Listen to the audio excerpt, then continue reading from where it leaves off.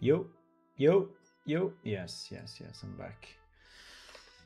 Whew. Scary moments. Scary moments. Holy shit. Scary moments. But seems everything is okay. Now. One second. Few things I want to do. I mean, there are two things that we really have to do.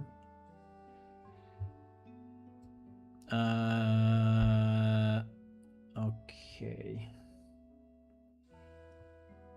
Okay. One second. I'm just setting up the usual stuff. I mean, it was a bit scary because the I will tell you everything now, but is yeah, it was kind of it's kind of scary actually.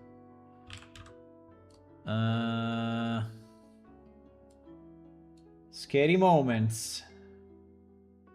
Scary moments. Yes. Okay. Okay, I'm here. Hello, everybody. So we had I don't know if it was really an hardware failure or what, right? But basically one of the blade drives that are the ones that are directly connected to the motherboard, right? Failed to be recognized by the motherboard after we did the BIOS update, because I did this morning I did a number of updates because the PC was running a bit low, a bit slow, and I didn't understand exactly why, and I said, well, let me update everything. So I did a Windows update, it was pending. I did the NVIDIA driver update, they were pending. I re-downloaded all the motherboard Asus drivers for Windows 11 because actually we did the upgrade from 10 to 11 like a week ago or so, and so I didn't actually reinstall all the drivers because everything was working fine, right? So I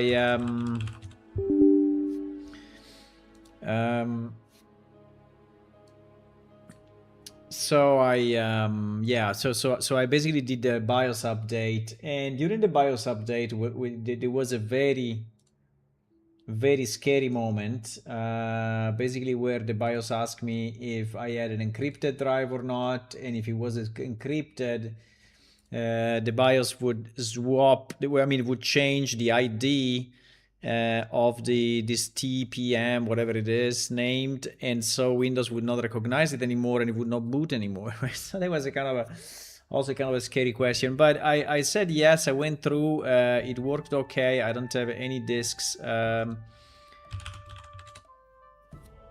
don't have any disks. Yeah, you see that now. Yeah, exactly. Now it's recognizing all. But so the scary part of this, right? The scary part of this is that, yeah, you see that now there is one drive more, right? Which is this one, which is G. The scary part of this stuff is that I did not put my card game under Subversion, right? And it is a very, very, very, very, very, very bad idea. So because I was working on it kind of casually, you know, and I didn't put it under Subversion, but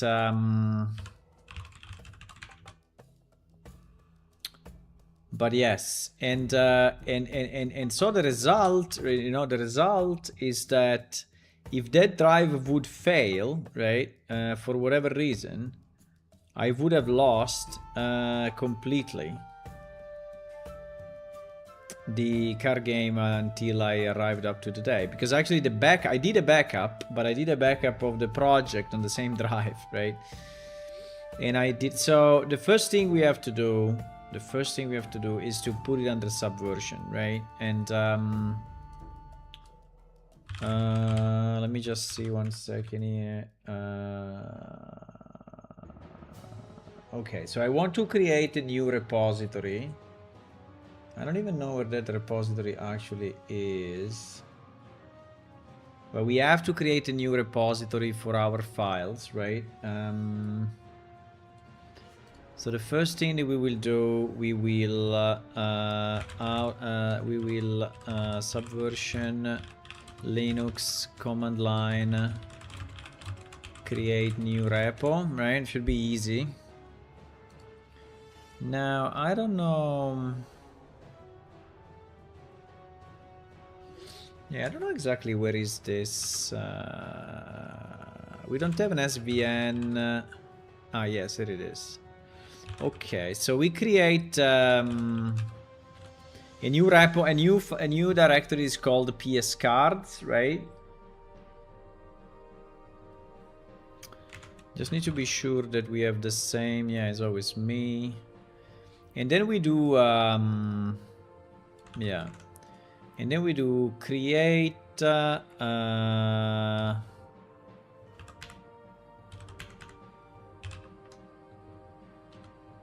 okay. So now in theory the repo is there, right? Yeah, so we created the repo already.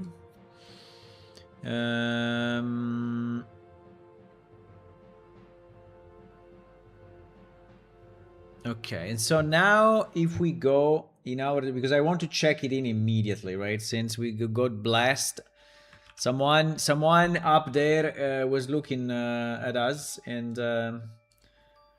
so I want to check it in like instantly.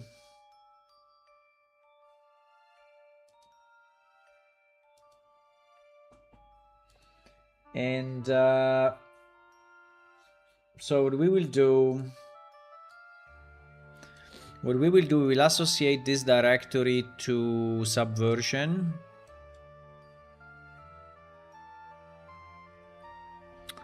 So we will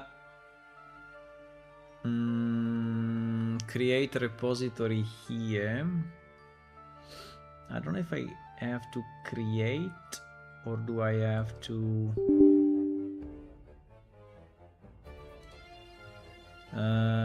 no, I don't want to create a repository. I want to associate it, right? So should I do a check? Yeah, I should do a checkout, right? So if I do a checkout of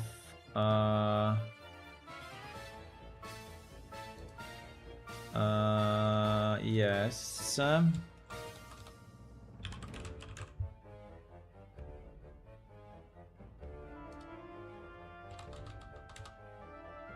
Right?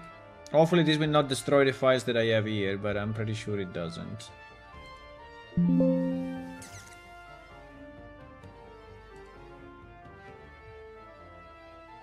Okay. So now this becomes, right? Now this becomes, now the only problem is that as usual, this freaking Dropbox is getting in front of my Subversion. I don't know if there is a way to fix this, but you know, so what is happening is that the Dropbox icons are getting in front of the, and it's super annoying. And so you cannot see the checked out stuff. Let me see it now. But anyway, then when the PC went up again, right?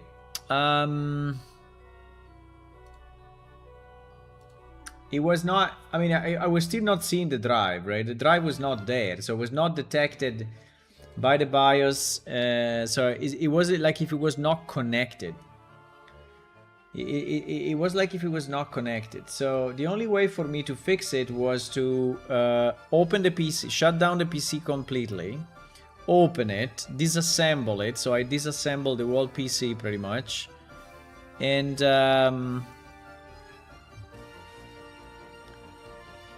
then I have extracted the M2, the blade, right?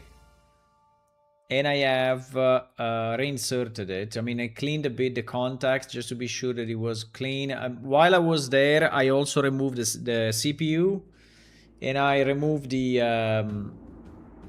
how it's called,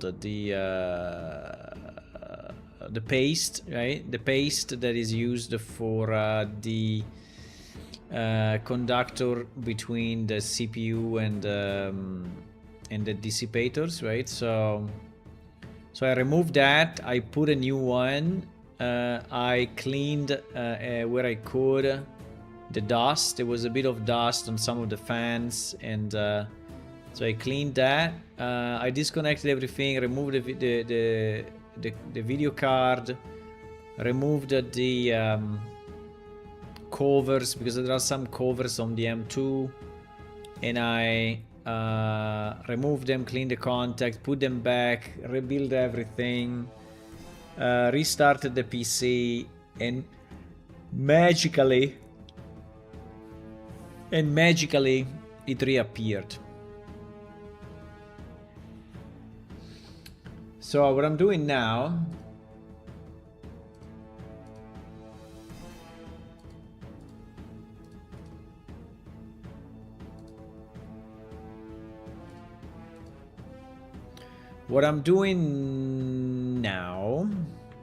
is that I want to put that thing under subversion 100%, right?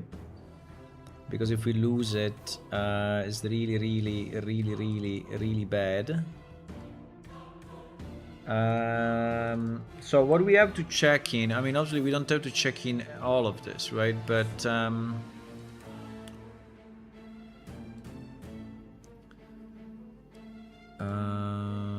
we have to add this, and this, I would say, right? Oh my god, can we have this menu not be so stupid that every time I have to click on show more options?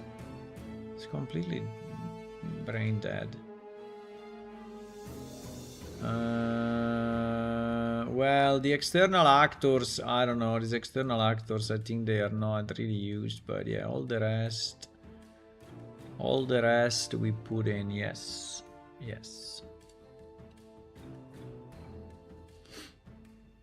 I don't know about these external actors. I think it's when the map was using war partition, right?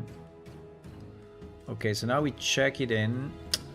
How do I change this menu, boys? It's so annoying. Explorer menu, no. Let me change that because it's too annoying. Windows 11. Watch. Windows 11. Explorer menu, remove show more options.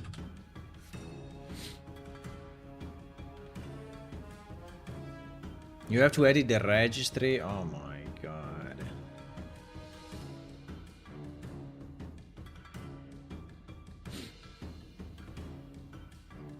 Okay, I will do it another time because then I have to reboot again, and it's not a good idea. It's not a good idea now.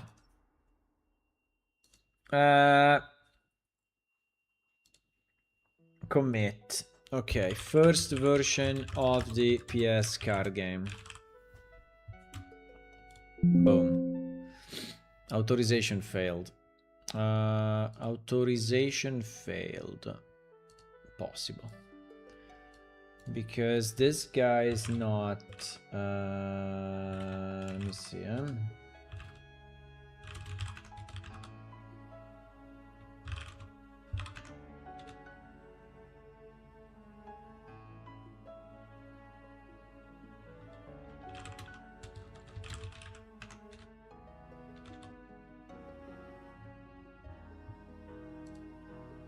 One second, I'm on the other screen.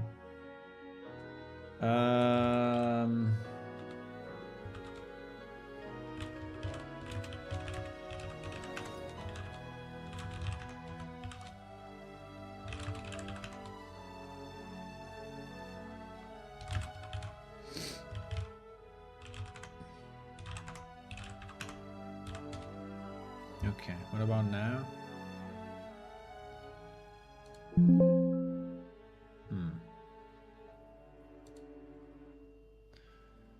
Try as a different user.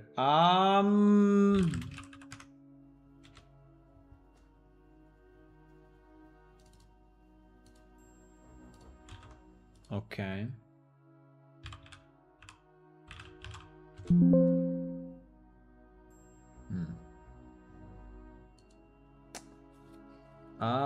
It doesn't work.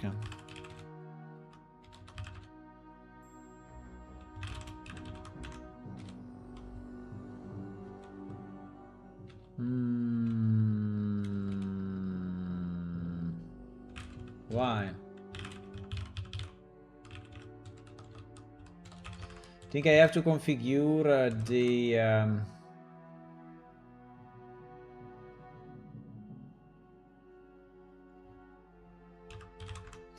I have to configure the authentication to be here it is, password DB. Yeah, I have to configure the authentication to be different. Here it is.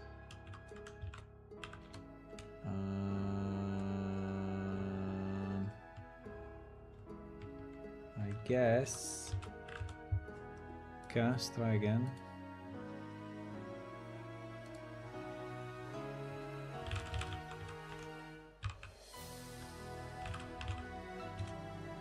Nice. Nice. Okay, so all of this now is going up, right? Is going into Subversion on another machine, right? On the Linux machine. So if we lose it, I mean, if my PC explodes, right?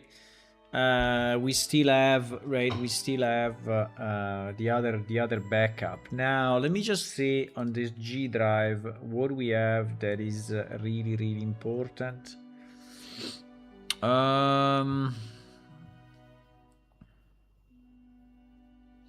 In theory, all of this is under Subversion, which is the important part. And then we have a bunch of random projects, right? We have a bunch of projects, but all these projects are tests, right? Or copies from or download from the marketplace or things like that. So even if we lose all of this, and if we lose all of this, we don't lose anything, right? I mean, we lose a bit of installed stuff, but we don't really lose anything. So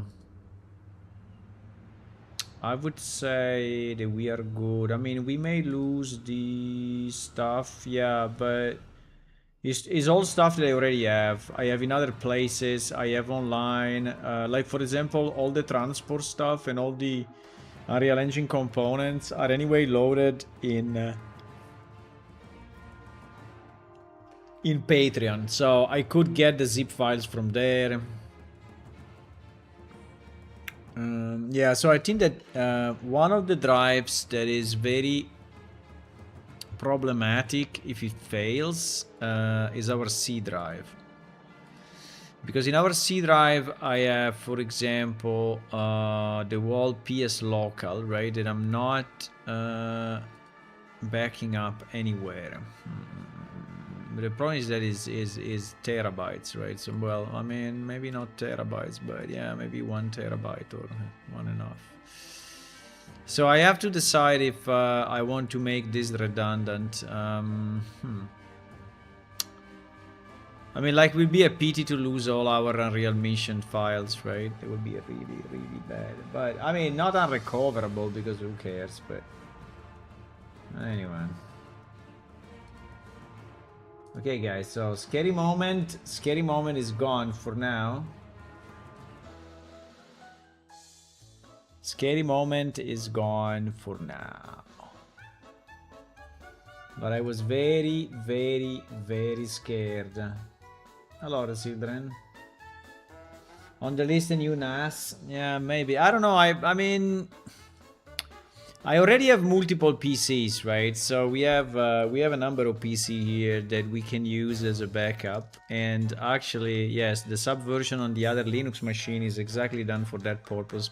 So if that machine explodes, right, I have the files here. If this machine explodes, I have the files there. Now, it's not really everything, but it's all the vital PlaneShift stuff, right?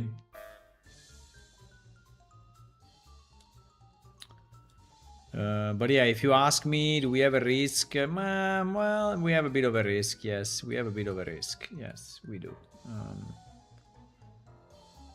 Can I organize it better? Yeah, in theory I can organize it better. The problem is that we will have to maintain, you know, a full backup somewhere.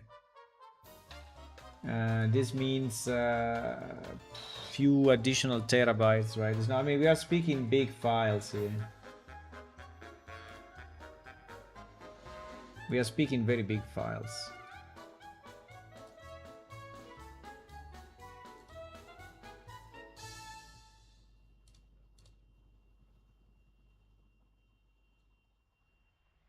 Yeah, so basically I had to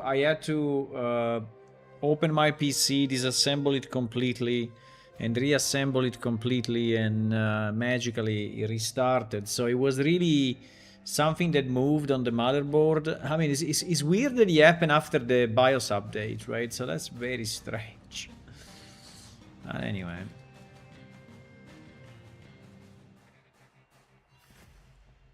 Okay, so let's restart to do what we were doing.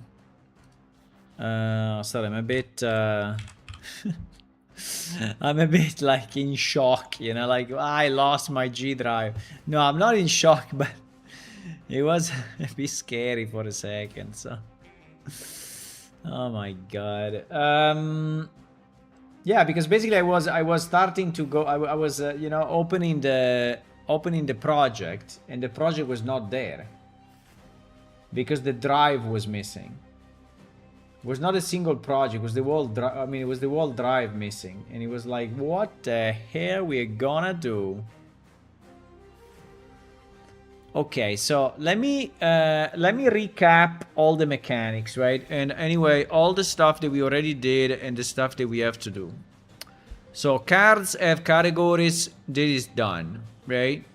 This is done and functional, right? I don't know if I like this new way they did the thingy, but fine. This is there and functional. The border represent the category. Done.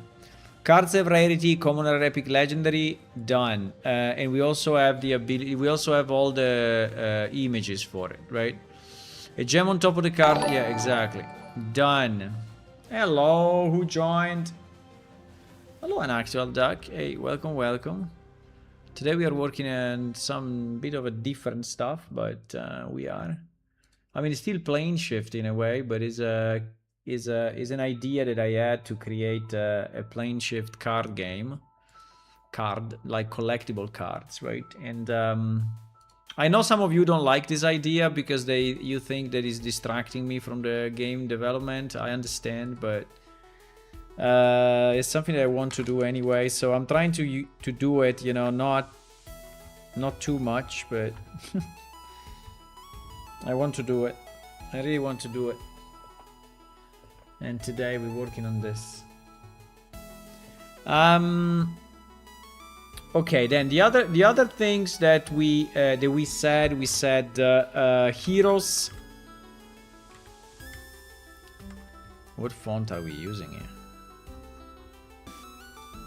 We said heroes.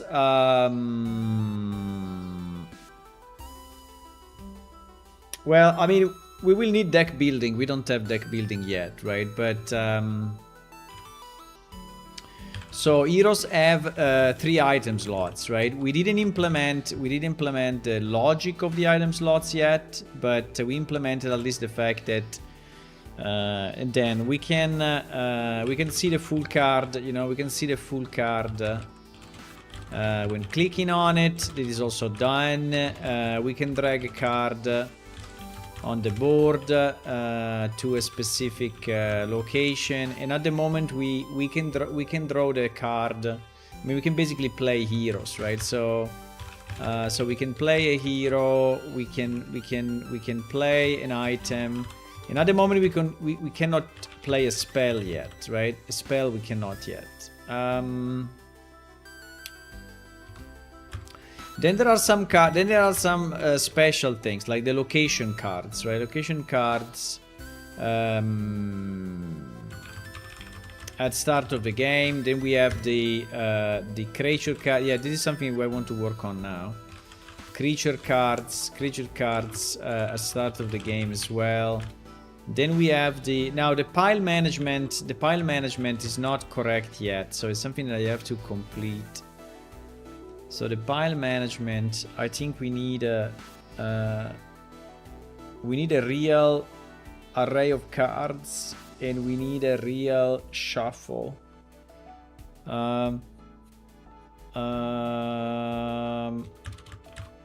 Yeah, we need a real shuffle. Should be easy to do anyway, because there is a shuffle in a real. Now I have to understand how good is this shuffle, right? Unreal Engine shuffle array. You know, how good is the result? So I don't know.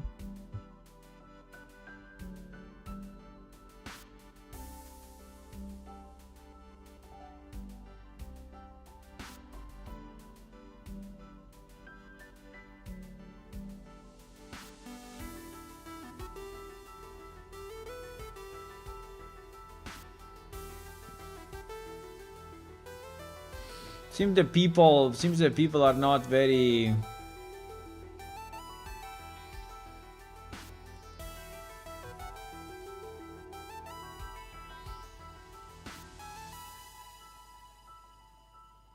I don't know. We should assume that it's okay, but we can test it a bit, right? We can test it a bit.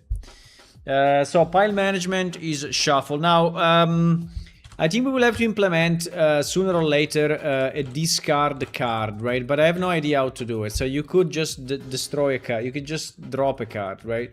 I think this game will not have a discard pile management because we don't care about it. But fine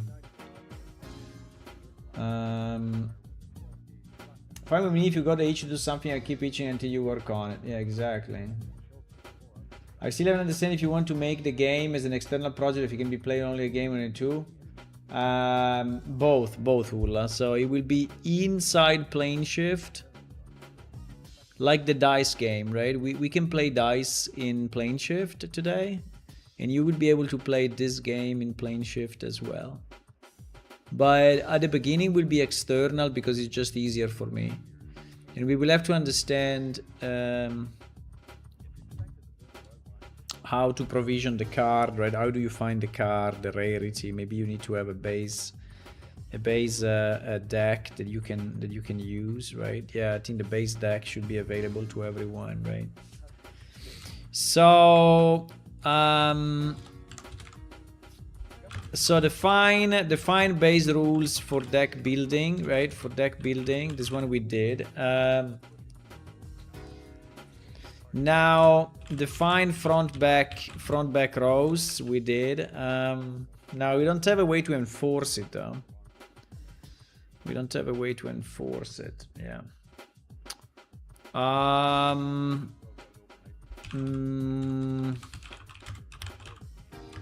Creature slot with boss. Yep, we did that. So basically all the stuff that I just wrote here is already done, which is good news.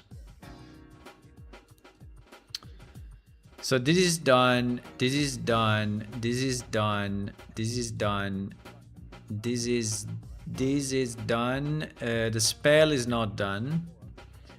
This is done, this is done, this is not well, this is done, but the shuffle is not done.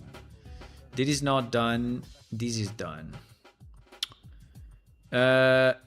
So what we and then obviously we have the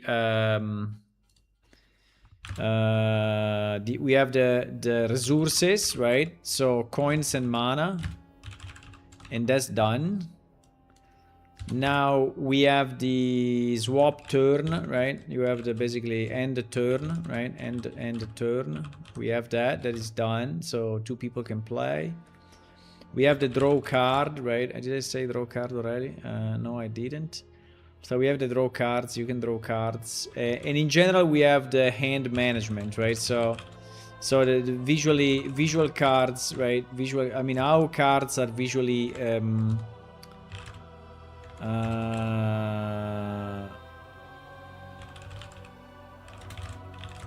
So how cards are displayed in your hand, right? Also, all of this is already done. I mean, it's not perfect, but I would say... So as you can see, I mean, we did quite a bit, right? We did quite a bit. Now I need to understand... Hello, Airboa. Now what I need to understand is how... I mean, what are the next steps, right? What are the next steps?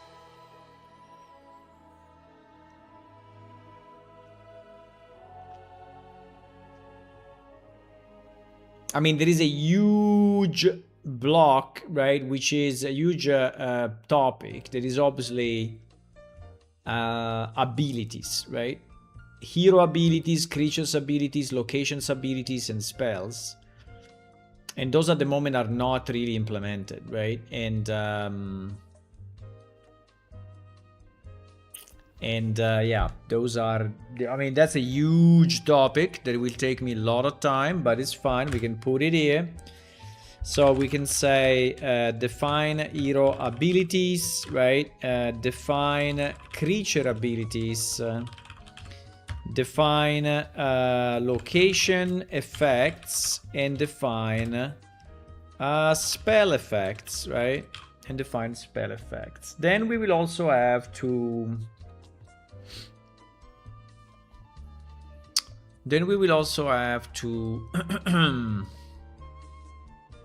Let me try to make three columns, because I think we have more stuff.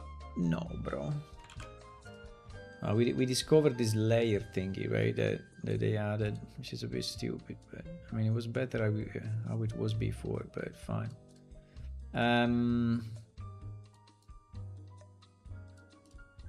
So this part is the PlaneShift stuff, right? So it's the card game inside PlaneShift.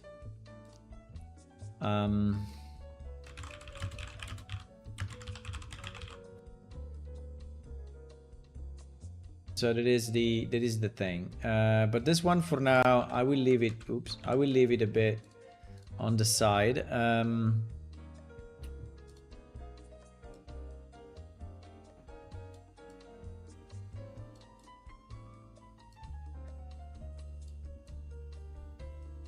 Yeah, unfortunately, I have to go to dinner, but we can have dinner together. Meaning, I can stay here and I can have dinner. We can cook and.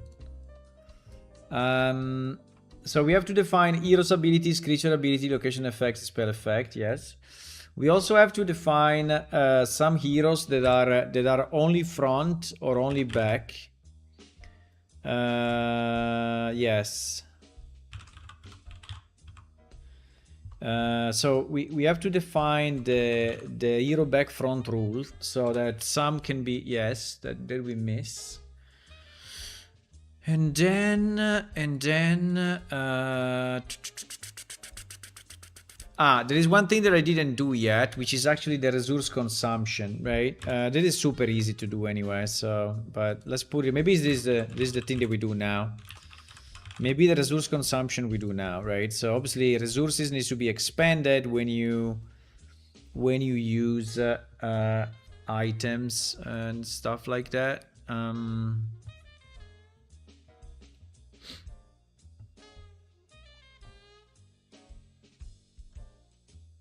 Yeah, I'm thinking how much of a plan I mean, what are the items I should work first, right?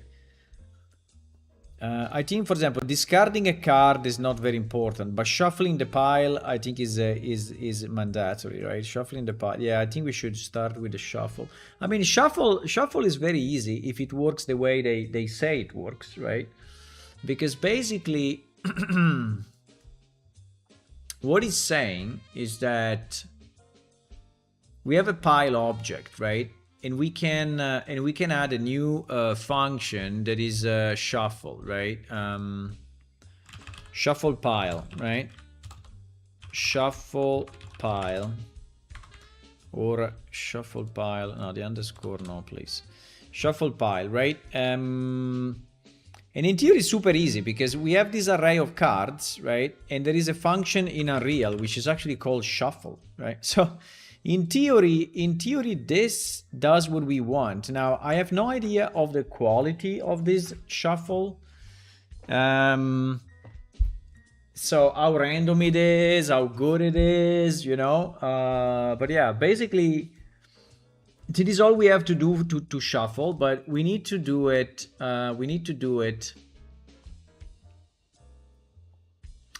Because I think that at the moment, when you pick a card, let me see. I think at the moment, this is the board, by the way.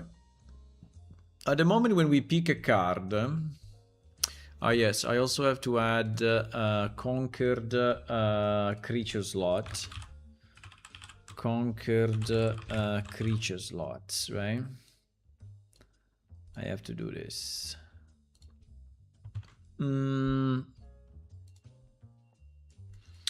So when the game starts, right? It is the start of the game. Start game, right? So what do? We reset the resources, reset the end, we remove all the cards, we reset the heroes, we reset the creatures, which by the way, I don't think is correct because it's remove all card, PS card, creature 1. I think this one is really not correct anymore because now we have more. This was done long time ago. So we need to reset all the slots, and there are actually 4 slots plus the boss. And also, yeah.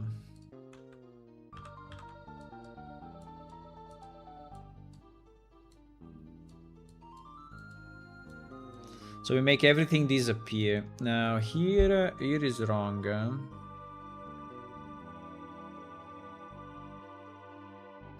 Here is wrong because this one is not considering. Oops. The 4th slot, right?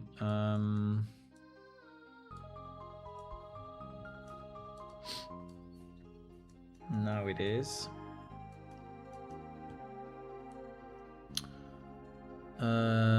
Yes. So I think we okay. So we remove. So now this is kind of working. Do all the bindings. It's just a generic. It's just a mega function that is doing the binding on all the cards that we need. Build player decks, right? So this is where.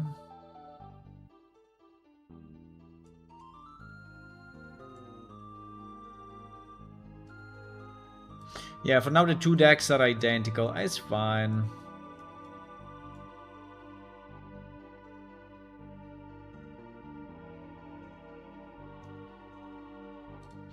So I think what we will do this, right? We will do shuffle pile.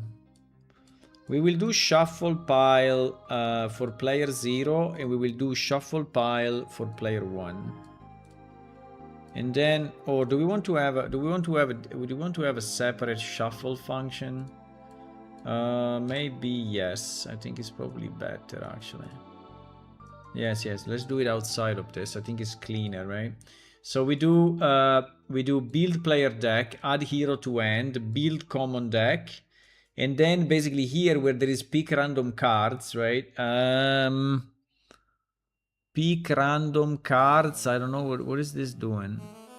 It's doing the location and the creature. No, it's doing only the location. It's doing only the location. No, I think I want to have a shuffle function. I think I want to have a shuffle piles, right? Shuffle piles. Do we build the boss deck as well or not? Build common deck, creature, location, bosses. Yes, we do. Okay, fantastic. That's very nice.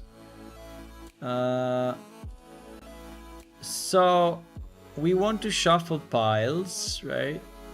And what are the piles we need to shuffle? Well, for sure the 2-player decks, which now are without the boss and without the creature and without the location, because those have been already put into the common decks, right? Hello, Catafest. What's up? Is this Unreal? Yes, it's Unreal Engine 5, specifically Unreal Engine 5.4.3, which is the current version that we use. Now there is Unreal Engine 5.7 out, but we will upgrade. We will upgrade one day. I don't know when. Maybe before next release we upgrade. I don't know. I will see. Deck Zero. I'm working today on a slightly different thing, which is a card game that I want to put inside the game. So yeah, a card game that is, but a card game is like a project in itself, right? So, but I did already good progress. I made good progress, so I think we can see something soon. I think we can see something soon. And I need your input, right, guys? I mean, I'm streaming also to get your inputs, right? So if you have ideas, you know, and stuff, just let me know. I mean, I will explain the game in a second, but as soon as we get there, we start to test something. So, okay, I want to shuffle the 2 player cards for sure. I want to shuffle the creature pile, I want to shuffle the boss pile, and I want to shuffle the location pile, right? So these are all things that I want to shuffle, and so basically randomize, right? And then after the shuffle thing, we will use the cards as they are listed. So, and this is probably what is the problem, because at the moment when I'm drawing a card, I'm drawing random, while in theory I should draw the top of my array.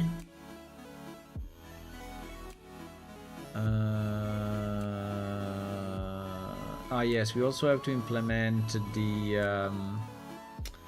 the creature select, right? The creature select is not easy. I mean, easy. I mean, yeah, it's not super easy. But okay, do we want to shuffle something else? No. 2 player decks, the creature pile, the boss pile, and the location piles. Yeah, these are all the piles that we have in game, right? Which correspond to 1, 2, 3, 4, and 5. So we have 4 piles. No, sorry, 5 piles to shuffle. 1, 2, 3, 4, 5. Okay, fantastic. So now we shuffle piles. Now we pick random cards. Now this pick random cards I think is wrong, right? So we don't want to pick random cards. So this is the wrong name. So this will be pick location, right? Pick location card, right? Pick location card, because actually we do only draw and remove random card. Now this one is not valid anymore. We don't want to do this. This function is to be renamed to draw and remove first card, right? We don't want to randomize anymore because now we have the shuffle, and so we will take the last element and we will remove the last element, right? So the last element is what? The last element is length -1, right? Because the array is 0 based, right? It's a bit annoying that I have to do this, but anyway, it's length -1. So that is the array that we need to, that is the index that we need to remove. And there is not anymore temp RNG, but it's called the temp index, or even better, last index. And this will go here. This random will disappear. And now we get that card and we remove that index. Okay, fantastic. Okay, so now this is doing what we want, right? I'm working on my game development now, and I hear another game development that is good for me. I have a bad act network provider that pisses me off. Which game are you building, Catafest, and which using which engine? It's fun building games. I really like it. I also like playing games, but building, yeah, I think I like both. Building games, playing games. I really like that.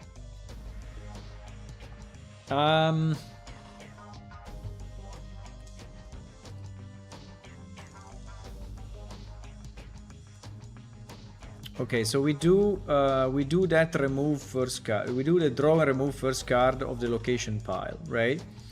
And that card we put it exactly. We put it on the PS card location, and the card is visible and is small. Now I don't know if it will really be small forever, but we will see.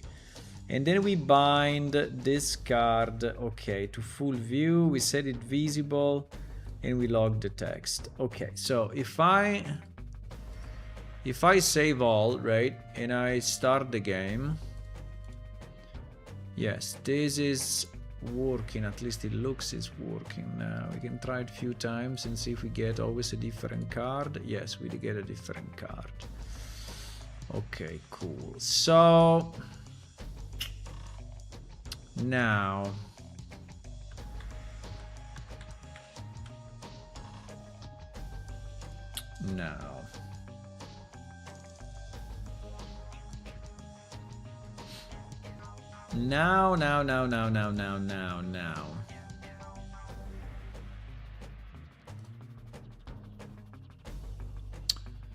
Now what do we do? Now we still on the start game, right? Yeah, so the game starts. We discover the first location, yes. Now the player needs to discover a creature, and he discovers it from the common creature deck. Now here I had a bit of an idea. You have an old laptop and I use Godot engine. Ah, yes, you mentioned it already. I remember now. You mentioned it already. Easter quest with a rabbit. Fantastic.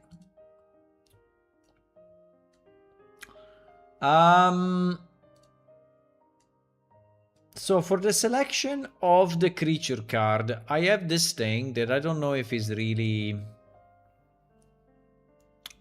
good or bad. So basically I have a UI problem, right? I have a UI problem. Maybe we can ask the AI how we would solve this problem, right? But basically I have, yeah, let's speak with the AI a second and see what he's saying. And seeing what he's saying.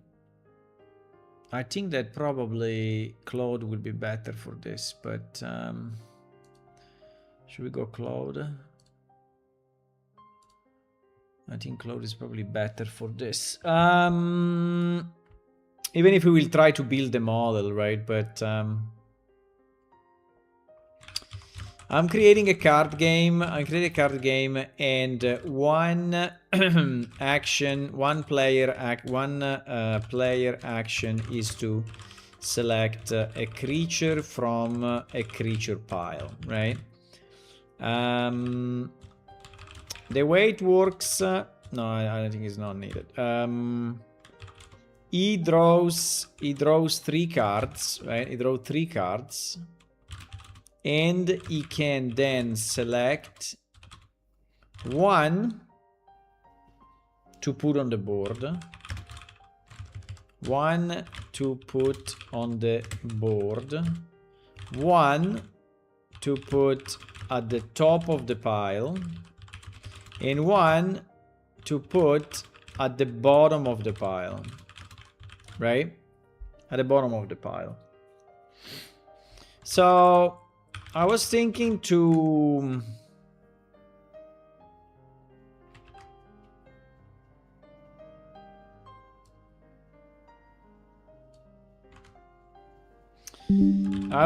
something like this, like the attached picture, like the attached picture, right? Where where you have the 3 cards, right? The 3 cards displayed, and you have to move them in the right slot, with the green arrows. But I don't know if it's a great thing, the green arrows, but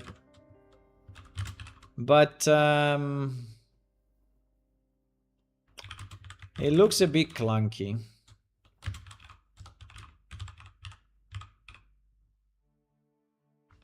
Clunky. Do you say clunky this way or clunky this way? I don't know. It looks a bit clunky.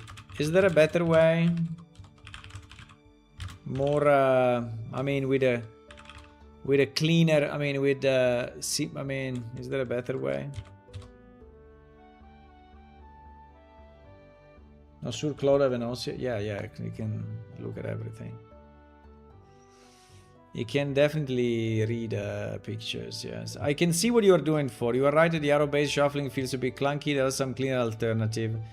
Direct slot assignment recommended. Instead of moving card around, have the 3 label drop zone where the player drags card directly.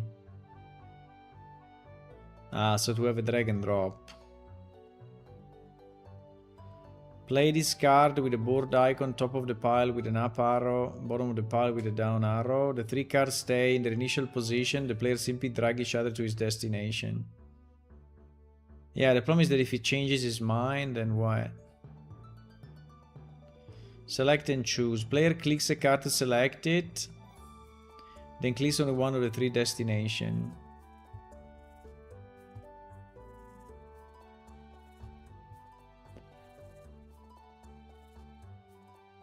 Option 3, number priority system. Show all 3 cards with buttons labeled 1, 2, and 3 beneath each. Play this turn, top of the pile, bottom of the pile. Player just number their choices instead of physically moving the cards.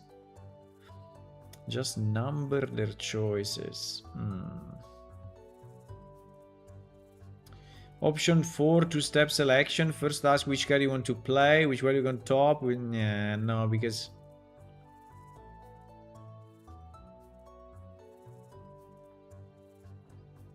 direct slot assignment. So what he's saying is that we need a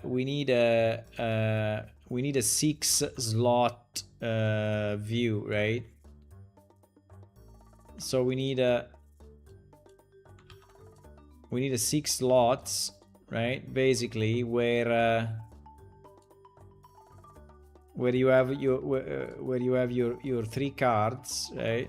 You have your 3 cards, and then here there are empty slots, right? For draw, top of the pile, and bottom of the pile, right?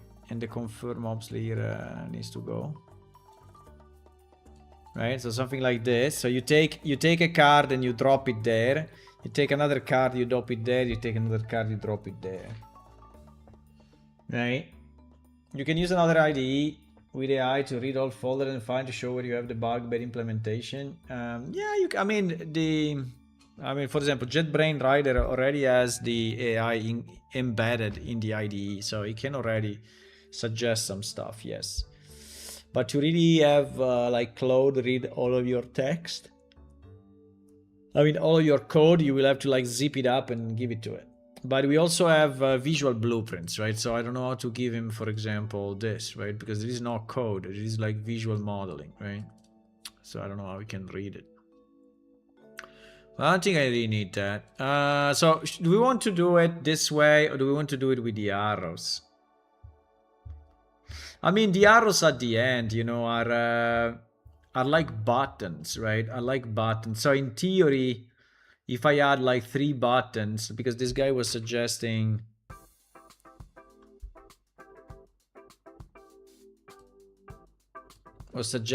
play this card,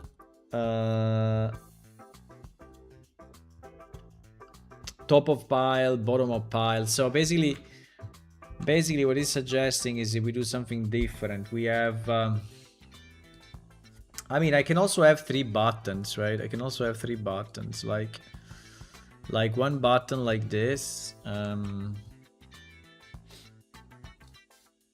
I can have like an orange button that is like top of the pile. Well, let me think about it a second. The problem is that I need to have 3 buttons for each card, right? And that is kind of annoying. So I will have to have, 3 buttons for each card, which, I don't know, doesn't look too much. So I could have a play button. Can I rotate this? No. Shit. I could have a play button. Could have a play button like this, right?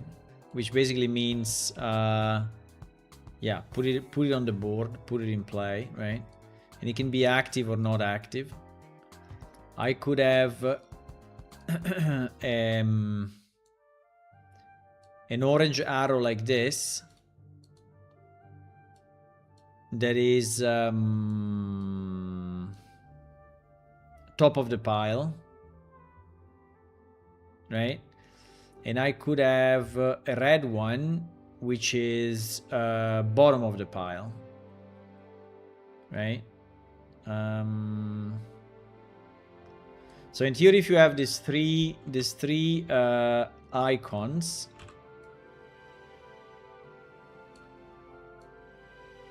but you need to have them on each, right? You need to have them on each card. You can say this one you play, this one you play, this one you, maybe it would be nice if when you click on play, maybe they this I think is nice. If you have these 3 icons, and at the beginning, so when you click on one, the other 2 move to the next card. I think that would be very easy then. I like that. It's not very easy to do, but I think I like it.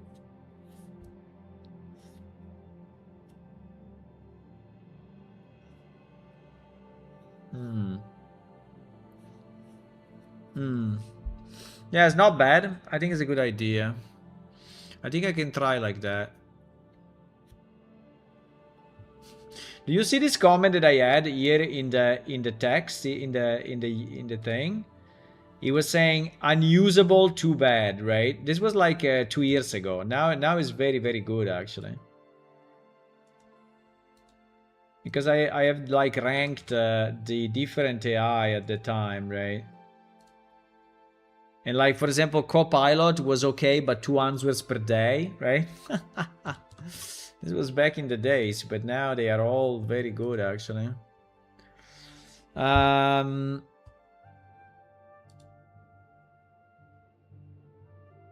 It doesn't have my previous chats? Why? No! How it is possible that Gemini doesn't have my previous chats? What happened? Wait a sec. What happened?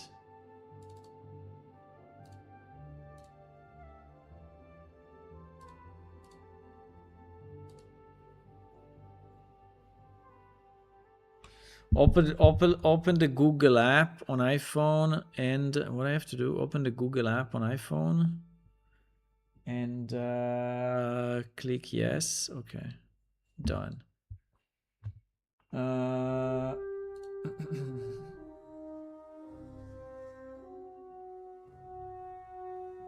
Okay, now it's retrieving all my stuff. Okay, fantastic.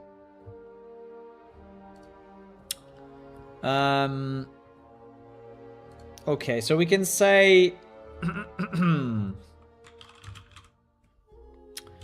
we can say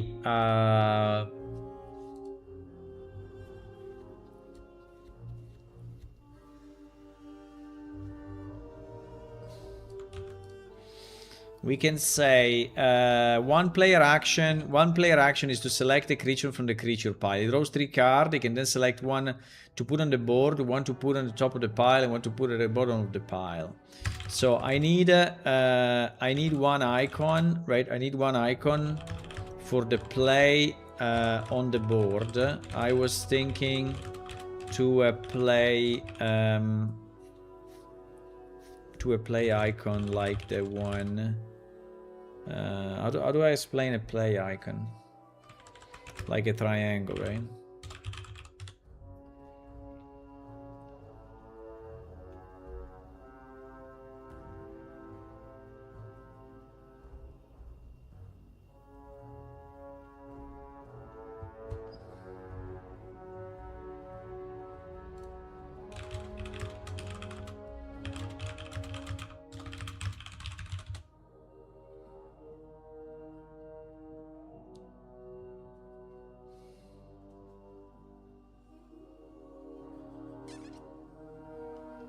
Oh, wow. No, I don't like it though. I think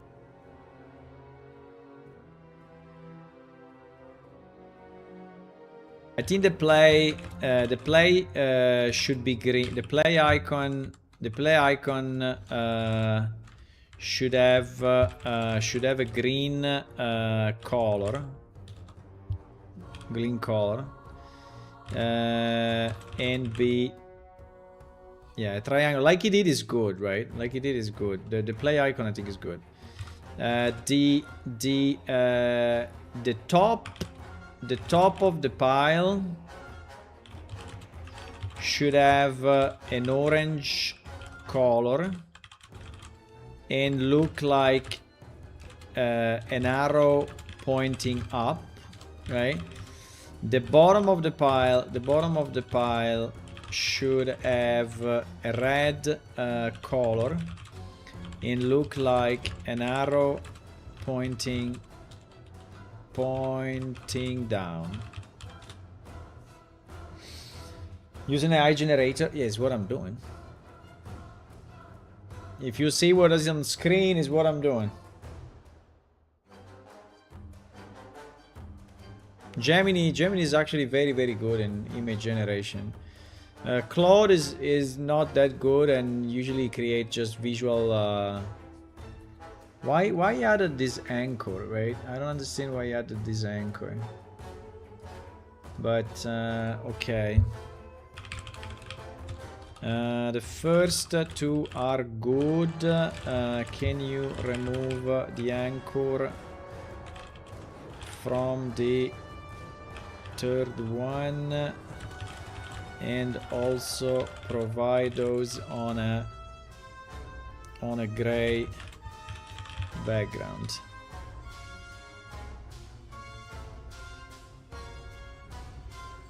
Gemini usually really understands what you ask and for images, while for example Grok I think is very random, right? Sometimes it gives you the perfect answer, but then if you ask him to revise it, he will never revise it, right? While for example here you see that he did a very good job.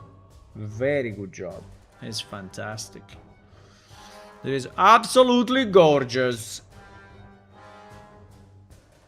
Now the problem is that he cannot do transparent backgrounds, and that is very annoying.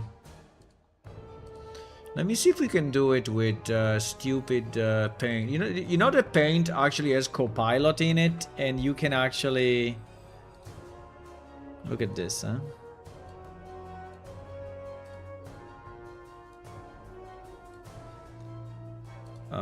If you do Copilot, remove background, right? But it cannot do it. It cannot do it transparent though. It cannot. That's very weird.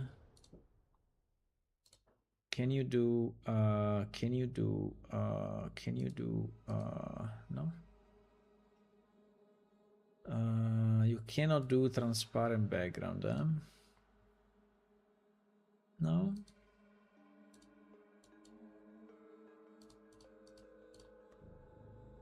I cannot.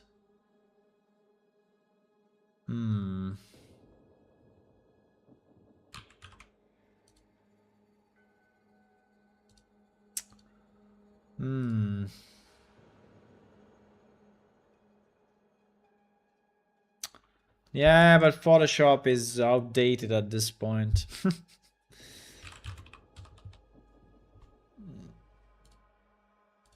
Can you make the background of this image transparent?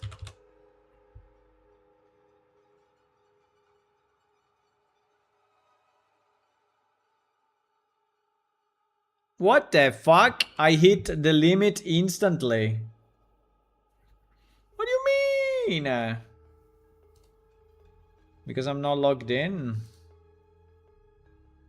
That's ridiculous. I was using Copilot with what? With Microsoft account or with... Wait a second.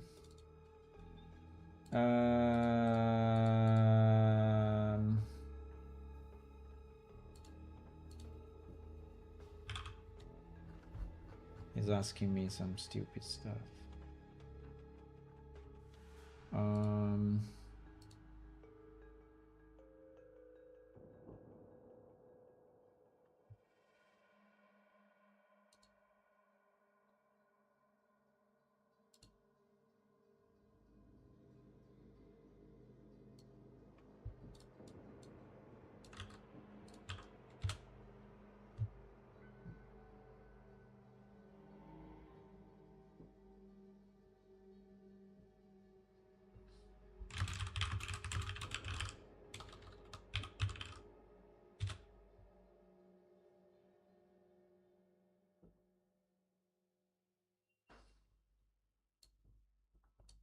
Let's see if he can do it. What the? Is still working on it?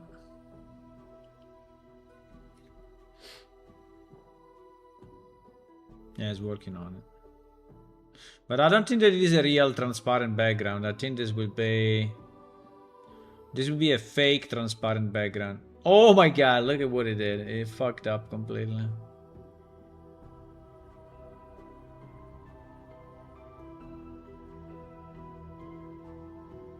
Look. Cannot do it. He cannot do it. Who can do transparent backgrounds? I don't think that ChatGPT can. I think it's also... I think they all have issues with... They all have issues with transparent backgrounds.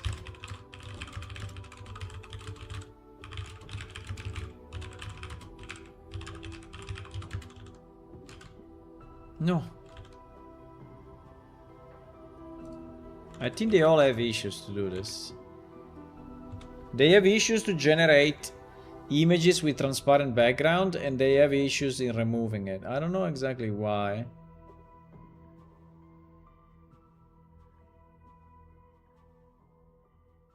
Otherwise we do it manually, but it would be a bit annoying.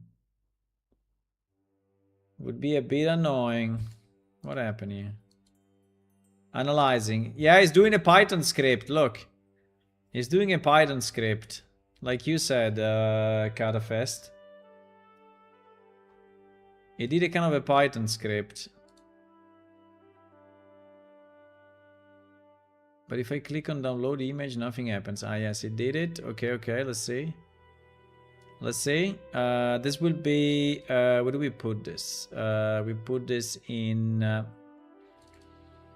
PS2D cards, and we call it icons.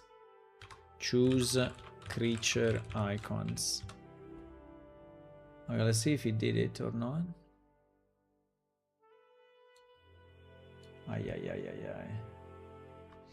He did heavy damages for what I see. He did heavy damages.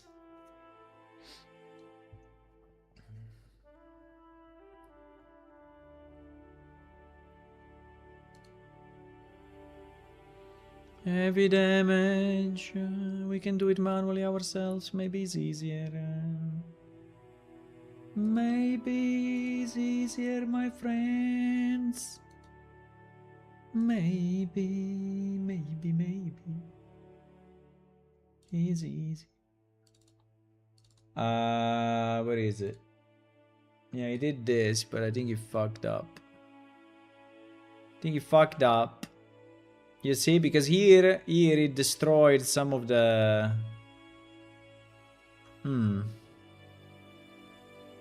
Yeah, but maybe we can... wait, maybe we can... maybe we have a solution, though. We can mix the two and maybe we can do it. Maybe we can do it. If I... do you think if I cut this and I paste it on the other one, it will work or not?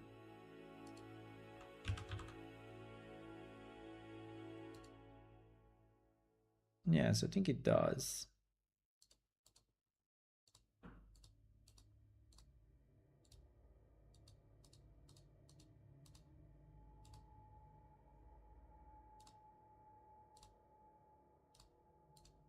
It's actually identical, which is very nice.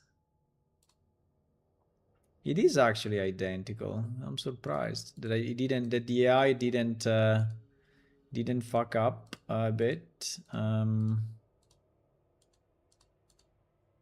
surprised. I'm very surprised. Probably it will. Now that we finish the job, we will discover that actually it did fuck up. But we will see.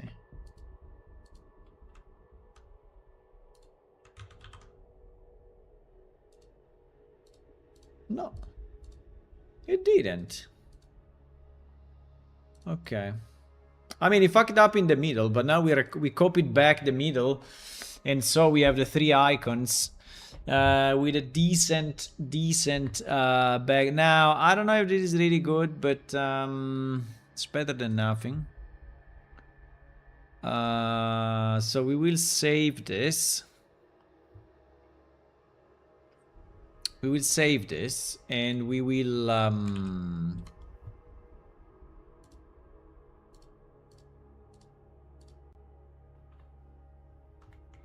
I mean, in theory here, if we want to do a good job, we should, you know,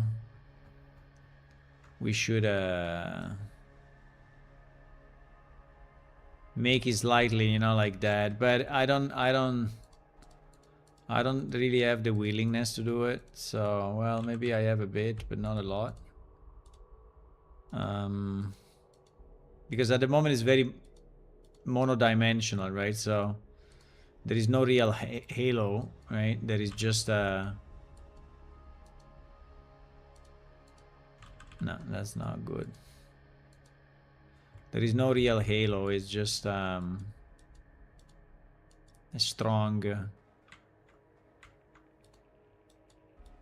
But I don't know if I want to do this. I think it's fine. Anyway, all of this is a prototype, right? So I don't think this will be the final graphics, right? I don't think this will be the final graphics, right? So maybe they will, but I think it's unlikely somehow. I think I will probably commission some stuff at the end.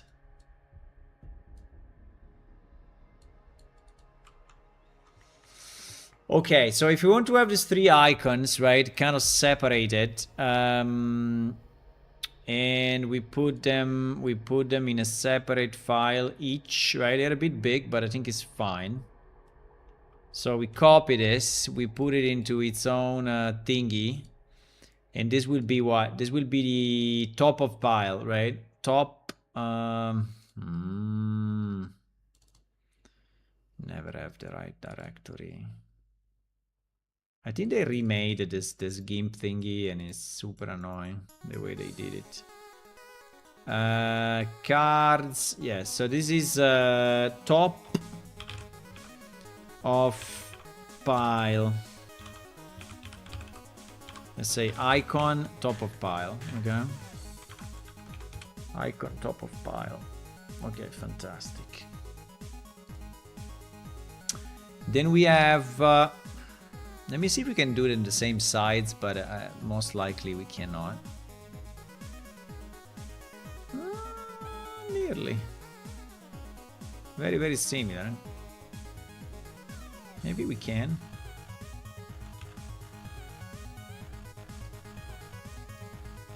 This will be what? Is it centered? No, it's not centered at all. Fuck. Wait.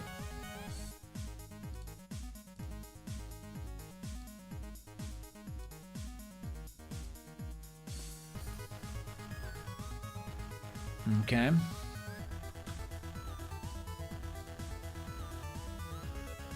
Slightly better. This will be icon on the board. Icon put play. Icon play on board.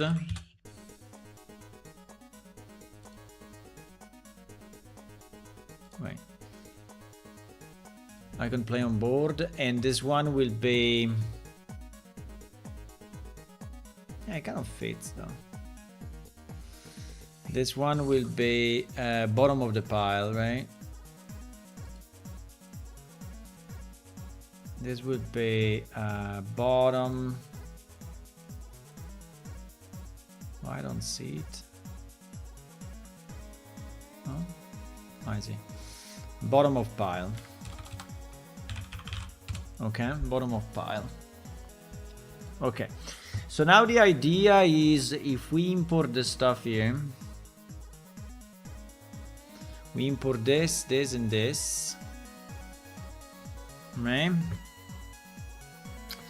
And now in our choose thingy, so these are all buttons, right? So this will become button play. This will become button top, and then we will have another guy. That is this guy. That would be button bottom, right? Bottom. Now, I don't know if there is enough space in here, but we'll see. I see it! It's the flying lasagna monster! Oh wow! I see it as well! It's time for dinner! It's definitely time for dinner. Yeah, true. It is, no?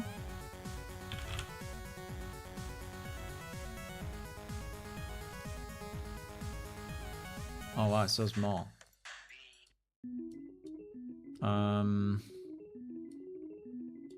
It is so small, my boys. Yeah, also the other problem is that it needs to be clear which one you are, which one you are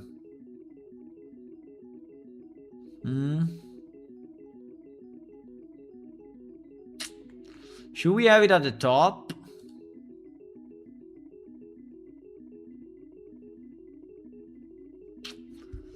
Let me think about it. 1 second.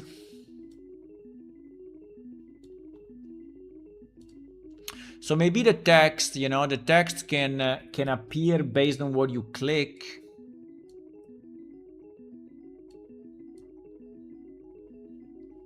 The text can change, right, based on what you click, or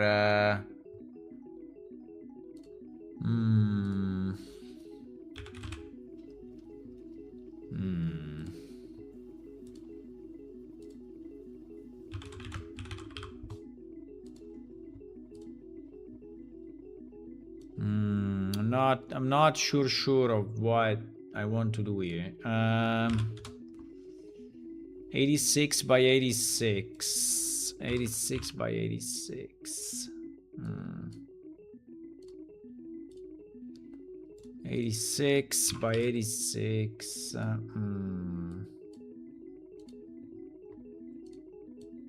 don't know if it's very clear, but anyway. I think the first time is not clear, but then when you... I think if we keep the text, right? If we keep the text at the top. So this text is not visible, right? At the beginning. So all this is collapsed. So we collapse all of this.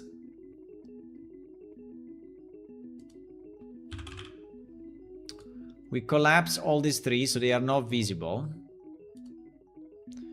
And then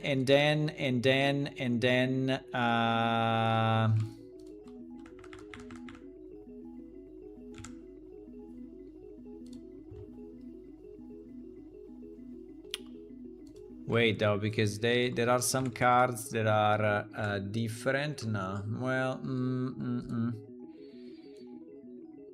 then I need to have my confirm down here somehow. Yeah, the confirmed looks kind of bad, I know, but that's what it is. And then we have this 3, right? Duplicated. I cannot duplicate all 3. No! Should I put this into another widget? And then we call something like top, bottom. I think it would be nice if it's in the middle though, but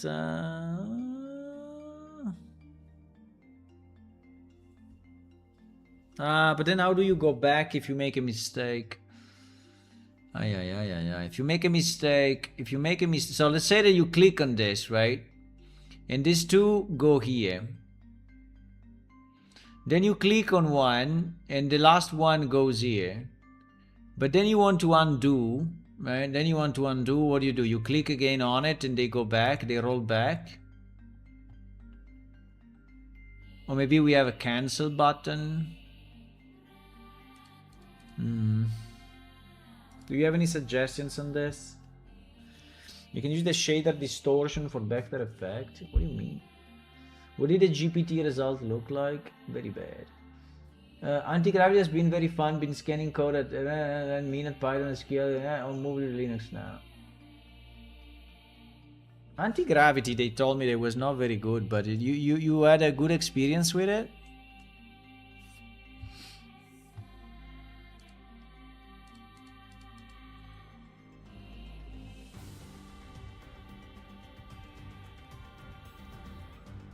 I'm thinking to make a widget for this because yeah, let's make a widget because otherwise it's harder to manage, right? I will have to duplicate everything. I mean, it's a bit of a mess. I think it's better if we create a widget, new widget, and we call it creature choice buttons or creature choice icons. Right, and creature choice icons have nothing else than those things. So these three buttons in a canvas though, yeah. 3 buttons in a canvas, yes, and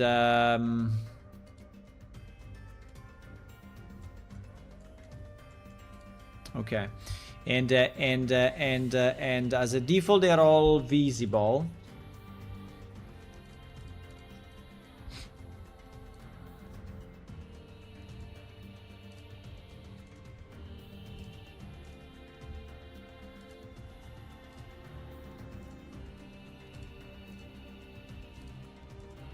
Let me just reinitialize.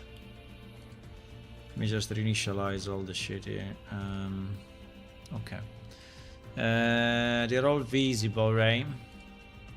So now I can delete these 3 buttons and just put my new widget.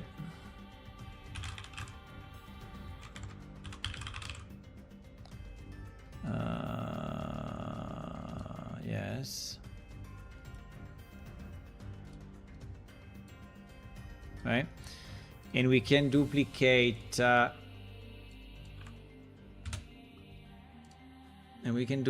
this guy.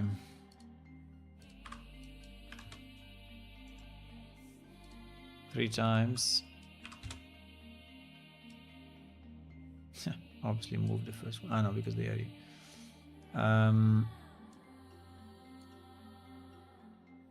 Okay, so my idea is that they are all collapsed at the beginning. No, except the first one, obviously. Yes. So choice 2 will be collapsed and choice 3 will be collapsed, right? Then you basically decide what to do with the first card. You decide what to do with the first card. And you click one of these buttons, right? When that happens, the other 2 go to the next card. So do we need a dispatcher or do we need... Yeah, we need a dispatcher in each of them. Yeah, and they also need to have a number, right? Card 1, 2, or 3. So they need a variable that is like card number, right? And because they need to know which card they are, I guess. And then we need a dispatcher that is like button clicked. And button clicked we'll have as a signature, we'll have the card number, and we'll have the result, right? Whatever, the position, right? Position, yeah, let's call it position. Where position 0 is play, 1 is top, and 2 is bottom, right? Or we can do an enumeration if we want. But anyway, I mean, it's fine like this. Let's not make it super strange. So basically when you click this,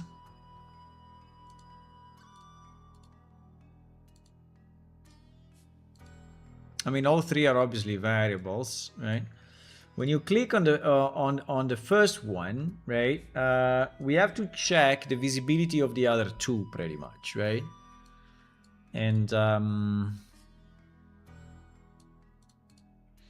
we say if their visibility is collapsed, means that well, you can maybe rewind if you click on the first one or not. No, I think I would like to go left to right and right to left. So we check. I think we check if the visibility. We check if this is visible, right? If this is visible, we do nothing. No, sorry. If this is not visible, we do nothing, right? Here we do nothing. If it's visible, right, it means that we selected the play button. We selected play for this card. And we move the button to the other two, right? So we will basically make play. We will make top and bottom invisible here. We will make top and bottom. I don't know if I'm doing something weird or I'm doing something that actually makes sense, but I don't know. It came to my mind this way, and I'm gonna do it this way and see how it looks. And if it looks bad, we change it, okay? So we make these two collapsed, right? And then we need to say that we click the button. So we basically call click the button. We say card number 0, right? And we say position 0, which is a play, right? Now we have to do exactly the same for the other two, which is a bit weird, no? Well, we need to do the same.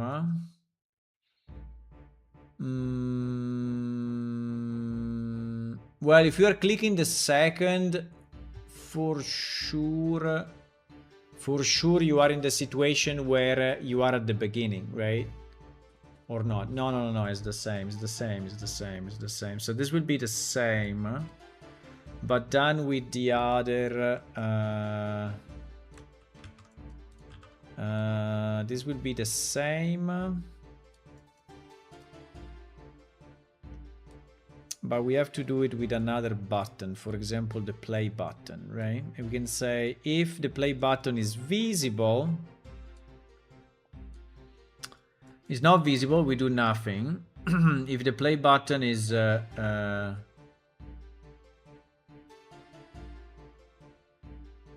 the problem is that depends on my position though. I mean, depends on my card number, because if I'm on the third one, I don't think this thing is working actually. I don't know if the logic works, right? I don't know if the logic works of this thing. We say position, so we say card number 0 position. Well, actually card number needs to be taken from here, right? So we will assign the card number from the father, right? From the father widget. And then the third one is if you click on this. If you click on this, I don't know. This may be a weird idea actually. Now that Now that I look at it more, it seems to be a bit of a weird idea.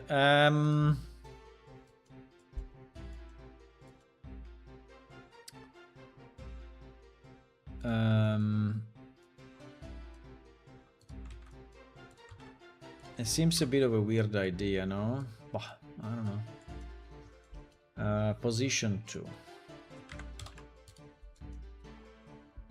Okay, let me see what happens. Now,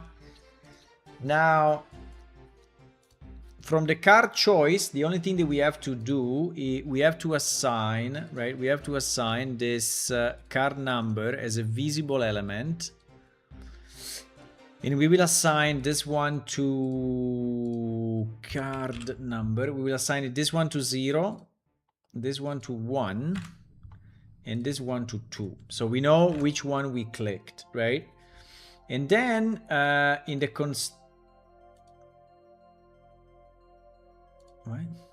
And then in the construct of our thingy, so here, we will take these 3 objects. No.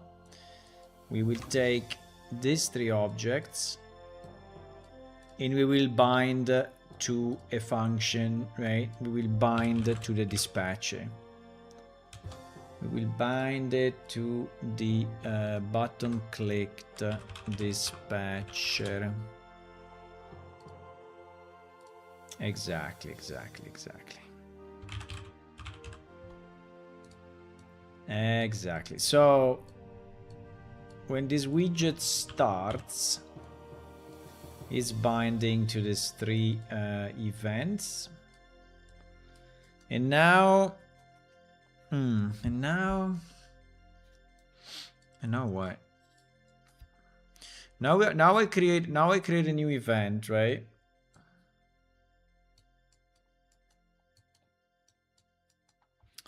Now I create a new event where and we call it choose position, and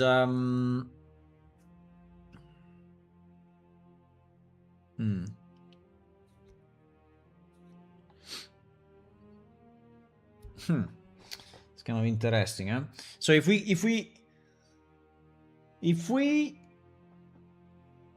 how do we do it? If we click the first card,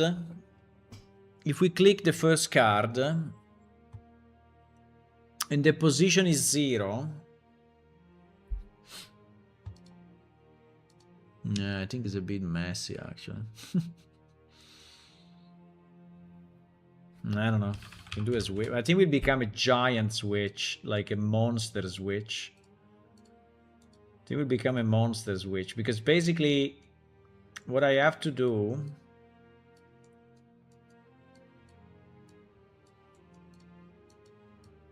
I have to say, if you clicked the first card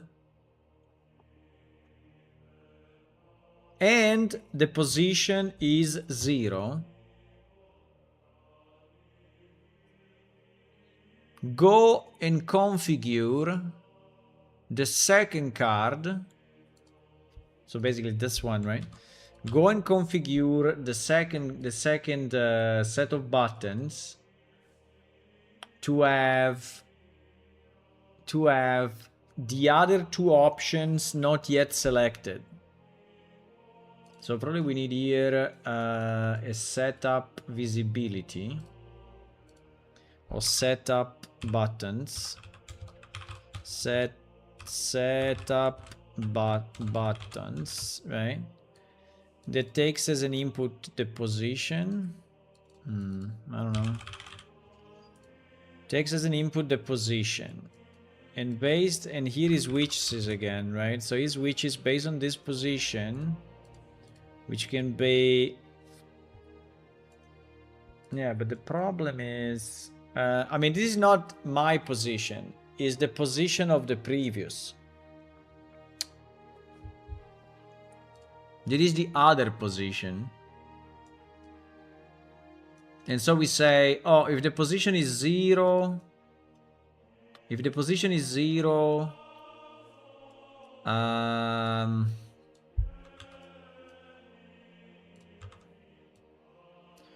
The position is 0. We do play, because basically we have to do all 3 all the time, no?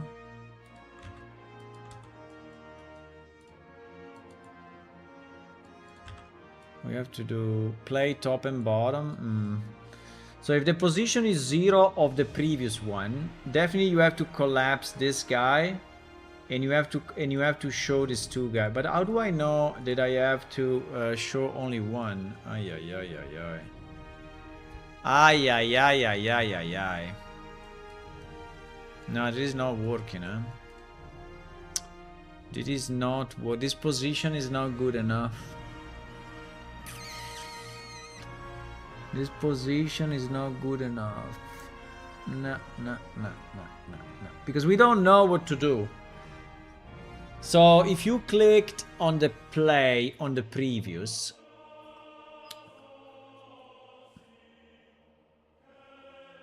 we don't know. Yeah, no, we need all. No. This is not gonna work. No, this is not working, my boys. This is not working. That is not working. I need, what do I need? I need to know the position of the others as well. So I have to read the position of all the 3 and see if there is anything selected, right? And basically I have to pass to the other 2 the selected, the currently selected, to the other 2. To the other 2, the currently selected. No, I don't understand. Setup buttons. So I say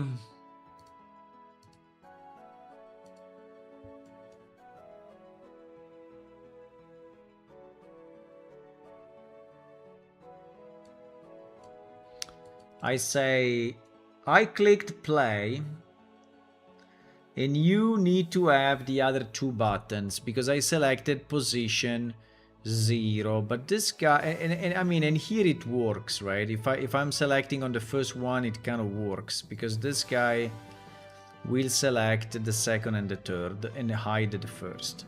But then it doesn't work. It doesn't work anymore here, right? Because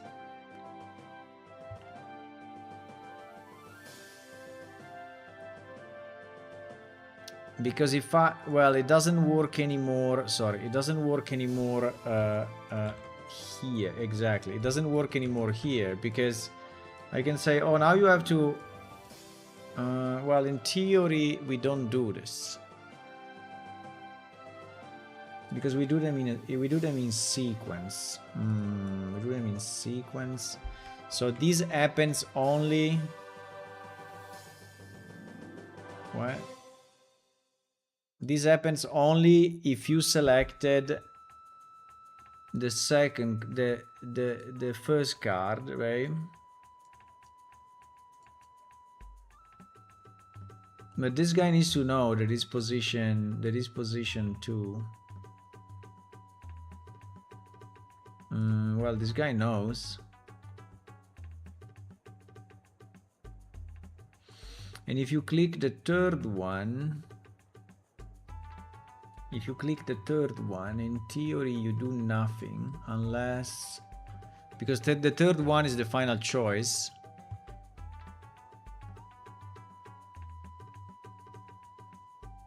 I think it's a bit confusing. I don't know. Let me do a quick test outside of that. Because now I'm thinking it's not a good idea.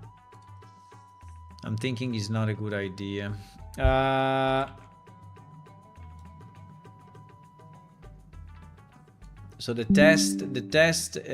test is this, right? The test is this. I have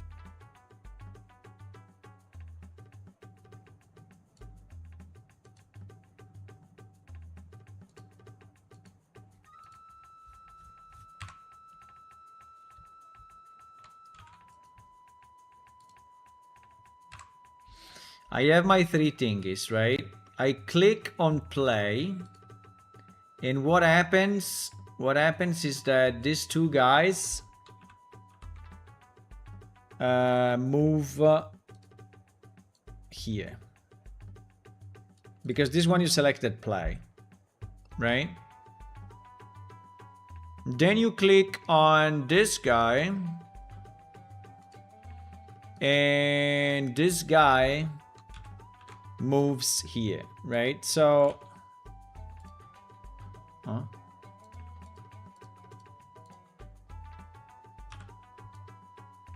and this guy moves here. So you basically have your thing, right? The first you play, the second you go at the bottom, the second you go at the third. I mean, if you do it this sequence, it's very easy.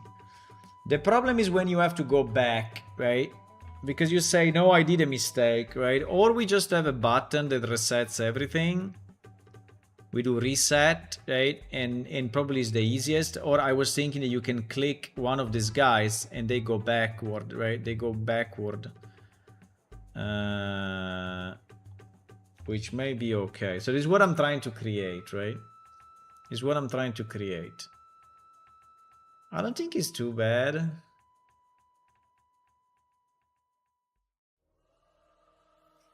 Probably a reset button is easier, by the way.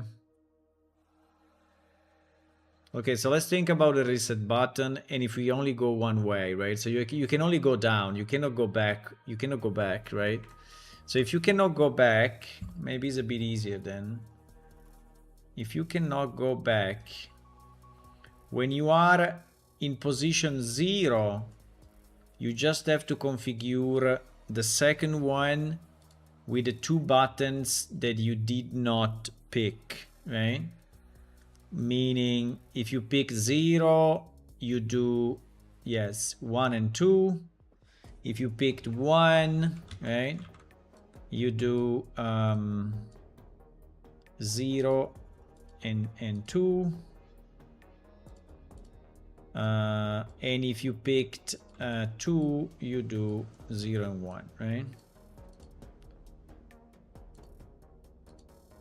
Okay. So this in theory works for the first step. Then I click, so this one actually works, right? Then I click on the second. And the second will have to basically work a bit differently though. Because it will have to only send to the third one position, right? Because the other two are already taken. So I think I need two functions. One is set up buttons, which is this one, which is actually set up buttons for the second position.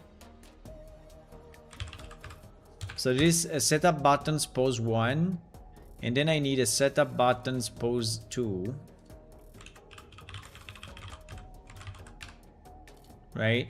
Well, in theory, I could check it from position, no? I could check it from my yeah, in theory, yes.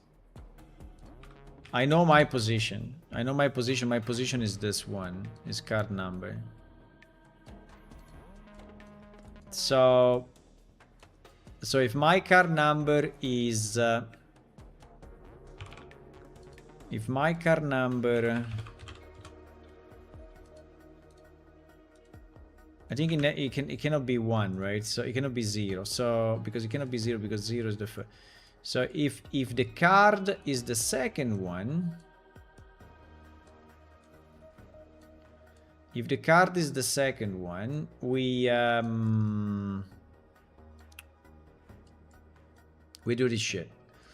If the card is the third one, then we only take this as the valid position.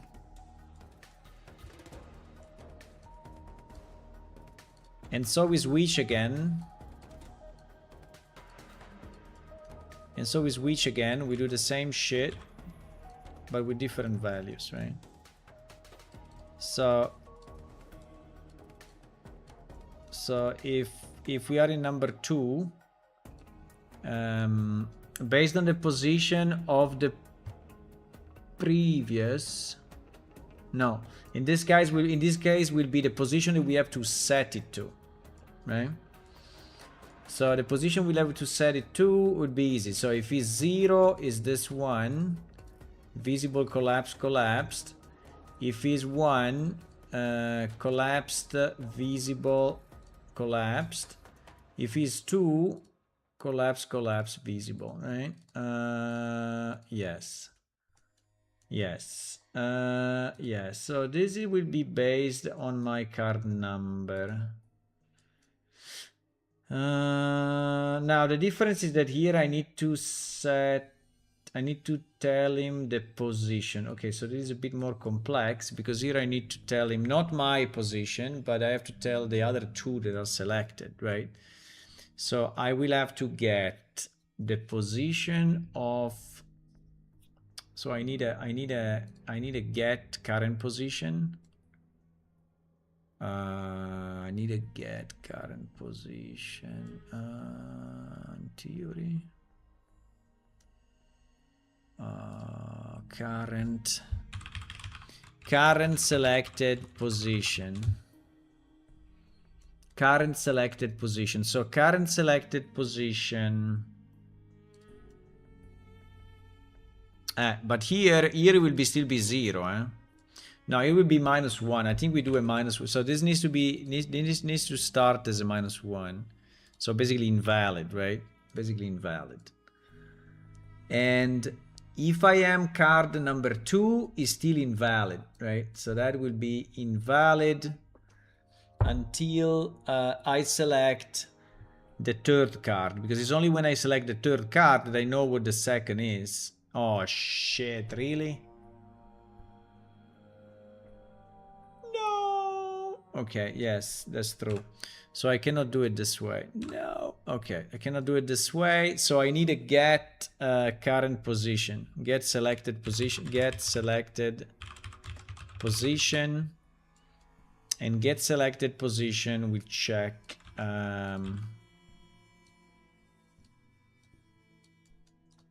We'll check what? We'll check which one of the 3 is visible, right? But with a bit of a complexity though, because this thing is a mess, my boys. I decided to do it in a way that is visually nice, I think, but it's very complex here in the logic. So if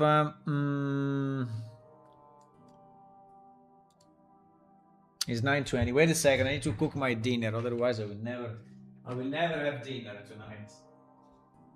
I will never have dinner. Is this thing? Oh my god, this thing is still frozen. Jesus. Really? Oh my god. Okay.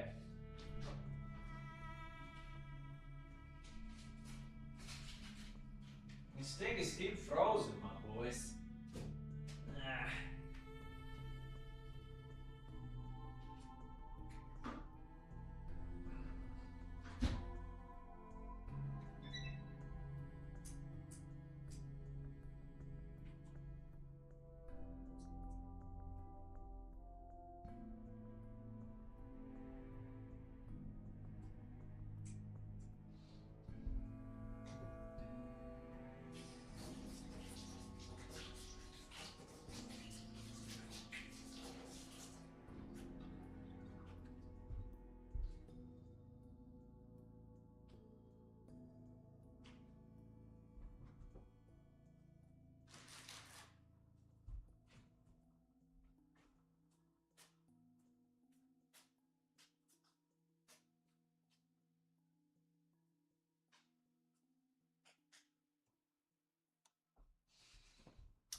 I have a piece of meat that is very nice, but it's still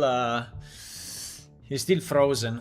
So I need to wait more. I put it in the oven with like 60 degrees and see if it can become cookable.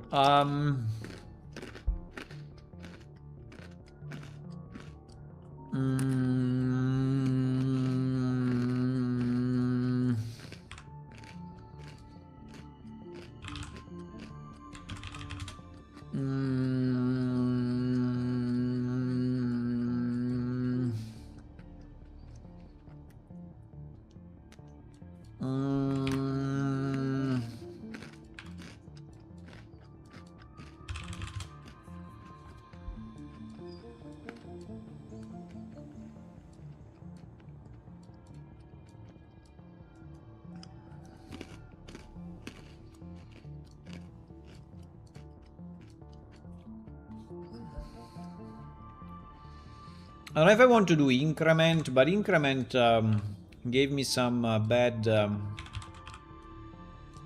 results in the past. Like if you are calling this multiple times, this will increment so if you draw multiple lines from here, it will increment multiple times. So it's a bit scary.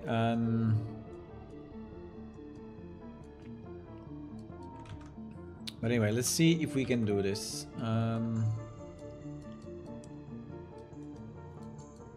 So the first thing I want to do, I just want to count how many are on, right?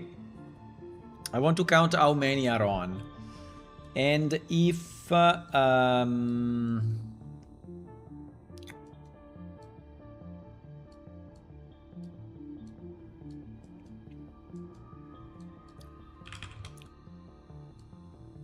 right, how many, I need to count how many of these ones are actually on.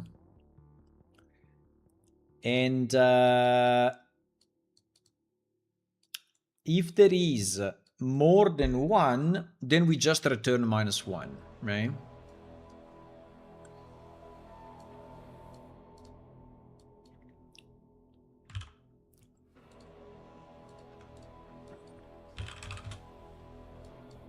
So if this thing is greater than 1, this means that we didn't select all the... We didn't select all the pieces yet, right? So...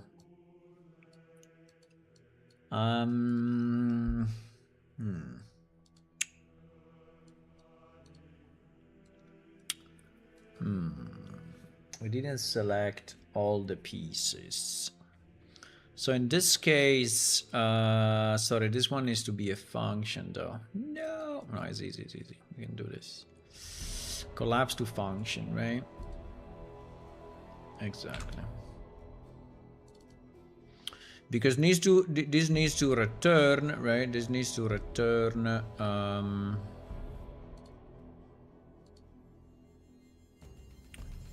this needs to return -1.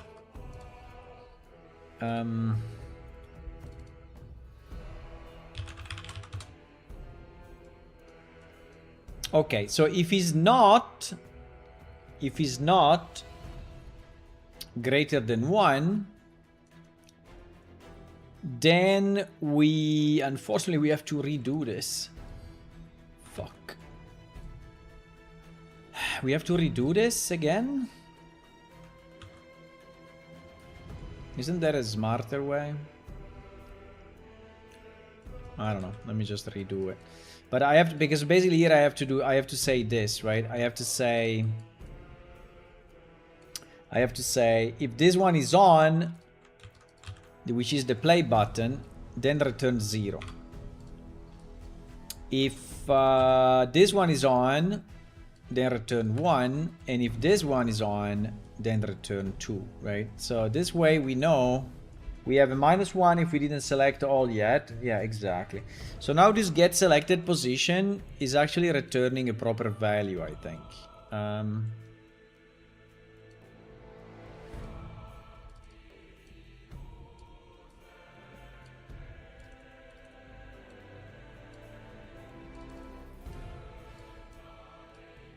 Okay.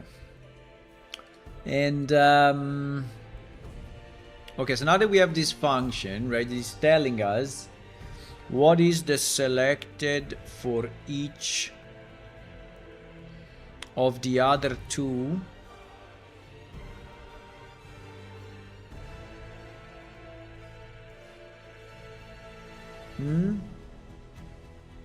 Wait, what is the selected? No, not for each of the other two. What is the selected for the first one?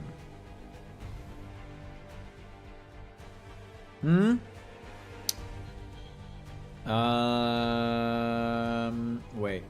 I click on the first one. The other two on the right are appearing, okay? And this is what this is doing. Okay. Then I click on the second one.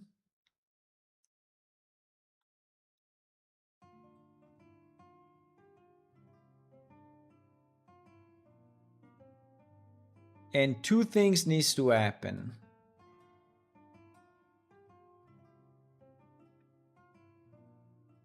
One, did I tell my choice to? Yes, one that I tell my choice to get the position that is left from the two selections. Yeah, but how do I know? Fuck it. Well, the one that I clicked. Yeah, the one that I clicked. So this, right? So if I'm choice 2, card number 2, I'm just selecting the proper one. Yes, exactly. Exactly. But then I also have to tell the number 3.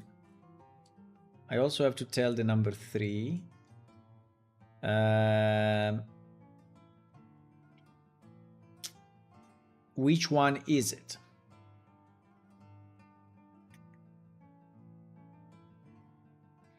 Which is the one that I did not select in number 1 and number 2. So this is where I need to know. This is where I need to know the remaining one, let's say, right? The remaining one. So this is why I need the get selected thingy.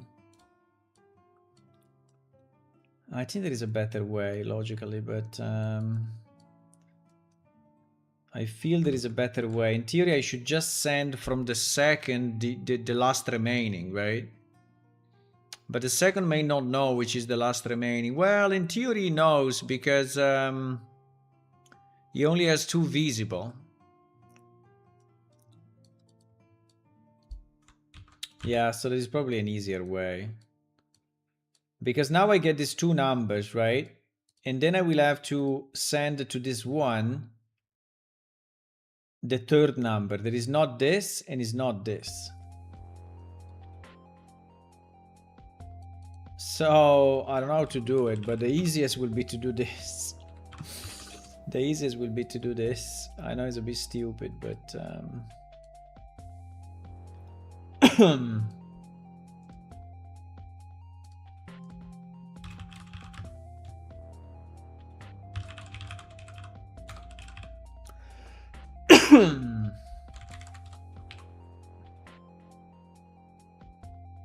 I cannot make an integer array? What do you mean?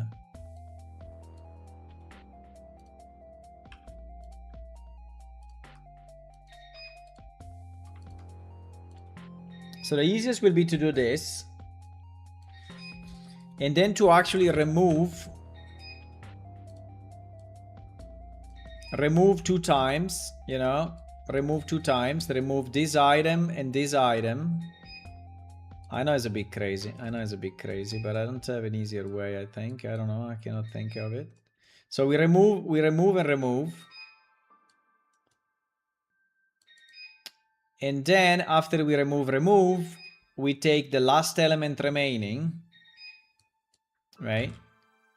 So we get the last element remaining, which hopefully is only 1, and I send it here.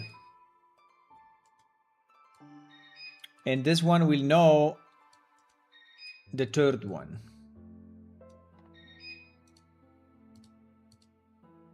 My oven is calling me, but let me just see what happens if I do it this way.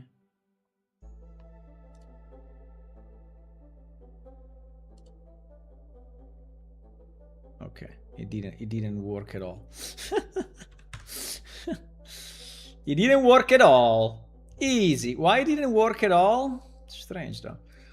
So I clicked on, I mean, we can debug it because here is all editor, so we can debug it inside the editor if you want. But basically the setup of the second position didn't work, right? So this is saying I am number 2 So why this didn't execute? That's weird though. Ah, because the whole thing is collapsed. Wait. No. We need it different then. We need that this is... Yeah, because the whole thing is collapsed. We need to show... Yeah, I know what is happening. What is happening is that the whole widget is collapsed. So we have to set... The first thing that we have to do, we have to set ourselves visible. Okay? We have to set ourselves visible. Otherwise, yes, otherwise we will not see anything. Okay.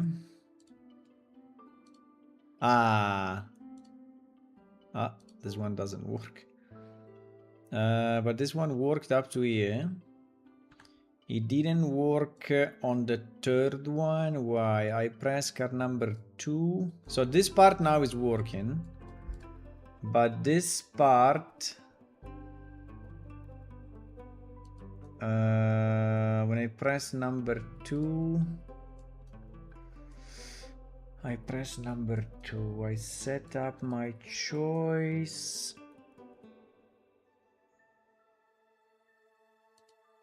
Yeah, this one should go here. Yeah, why it doesn't go there? That's strange.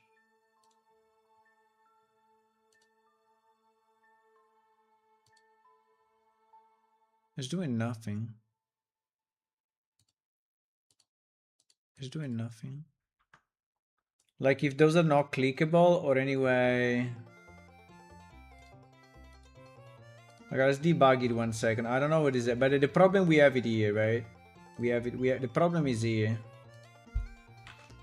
I think you never saw how I debug this stuff in... oh, it's not working though. Ah, because it's not visible.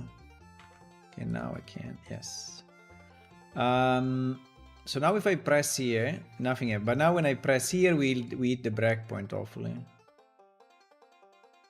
No? Why not?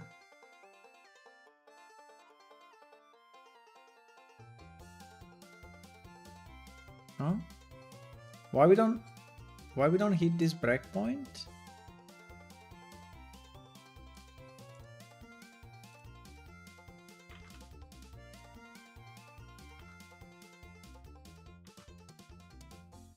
Like this widget is not...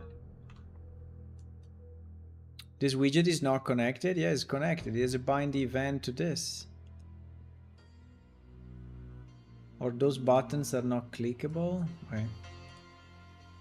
No, those buttons are clickable for sure. Buttons are not clickable? I forgot to make them clickable.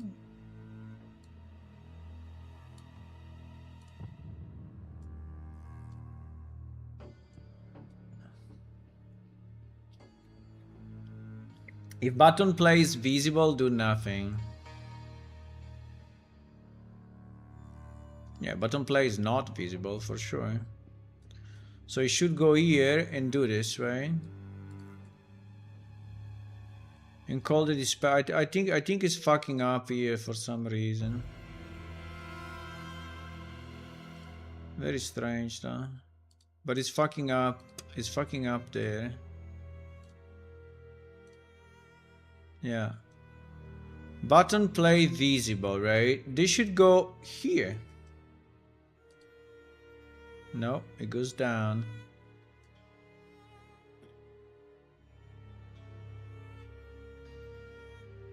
Ah, my bad. It's the opposite. I mean, if the button play is not visible, yeah, exactly. Wait. This is This is exactly the opposite. If the button play is not visible, we do nothing. I mean, if the button play is visible, we do nothing. If the button play is not visible, then it means that we have to do stuff, right? Because we are not in the first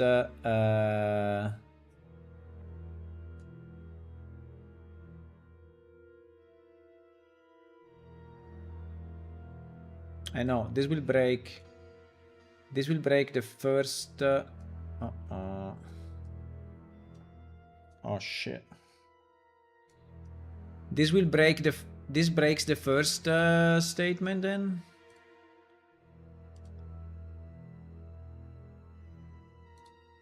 Yes. No.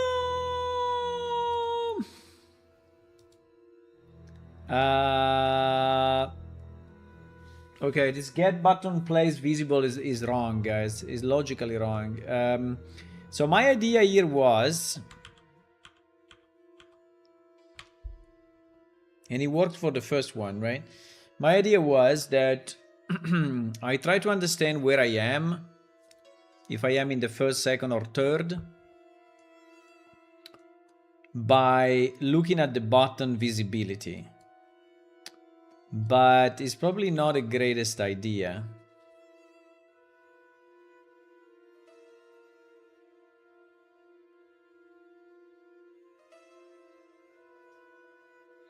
Because if I am on the first one and I click any button,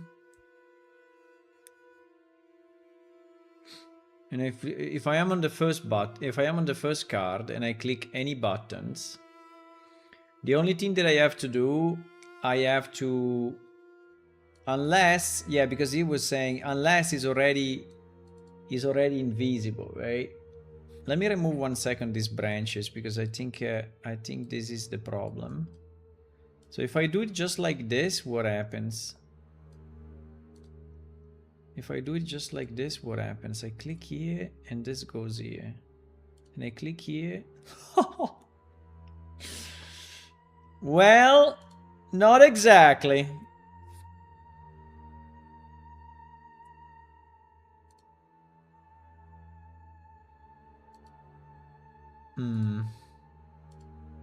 This works. The first step works, but the second step doesn't. Like now, it worked this way, but it's still put in the first one.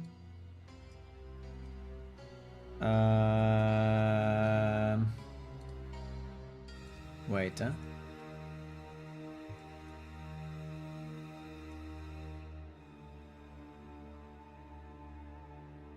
So why the second one is making... Why the second one is making the first reappear is impossible.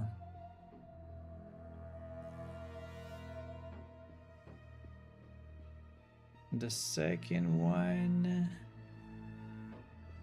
is the selected. Yes. The second one is the one that I clicked, right? Is the one that I clicked. So this one is the one that I clicked. So based on the one that I clicked, I say, if I click 0, I say visible collapse collapse. If I say 1 is collapse visible collapse. If I say 2 is collapse collapse visible. Yeah, so in theory that is correct. I don't understand why.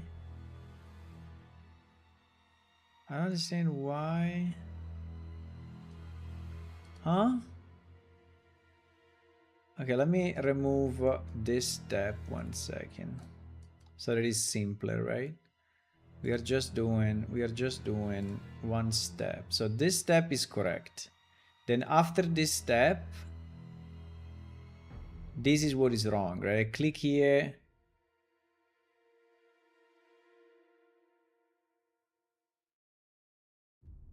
I don't understand. I mean, if this is set as the second, as the second, this is set as position 1, right? I hope.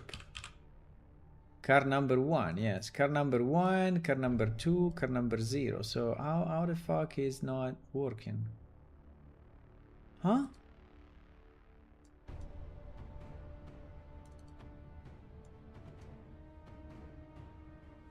Car number... Wait. Car number... No. This is... No.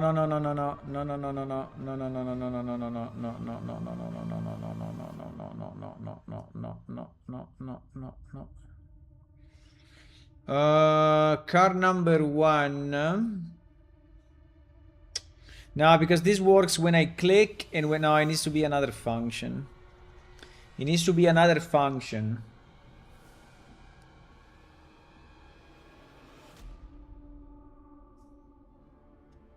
Because it's different. Is if I'm setting up the buttons of the second card because the first pushed it on me. Because the first pushed it on me, and this is this case.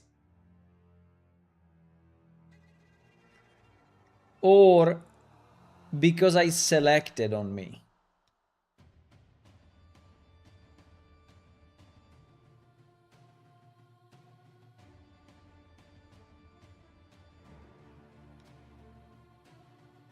So I think we need two functions. We need a setup buttons. Setup buttons card 2. No, but fuck. Setup buttons when the card 1 is telling us, right? Or I add a new variable, but can I switch it here or no? Do I know? I mean, I know who we clicked, right? I know who we clicked. This is the card number that is okay, maybe I can pass in also the card number. Yes, I can do that. I can pass in also the originator. Originator card, right? Originator card. So if the originator card is us,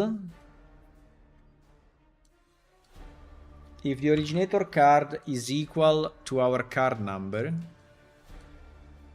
right? Then we need to do the stuff here. And if it's not, we need to do the stuff here. But do we need to do it before or after the switch? Jesus. This is what? This is the card number. Based on who I am.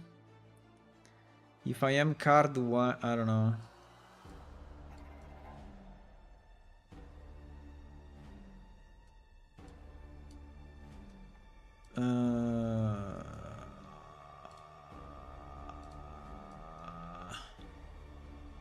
Jeez. I think this will be wrong as anyway.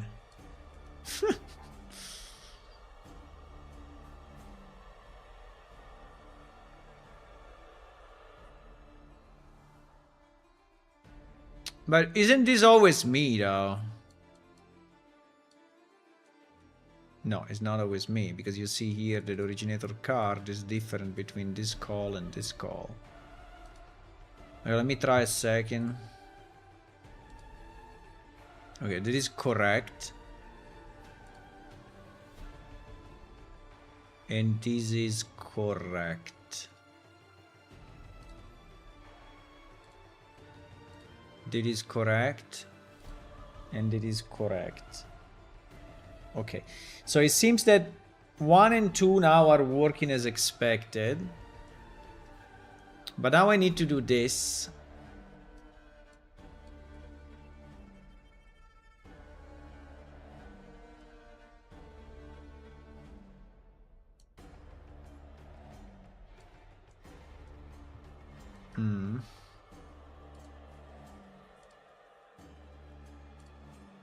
Fuck.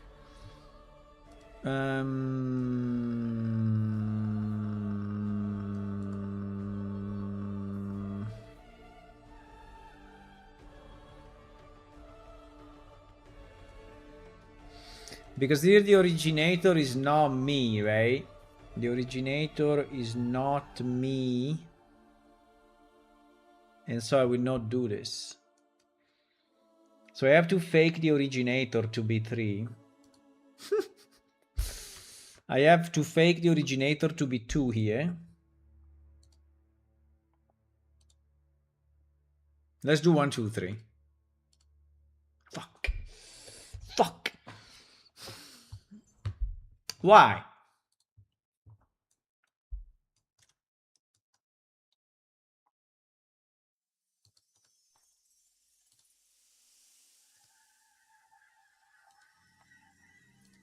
It was all correct. It was all perfect. No, wait, I didn't activate the breakpoint.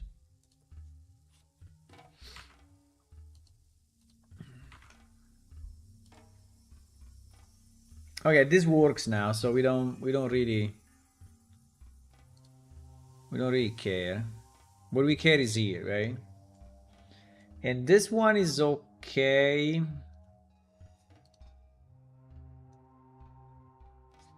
And this one is okay. Yeah, we have to see this one. So this one we have position. What do you mean not debug data? Huh?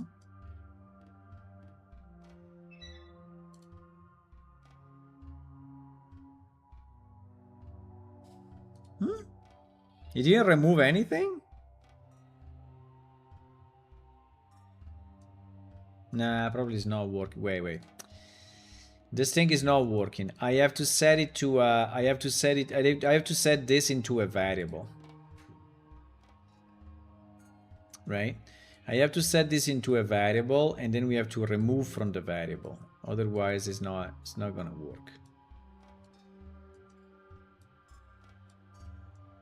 Okay, I think like this is more chance to work actually. 1, 2. Fuck. Fuck. Ah, by the way, if I click again, is doing things again. No. Okay, that we can prevent, but why?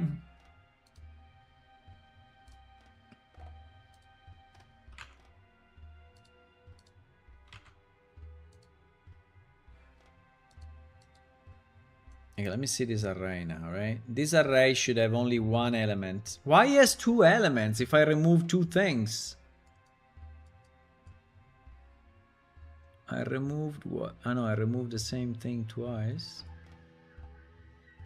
What? Ah, stupid me. I removed the same thing twice. Yeah. What the fuck is that? Okay, we have to remove this and that. Yes, and then get the remaining one. Okay. That is a bit better. Ah, this is very good. This is very good. Does it work also the reverse? Yes. Okay, now it works. I don't know if it's clear enough, but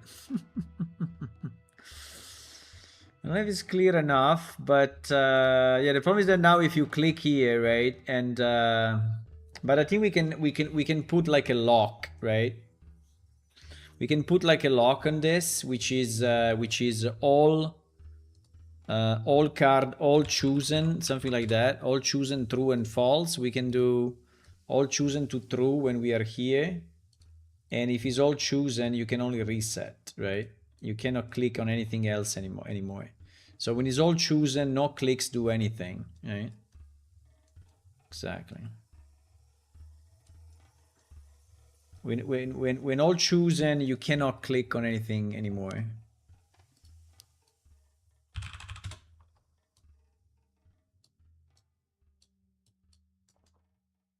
Okay. So if all chosen is true, do nothing. Okay, so you will not be able to mess up now anymore, right? I mean, you can still click on the first one before selecting the third. Oh, shit. If I click here, and then if I click here again... Oh, well, the result is the same, though. Yeah, okay, so it's not a problem. And now I cannot mess up anything anymore, right? Now I cannot mess up anything anymore. And so the only thing that we need a reset button, because obviously if you made a mistake, right, there should be a confirm. and there should be a reset. And we will have probably to improve these buttons, you know, make them nicer, but fine.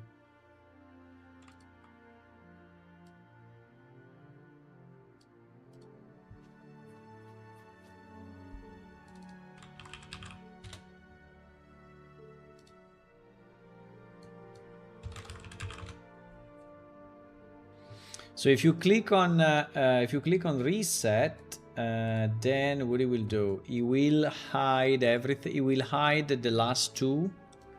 It will hide choice 2 and choice 3.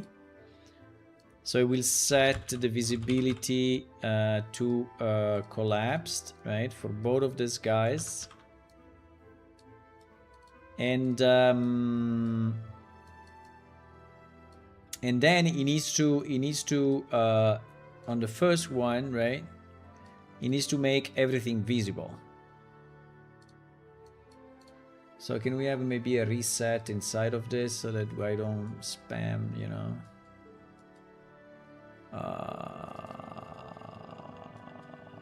Yeah, let's create a kind of a, let's create an event that we call like all visible.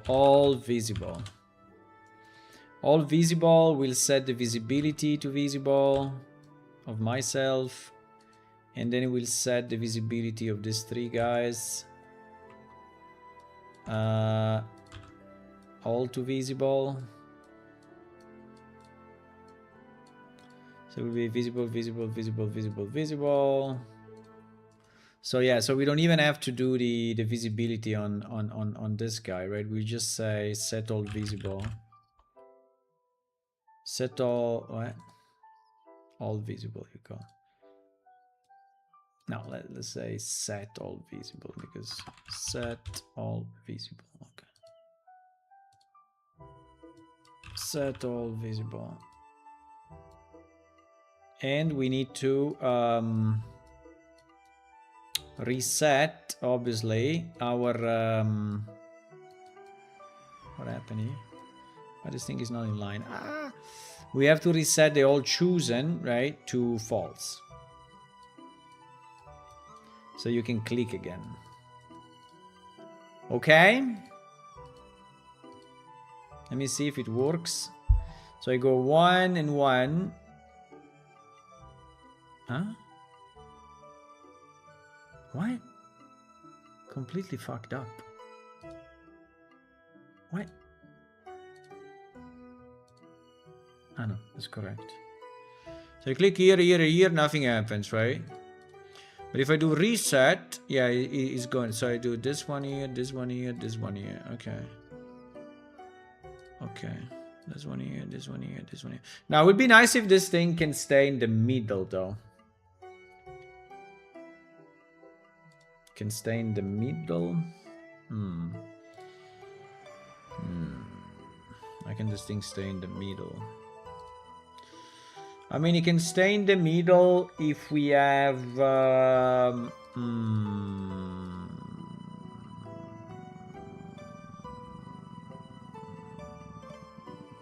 can it stay in the middle? If we have an horizontal box and then we push the box, but we have to push the box though. Because yes, I can have an horizontal box, right? And the horizontal box will make these three disappear as needed. Oh shit. Well, that's the first problem.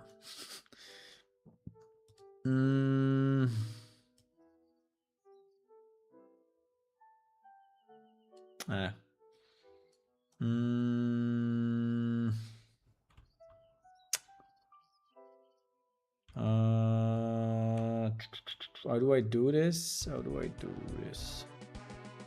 I mean, if he's a grid, I need a sides box for each of them. Oh my god.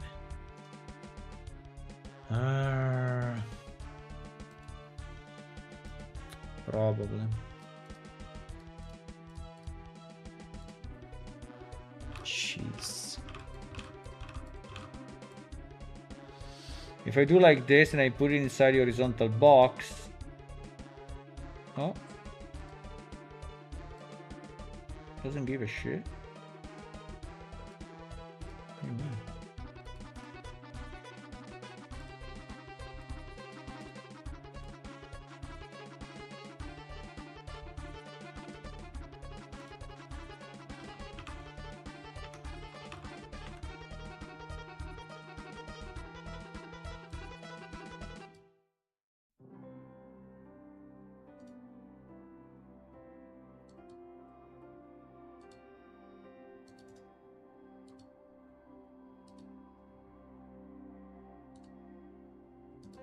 Now, I can do this, but oh jeez, I cannot copy this. No.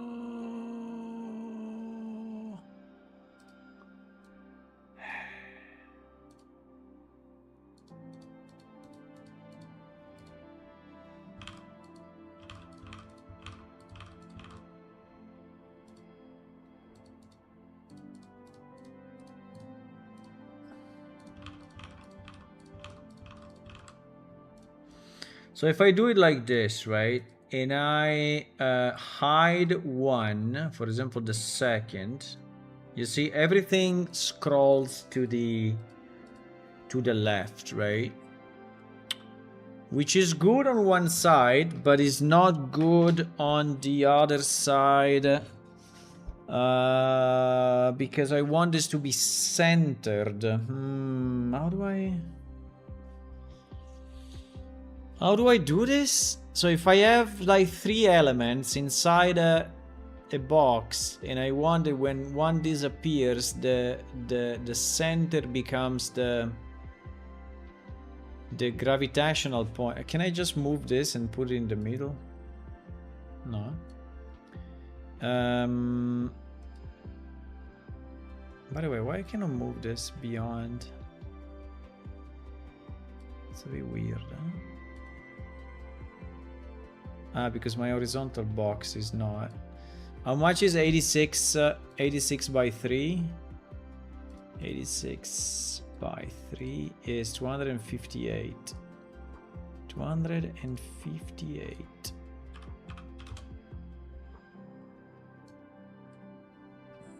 So if I do this and then I hide the first one, nah, doesn't make any difference. Doesn't make any difference.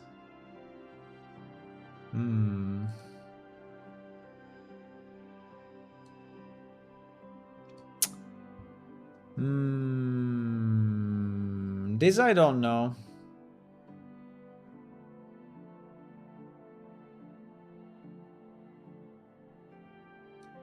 But maybe it will work when it's inside another object. Let me see.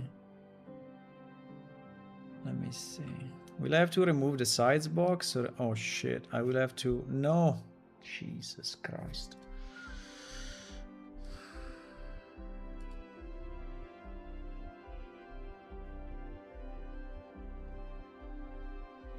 Because here I'm not hiding the sides box, I'm hiding the button, so the sides boxes are remaining. No.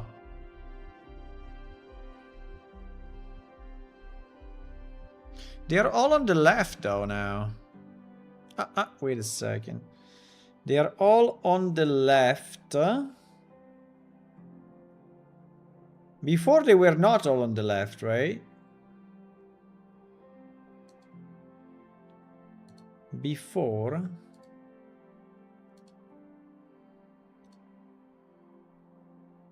they were not all on the left, right? So if I just move now this widget to the left a bit, is in the center, or even we can leave it at the start. I mean, yeah, it's even good like that. I mean, the best would be if it would be in the middle. I understand, but maybe it's good as it is. Actually, maybe it's good as it is. Is it good as it is, guys? Maybe yes. Because in theory I could move it, but okay, for now let's leave it as it is. So basically you have the indication of where it's going at the beginning, okay? So this is going play, this is going top, and this is going bottom. Okay. I think it's pretty good. Now, if we can also write the text, I think would be nicer, right?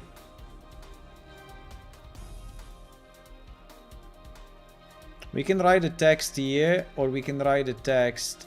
Maybe if we could write the text next to it would be fantastic, but writing the text next to it is not super easy. Because it means that I will have to put a text in the horizontal box and GG will never work. Let me try.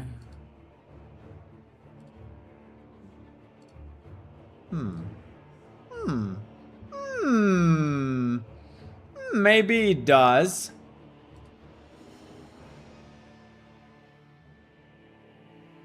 Okay. So... oh, no, this text is a bit giant. So I think we don't want it that way.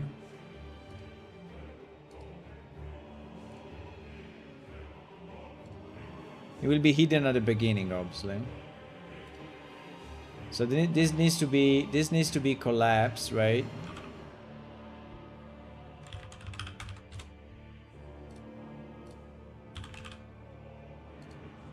It needs to be collapsed. And then we need a function. We need a function that returns the position. I mean the text by name, right?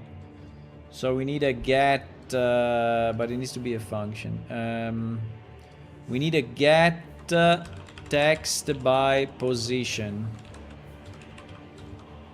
Get text by position. And it will have the position as the input, which is an integer. And it will switch based on that. It can be 0, 1, or 2. And the output is a string. Is a string, or is a name? No, it's a string. This is the name of the text. Yeah. And yep. So if it's 1, if it's 0, it will be play. If it's 1, is top of pile. And if it's 2, is bottom of pile. Right? So now with this function, we can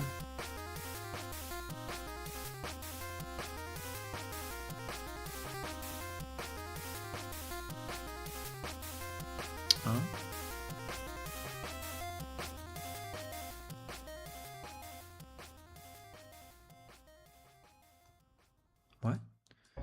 Why am I missing a function? I see.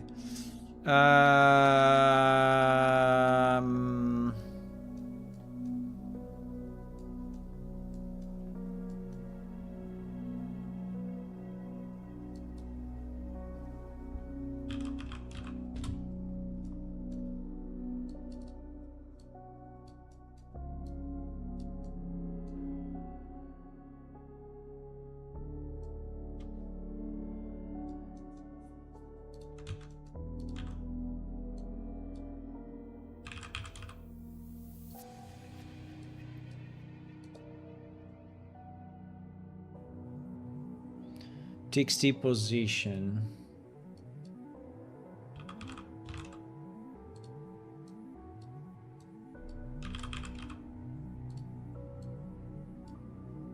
No, but I don't like it to do it this way. I don't like to do it this way.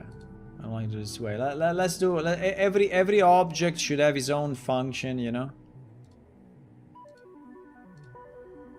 Set position text. Exactly.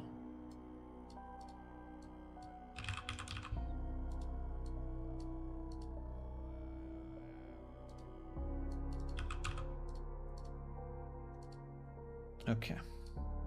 Yeah, like this is cleaner, so that we know.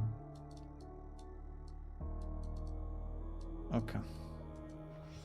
Set position text. So we go here.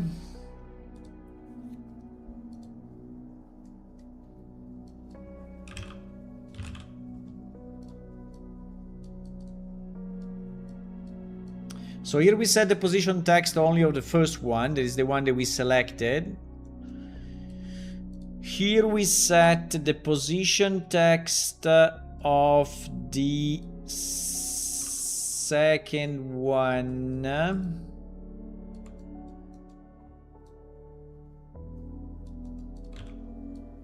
Here we set the position text of what? Of the second one, right? So this guy. And we will set it equal to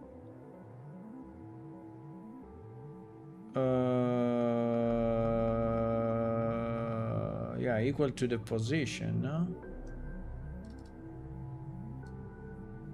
Equal to the position.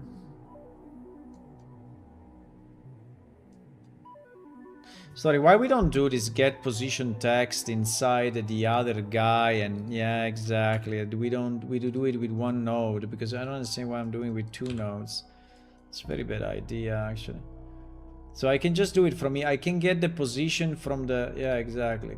I get the position here, and I retrieve my text. So why wow, why I have to do it from outside, right?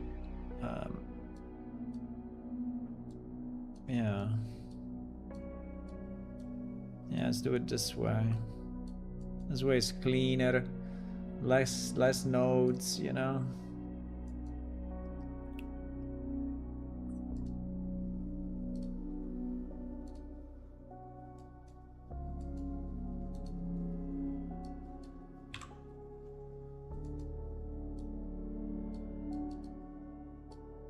Exactly.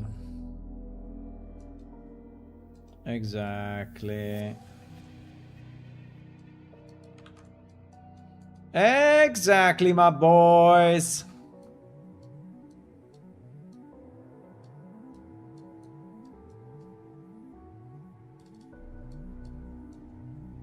Okay. It was a bit of a weird one. We did something a bit weird, but you know, it's fine. We have to make the text visible. We have to make the text visible.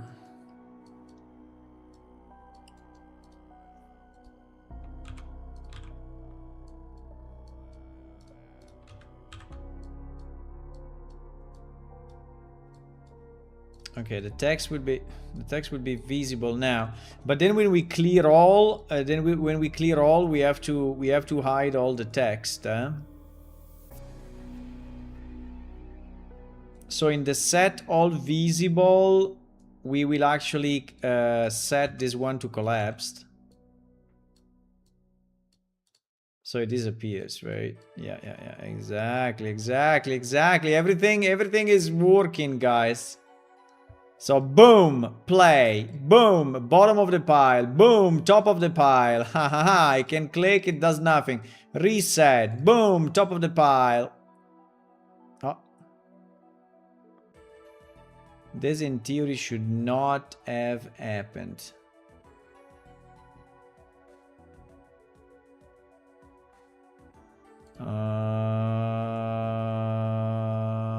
Because we are calling set all visible only on one. Yeah, and the other two we are hiding. Shitterino. Shitterino. Shitterino.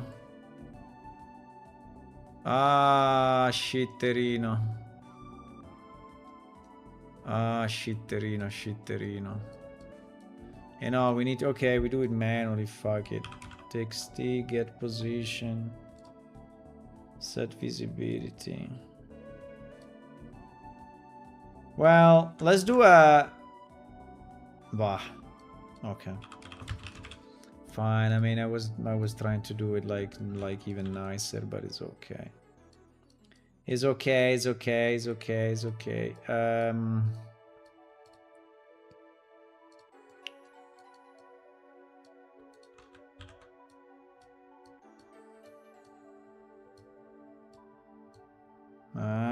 My mouse clicks.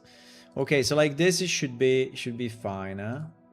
So I click on this, boom, bottom of the pile, boom, play, boom, top of the pile.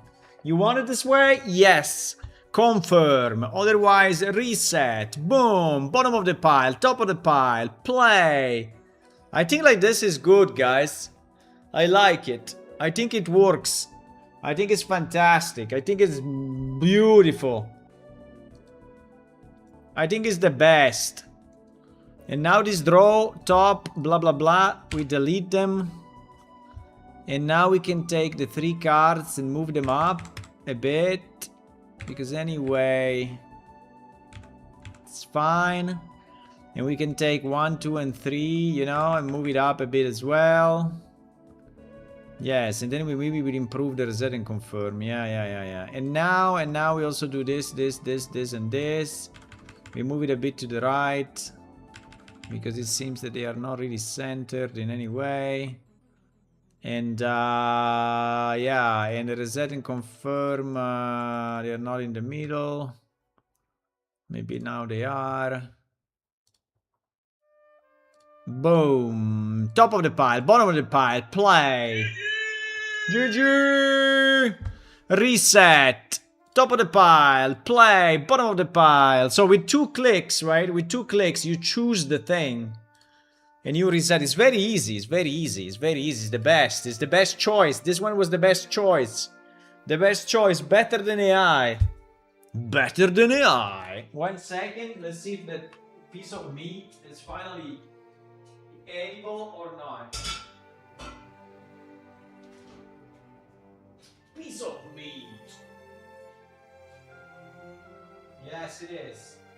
We can cook it. Let's go. So to cook it, 1 second, because to cook it we have to do some stuff.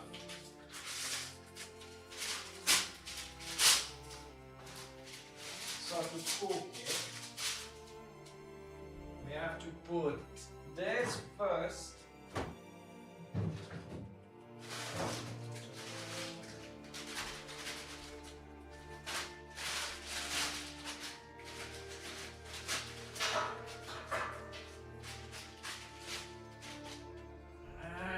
Of time, but then stop and eating. Useless. Good job on that, by the way. Sarcasm self-test complete. Sarcasm engaged. Sarcasm engaged.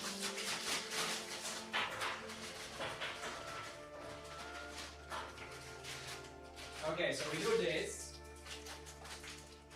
We do this, then we do this. Okay.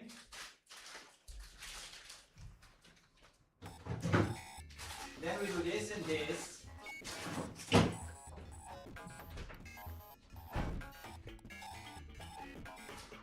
Okay.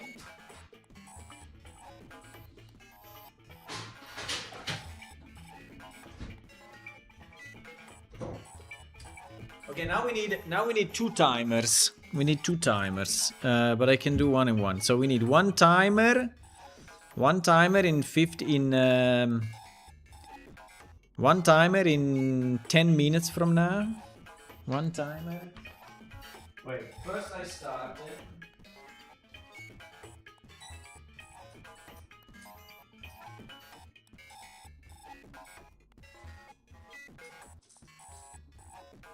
Okay,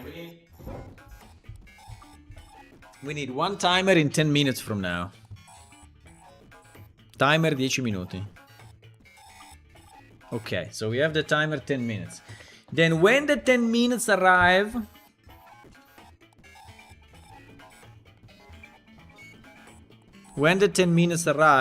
I put in the meat, because now there are the potatoes. I put in the meat, and then I start another timer of 5 minutes, and then we put in the vegetables, okay? So we have like a fantastic sequence. Cuccherino. I can hear the non-cooked pasta in the kitchen. No, it's not pasta. They were beans, green beans,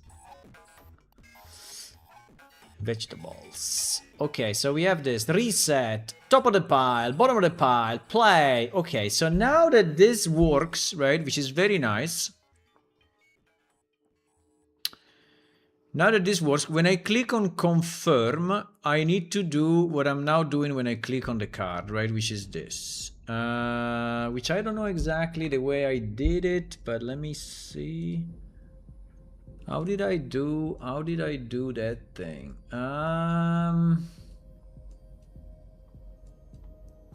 Yes, I did this, but this is not what I want to do now. No, wait. This is okay. How do we... Huh?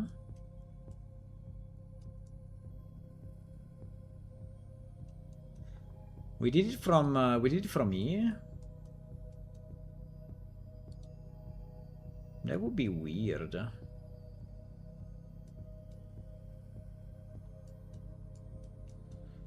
But it's possible, huh? We had a choice dispatcher or something? Selected card dispatcher. No, selected card dispatch. Ah, okay. Selected card. Ah, okay. We do all of this. No, I mean, we don't need this anymore, I guess. Also because the cards on screen are big enough, right? I guess you can read all the text here. They are big enough, so I don't think we need another zoom, right? So add cards. So we don't need this anymore.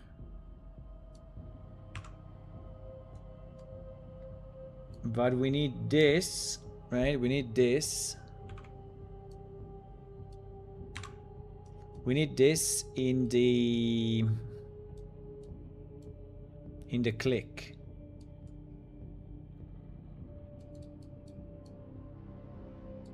I mean in the click confirm, right? In the click confirm. Yes. In the click confirm. So when we click confirm, we need to do this. We need to say so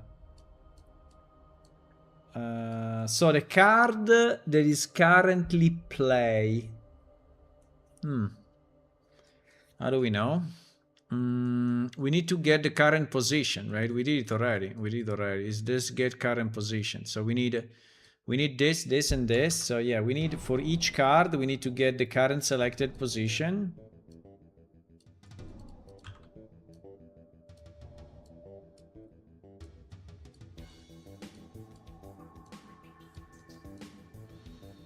And based on that, we do stuff, right?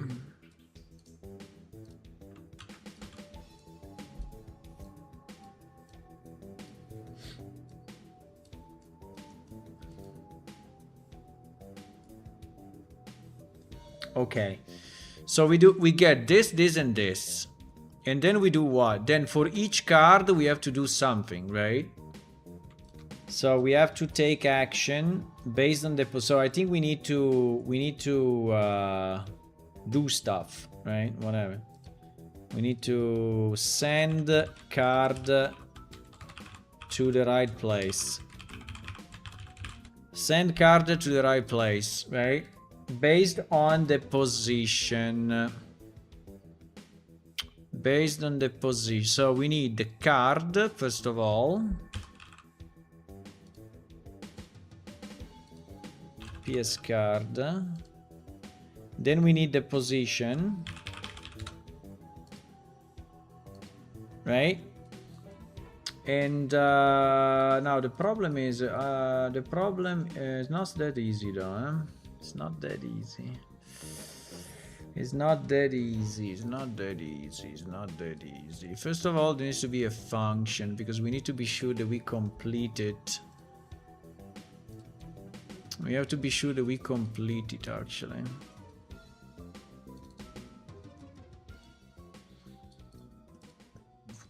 Send card to the right place needs to have a card. Why didn't keep my variables? Oh no. That is strange. I need a position. Right? Obviously the easiest is position 0, which is play.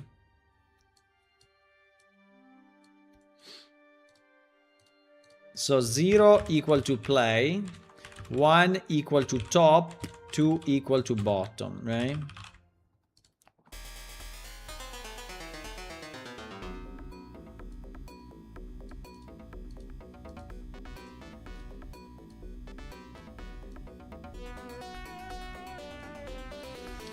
Now, for now, let's do only the selection, right? If you do only the play, this is basically what is going to happen, right? The dead card goes there. Now, the problem is that we have to remove it from the pile. We have to remove it from the pile, and that is not easy at all, because we have to remove it starting from the end.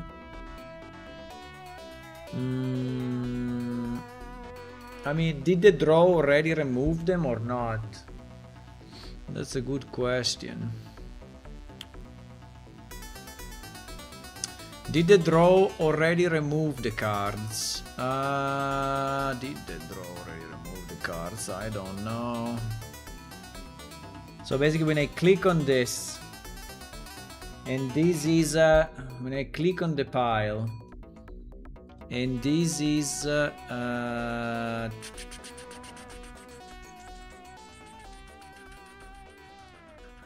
and this is a creature pile. If I click on the pile and this is a creature pile, no, at the moment we are not. By the way, this is also wrong at the moment because we are not removing the card. We are not removing the card from the array. Maybe we should remove it actually. Yeah, I think so. I think that when you do that, we should not pick a random card anymore. We should just get the top card and remove it.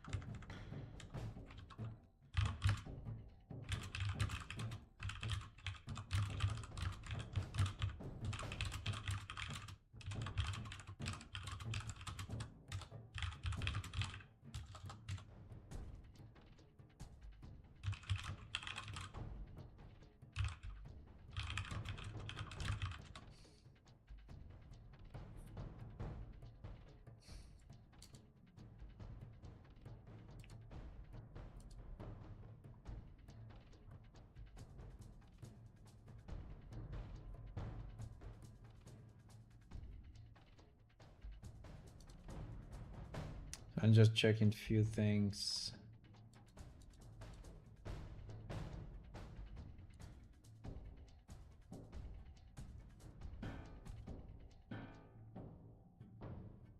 All commands are help section.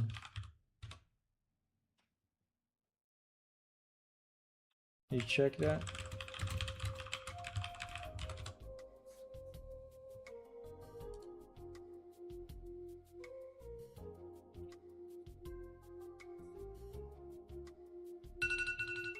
Okay, so we have the first timer. So now we need another timer of 5 minutes. Timer 5 minuti. I'm speaking to my phone in Italian, obviously. And okay, so now we put this. Now we put this in.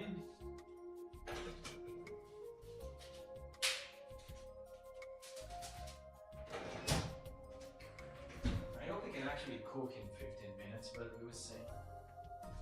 If it's not cooked, I will put it in again, but I think in 15 minutes it will be cooked. So now in 5 minutes we'll put in the vegetables, okay? And then we eat.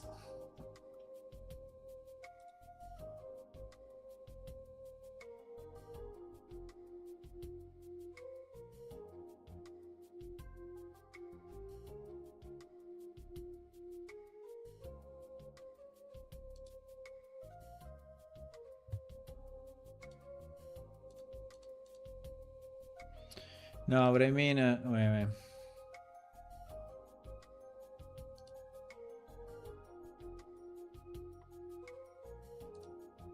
No, wait, there is a tutorial on it. No. We have a tutorial. We have a tutorial on macro editing. Right? Shortcuts and macro. Did I mention the help or not? Let me see.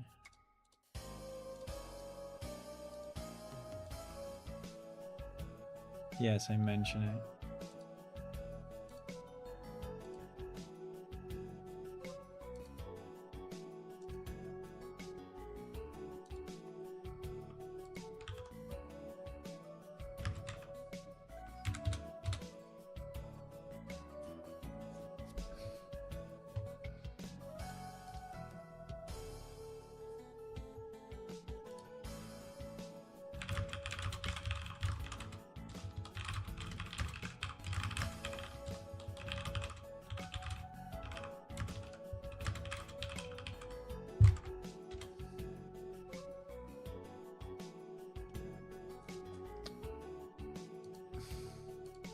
So nice to be able to just point to the tutorial now. When people ask questions, we just say, yep. Just go there. Draw and remove first card.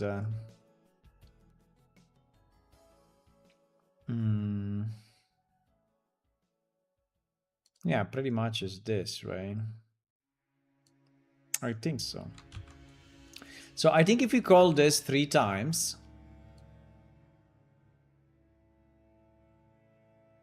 from the creature pile,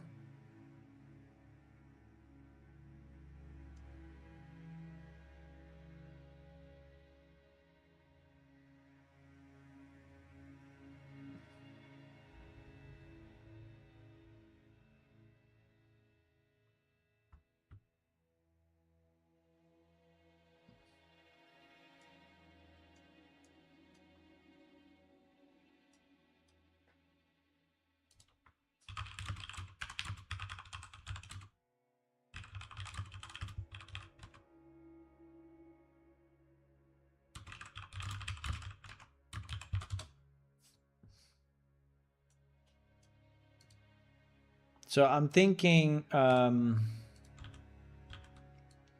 so if we do this 3 times, right? So it is also removing it from the pile, right? Because this function is actually also removing it. So I think it's very good because we remove it from the pile and then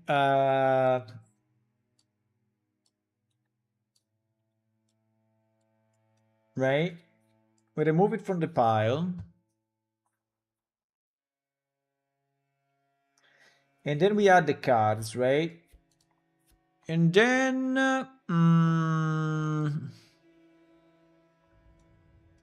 so for example, at the moment there are 14 cards, right? I click on this, you see there are only 11 left. So these 3 were actually extracted. And so after they are extracted, I can decide, right? I can decide what to do with it. And what we are saying is that the first one, we actually play it. Oh wow, that's the other thing. So we have to put in the stuff. Okay. Okay.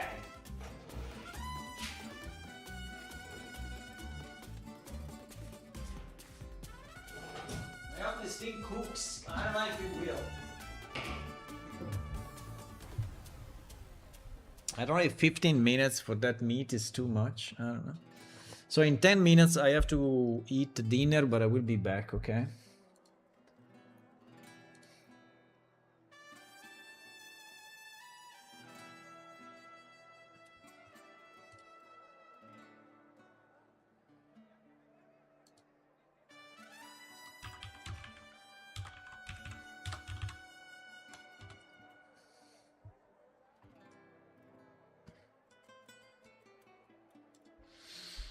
So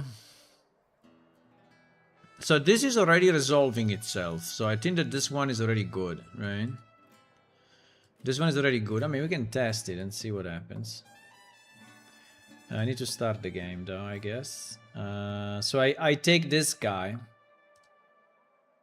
Ah no. I have to say that this guy's play, this guy's bottom, this guy's top, okay? Probably it worked, but this window was not removed. Could be. No, we didn't do it. Send cards to the right phase. I have to connect this somehow. So we need to connect the...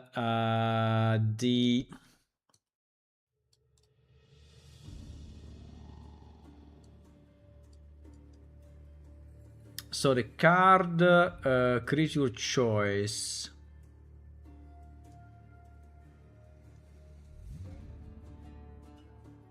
Do we have the card inside of this? No. Do we have the card inside of that?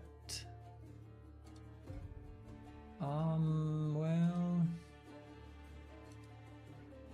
I mean, we should, because we do add cards. Add cards. PS1 setup card. Yeah, exactly.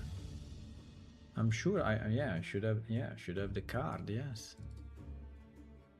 Yeah, set card. Yeah, exactly. Why I don't see? I mean, why? Why I don't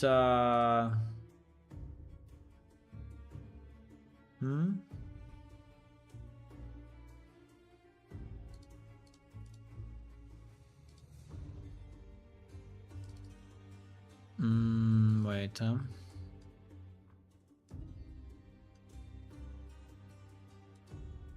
I know, because it is choice one. Yeah, okay. PS card one. Okay. We have it, boys. We have it.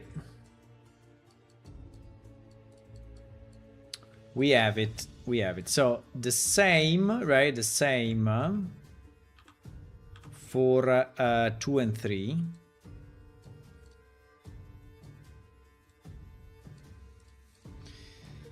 Yeah, if we have to transform this into multiplayer, obviously this will require significant reworks, right?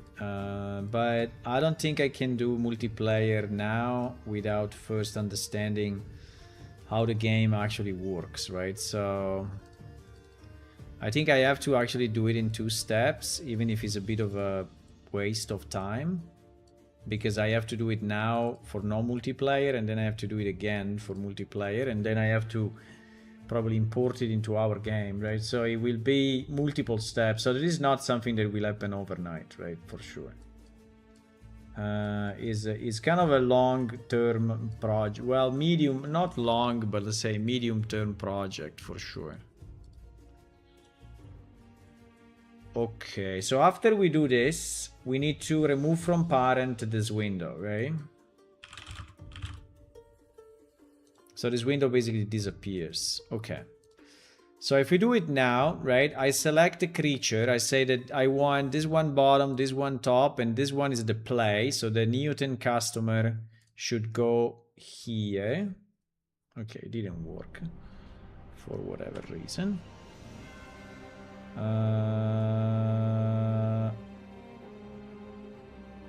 Because I did the most stupid position, the most stupid thing ever, which is this. Obviously, every card has its own position.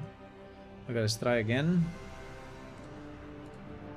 I want this consumer to be in play. Boom! In play! Look at that!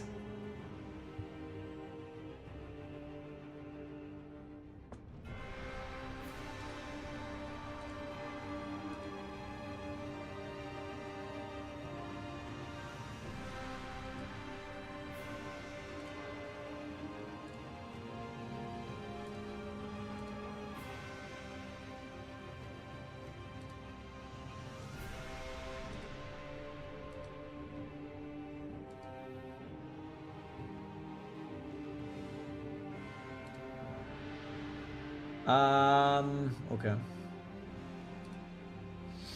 Boom in play. So now what? Now now we have to do the same. Yeah, for the other two thingies, right?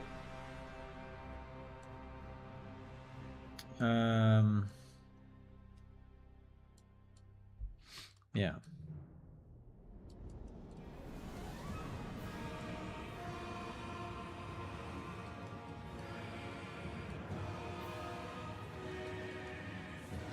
So there is play card, right? It is play card.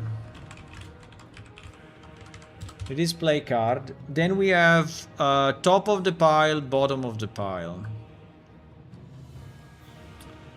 So top of the pile.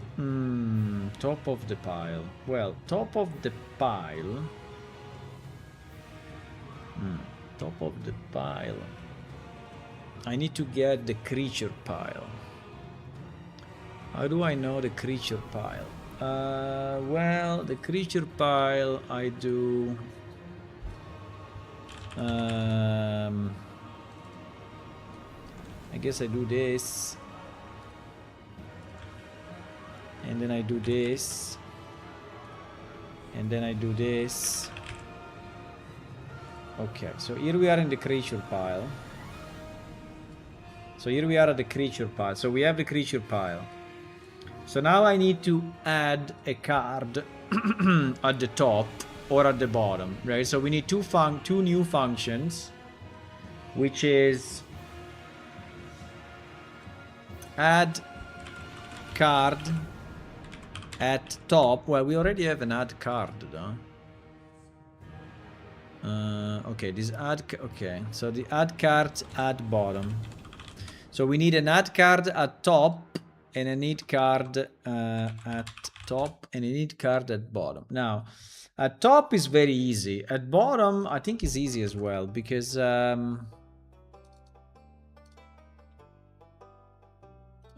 it's an array. So I think it's easy actually.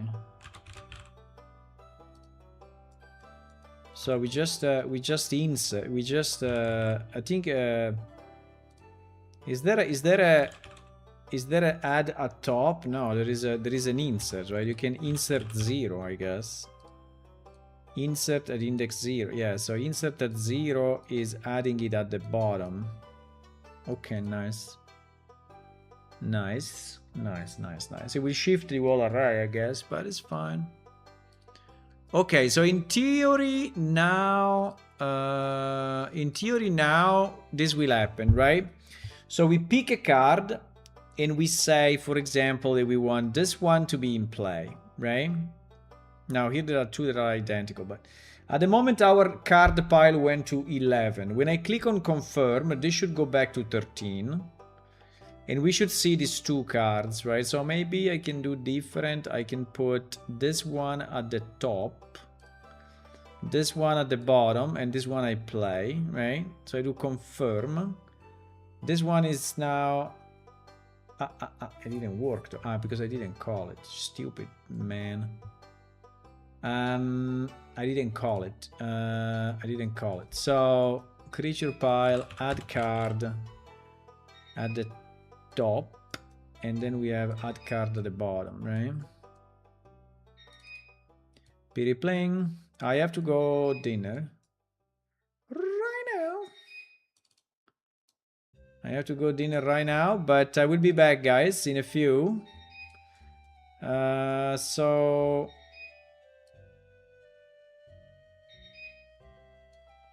I don't know if I want to repeat this or if I want to, well, anyway, or if I want to put this before the switch, right? Which would be probably a better idea, but anyway, nothing is perfect in this world, so we will not be as well. Okay, I have to go and eat, but I will be back, guys, okay? In about 15 minutes or so. 15 minutes. Let me see. Be right back. Eating dinner. Fantastic, fantastic. Bye.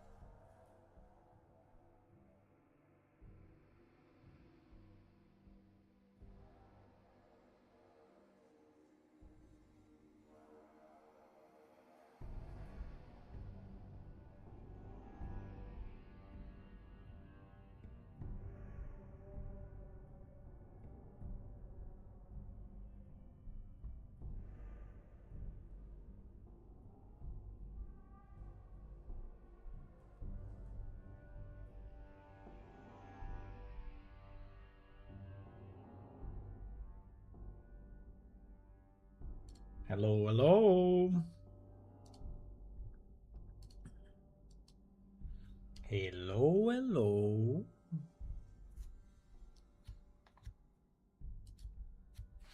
Hello, hello, hello.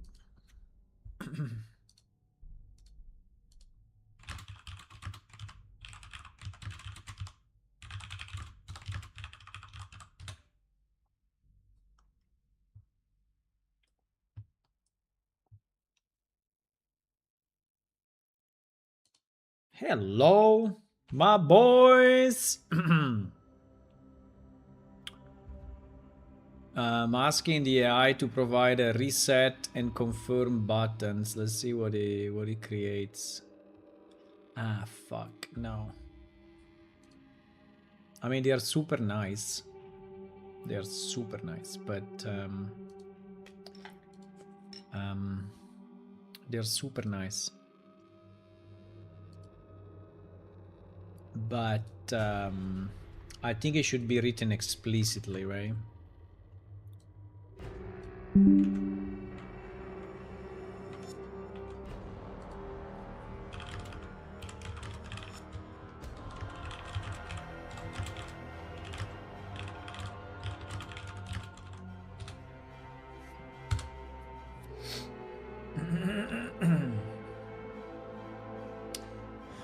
Hello, Children.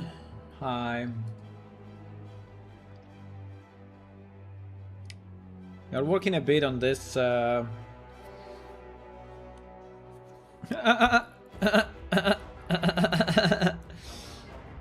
this is where the AI is like fucking up, right? Sometimes. Okay, I will leave them as they are now.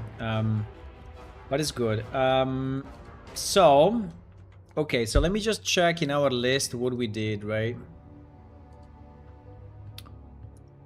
Pile management, right? Pile management, shuffle. Shuffle, we did it.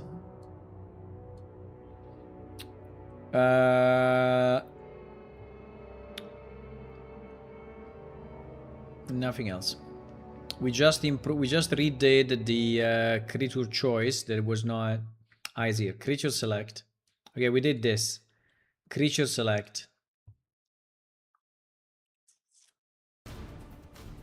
Now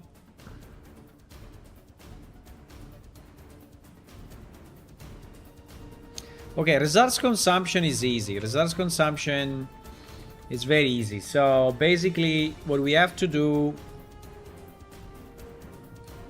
we have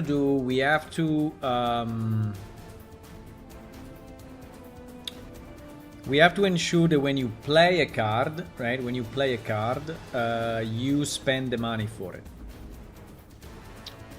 And at the moment, I think that we only have that when you play a card, we check if you can play it.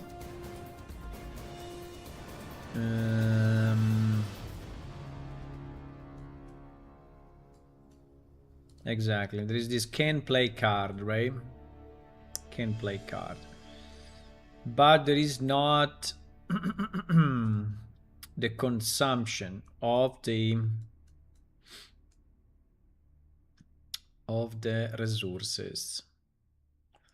So I think it will be something similar to this because we will have any way to check the player number, we will have to check the current mana. So I think we can probably duplicate this and just work on it, right? So we can say consume resources. Consume resources, right? And consume resources, we'll have to check, yes, the player number.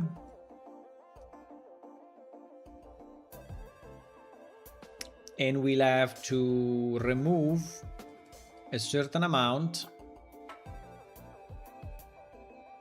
So there should be a resource. I don't know if I want to pass the card.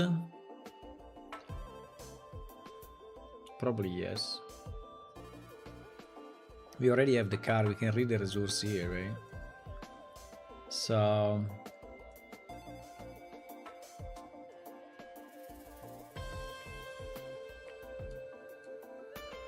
basically the difference is that here we do we do current mana or current whatever it is, right? Minus, but the problem is that I need to switch, I think, because I really need to remove a certain resource, right? I cannot use this temp idea, right? I think this temp idea is a bit weird. So I think I will have to use coins or mana, and it will have to be for each player, though. For each player, unless we do, yeah. So in the player panel, do we already have a way to remove resources or not? In the player panel, no, we have...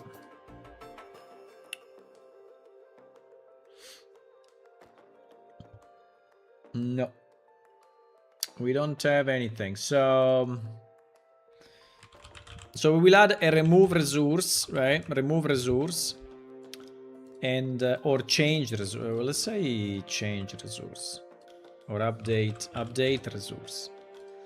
Update current resource. Well, depends if it's the current or it's the max, but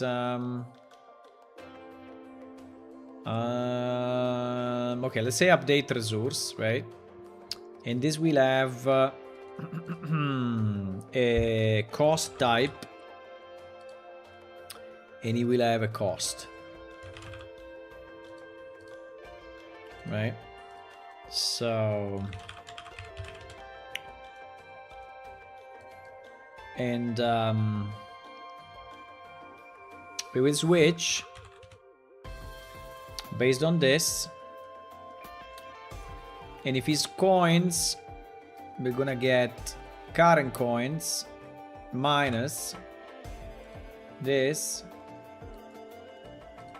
current coins minus this, and we will set the current coins to be that.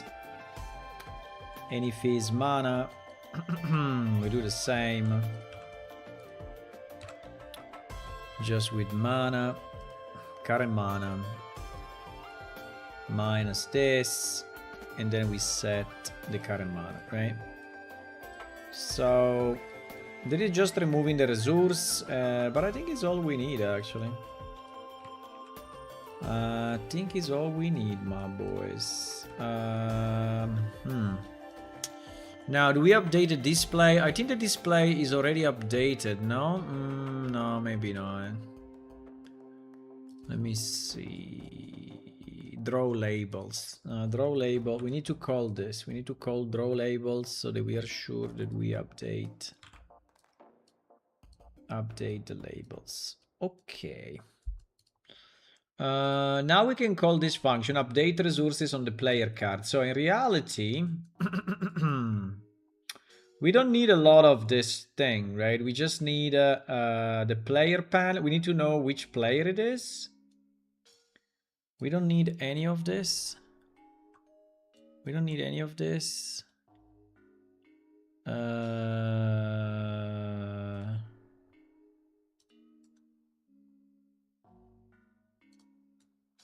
Wait, we don't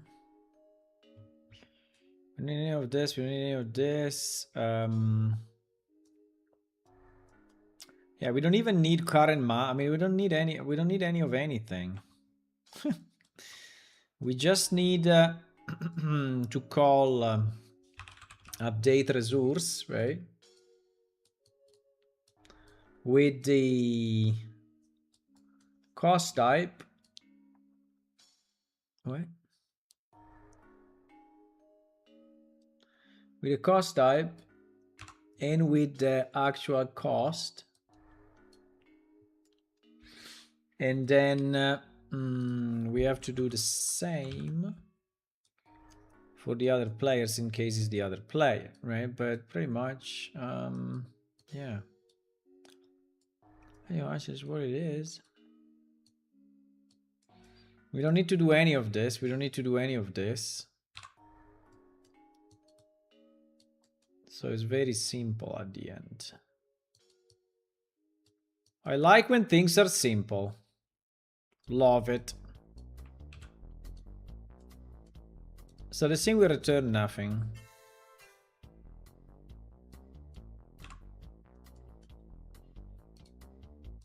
Okay, so now we can consume resources. Now, this consume resources, we call it from where? We have to call it... let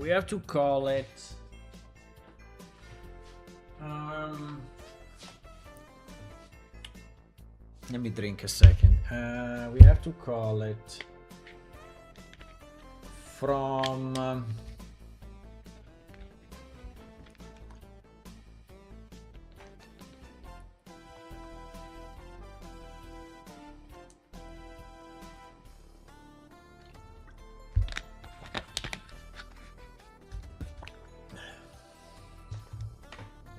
we have to call it from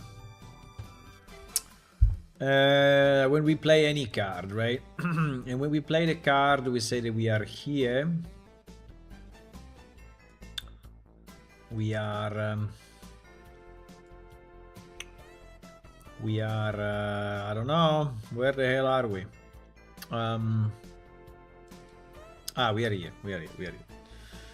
We are here. We are here. Yes. Yes.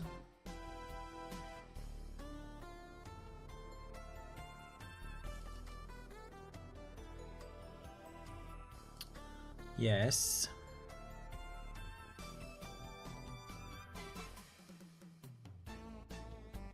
So here we really play the card, right?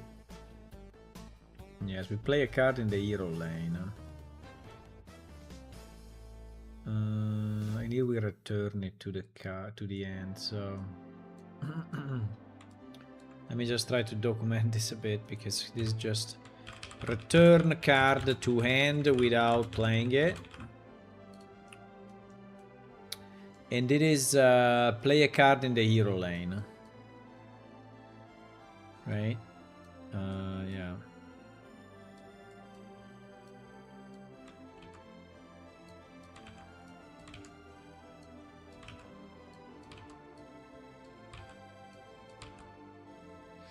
Let's play a card in the hero lane. Interesting.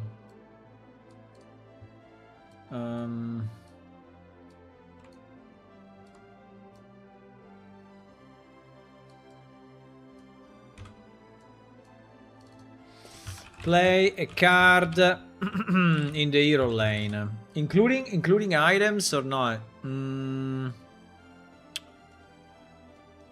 items. No, this is playing a hero card.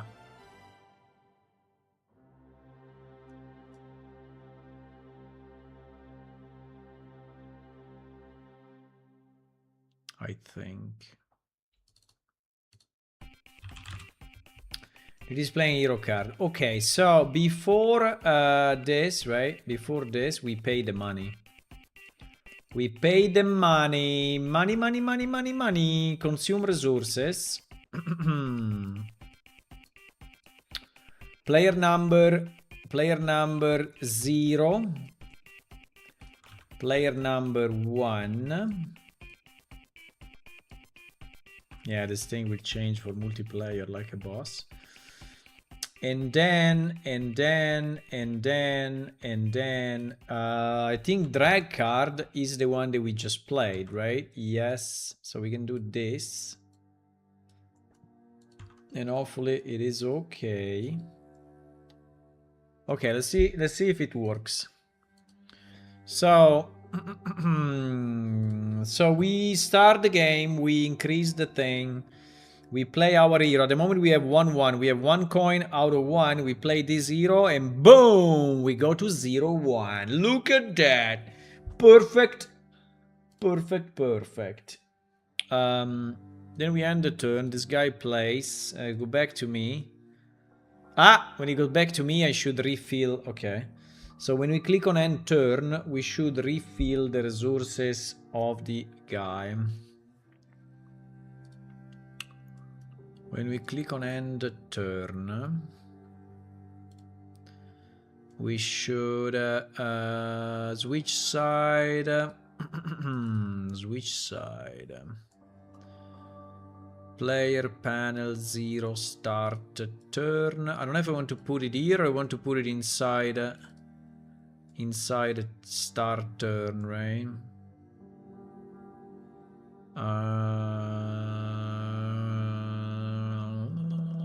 Yeah, I think the best is here actually.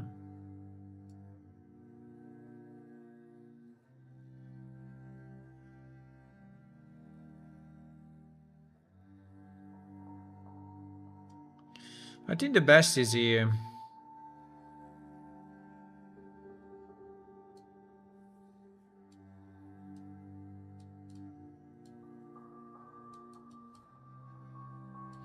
Not sure why we are printing this thing, but fine. It's a bit weird. But anyway,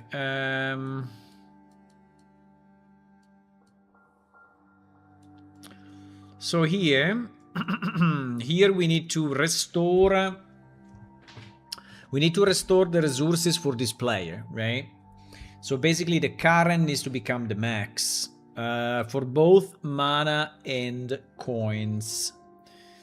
So we need to take the current mana, the max mana. Why I don't have a max mana? Oh wow, we don't have a max mana. Oh no, I see. So we have to take the current mana, and we have to set it equal to the max mana. Easy. And then we need to take the current coins and set it equal to the max coins. Easy. Okay. So now when I switch the turn, right? So this guy is 0-0, I'm 0-0, start the game, I go 1-1. I pay 1 for this, I go to 0-1, I end the turn, this guy goes 0-0, now he's 1-1, he pays for 1. Then he ends the turn, and now this should become 1-1 again, right? Fuck. Didn't work. Why? Huh? Because I didn't update the labels. I didn't update the labels.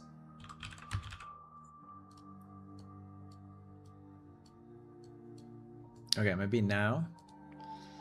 Maybe now start the game, go to 1, spend the money, go to the other guy, spend 1, spend the money, go to the other guy, yes, 1-1, boom, there it is. Then I spend 1, I go to the other man, 1-1, yeah, spend nothing, go here, 2-1, 2-2, yeah, 1-1, 2-2. I spend a 2, I put Arnquist down, wow. Arnquist is a non-violent person, you see, as attack 0. Why this card is all fucked up on the side? No idea.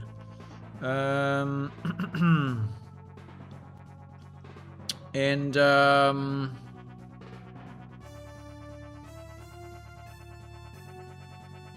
now I have no more money, so I switch again. This guy does this, he spends 2 for, no, he doesn't want to spend 2, oh fuck, I misplayed, I should have spent for the other guy. Now this goes 2-2, he spent the money for this, doesn't have enough money for that, but he ends the turn. This guy does the same, he say, yep, no, this guy says, no, I want to play Amidizan. Boom, number 3. So this is 0-3, this is 2-2, this is 0-2, when I end the turn, it's 2-2, yes! Fantastic. Boom. This should not happen. Okay. So consume resources. We did it. I don't know if it's perfect or not, but resource consumption, it is working, my boys. Done. Done. Okay. The next one is... the next one is what? The next one is the one that I really need. Which is the ability to target another creature. So basically, I need to be able to drag a line. I need to be able to drag a line between me and a creature. right? Now, I assume that is not something new in the world, right? So I hope I can find an existing component that does that, right? So Unreal Engine, draw line with mouse. No. How can we, let me ask the AI if he has any pointers. Maybe he knows. Maybe he knows. I don't know how many people are still searching with Google though. I think that it's very unlikely that people use Google anymore, right? Now that you can ask the AI, it's much easier than asking Google. So I think Google probably is going to disappear.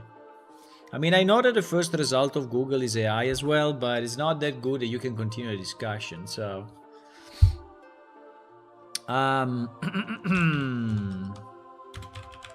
in a real engine, for my card game, I needed to draw an arrow. I mean, a dynamic arrow. To draw a dynamic arrow effect, let's say, that starts from where the mouse is clicked, that starts from the mouse down event and ends at the mouse up event. Well, in theory it should stay while I drag, right? Yes, exactly. Start from the mouse down event and updates its length with the mouse drag, right? With the mouse drag, and disappears. Yeah, well, yeah, the mouse drag. Is there an already existing component to do this?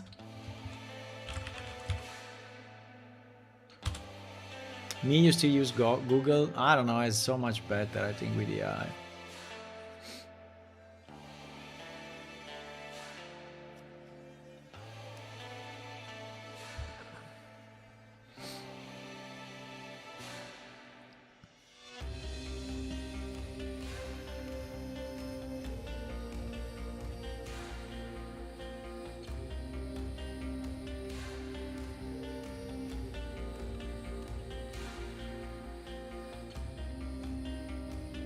I think this one looks really bad.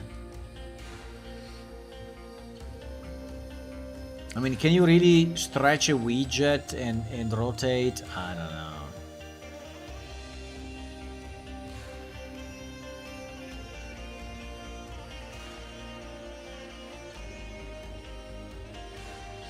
Niagara beam. If you want something flashy, Niagara beam emitter, source start position, target mouse wheel location.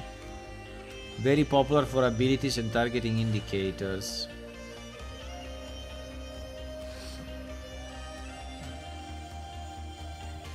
I would like to use a Niagara beam. A Niagara beam. A Niagara beam on Niagara beam for mouse drag.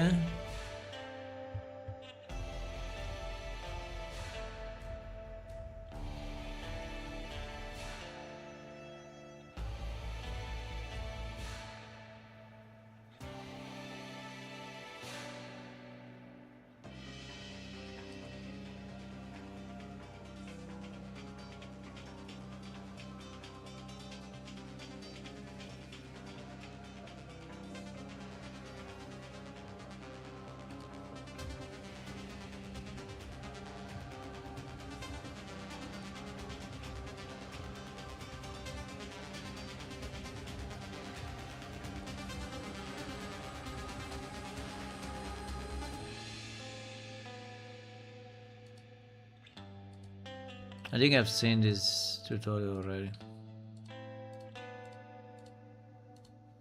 Yeah, I remember it. I remember this tutorial.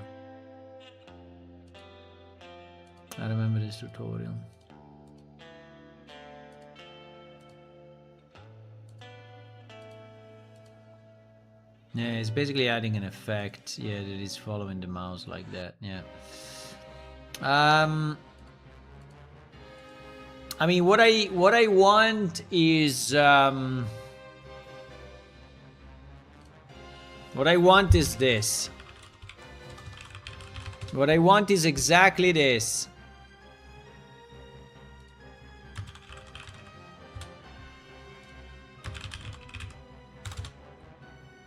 What I want is exactly this. What do you mean first look? 7 years ago. Oh my god. 7 years ago. GG, bro.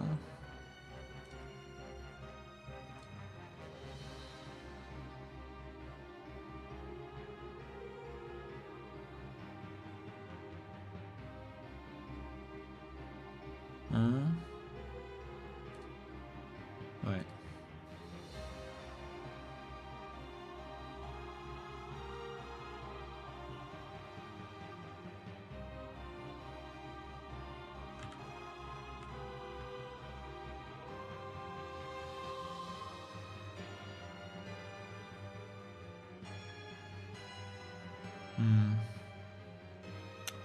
I mean,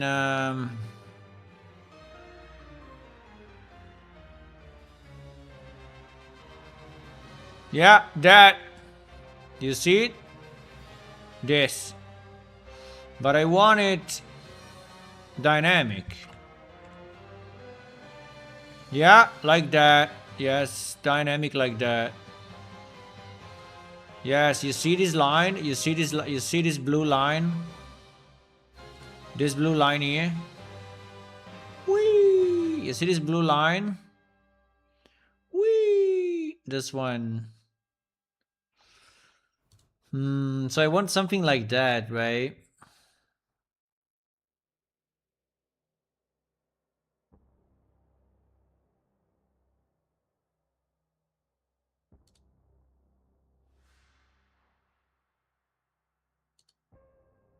Because you will need it for spells as well, right?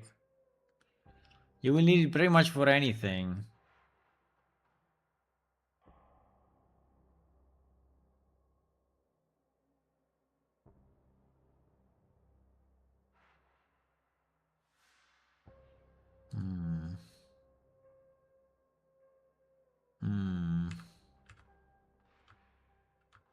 Give me a nice line. Oh, wow. What was that?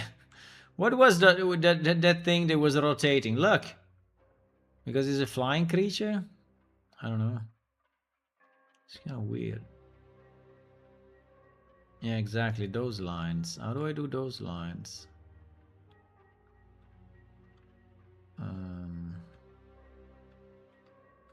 I mean, the problem is that I am in 2D space, right? But maybe I can fake it.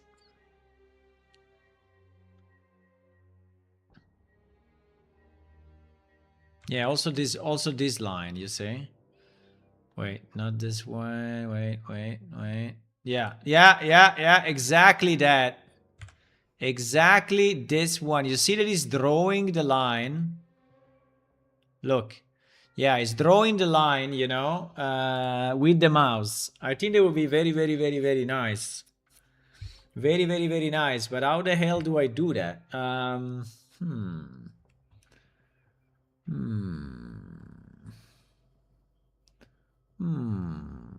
mean, the first point would be if I can render something. Well, I mean, for sure I can render something, but is it on top of the UI or what? I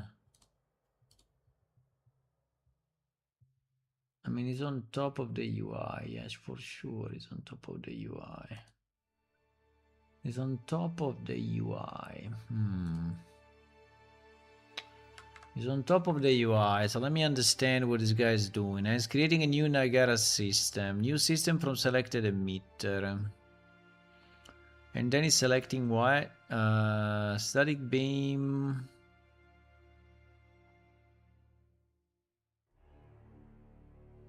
Mouse trail. Then it's going here. It's doing the thing. Yeah, then how we associate this to the... Okay, it does all of this, right? But how is associates it to the mouse?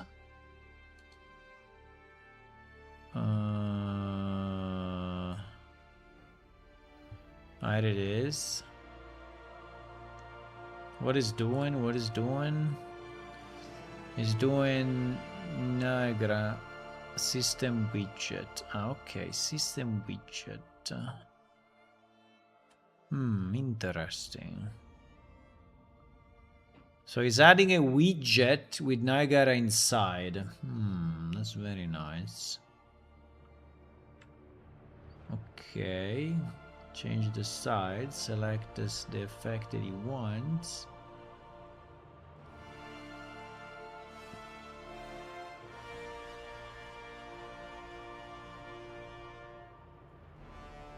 Let's see.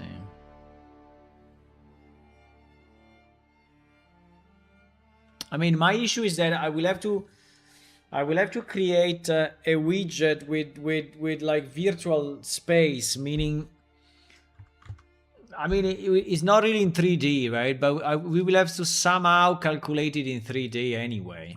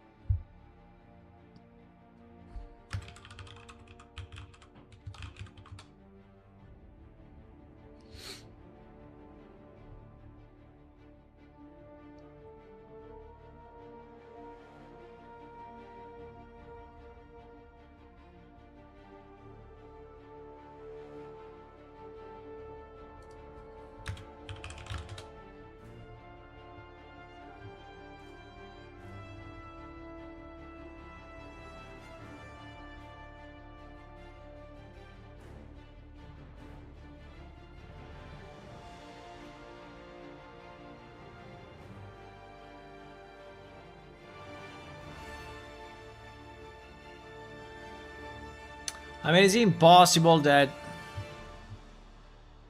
someone didn't do it yet, right?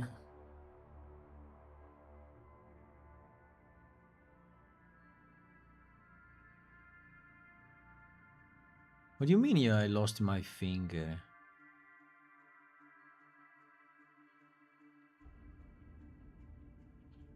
She missed a finger. Okay. Creating a beam.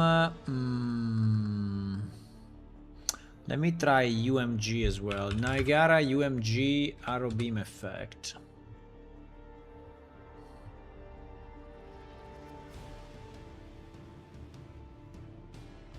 I mean, I really need to redo it from scratch myself. No, please. Give me something already done. I mean, it should be an easy problem, right? That many people have.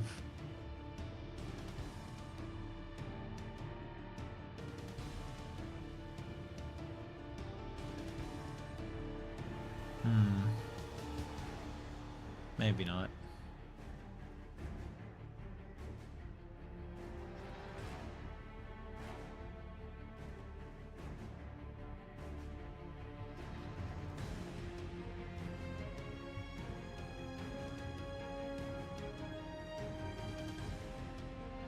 I just need a pointer, you know, maybe call it, let's call it Unreal Niagara UMG pointer effect.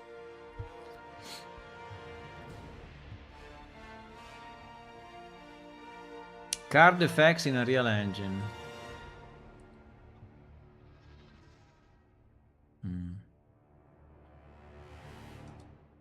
Yeah.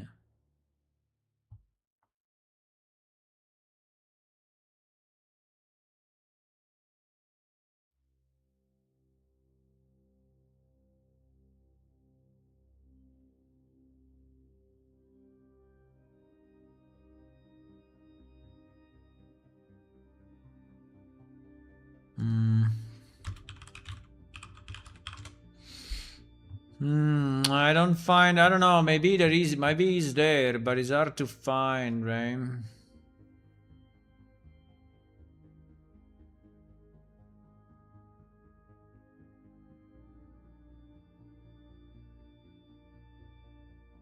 I mean, it should be like a curve. Ribbon emitter.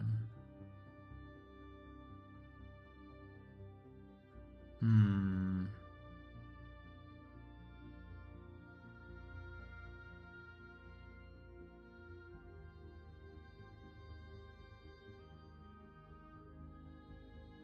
Hmm. Cannot find it.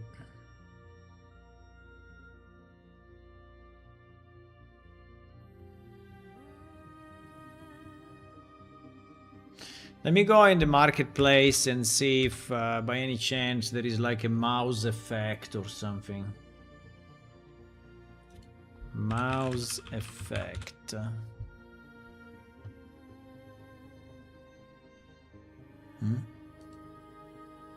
Right. Mouse. Not this mouse, the other mouse.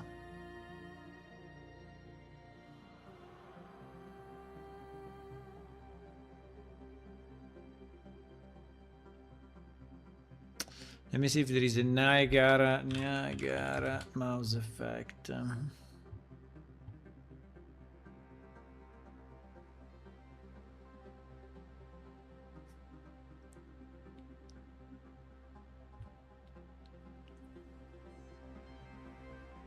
Because the point is that it needs to be dynamic, right? So I need to be able to change the start and the end. I don't think it's that complex. I think it's probably doable, but I don't have a lot of knowledge in Niagara. And if I find something already made, I think it's a bit simpler, right?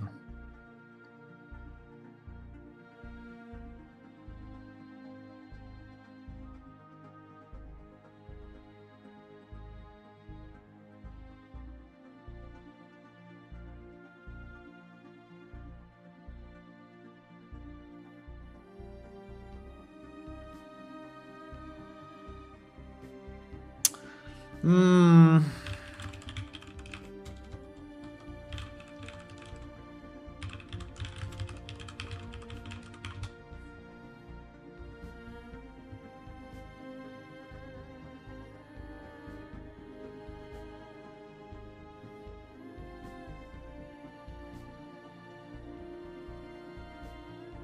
I mean, we can just try. Maybe we find the option, right? Maybe we just find the option. I don't know.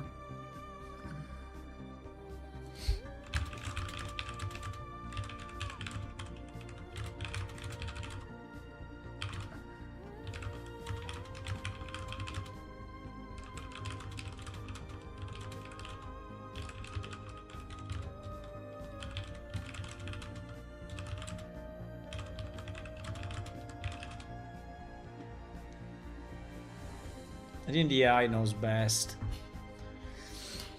Okay, so it's saying inside Niagara, add a beam emitter. Beam or static beam. Set the beam source user parameter. Beam target user parameter. Create two user parameters, start position and position. Vector 3, vector 3. Beam source, start user position. Beam target user end position. Spawn Niagara component mouse down. Spawn the system location. Niagara your beam. Restore value. Immediately set to start. Niagara variable actor. Start position. Start position. Update end position while dragging. Line trace from mouse cursor. Project to plane.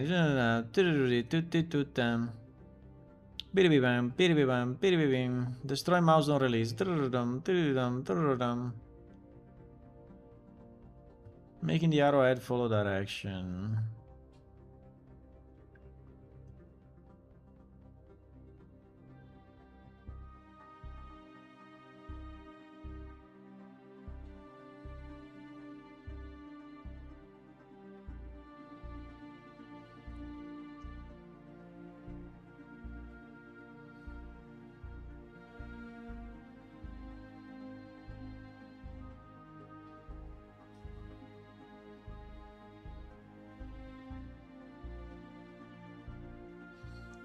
Curved Slade Spire style arrow? What the fuck?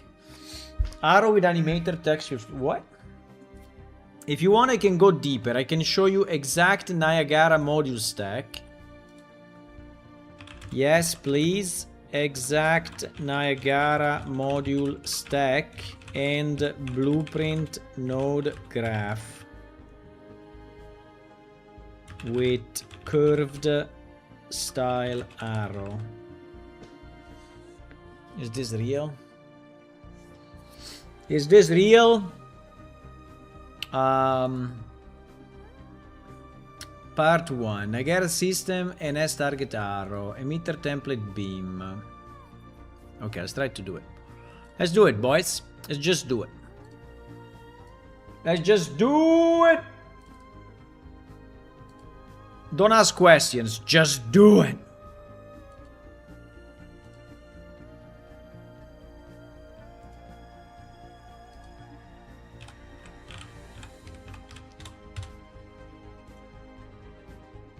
So,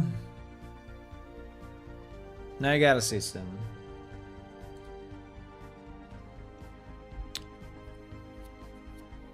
Emitter template beam. Well, there is static beam and dynamic beam.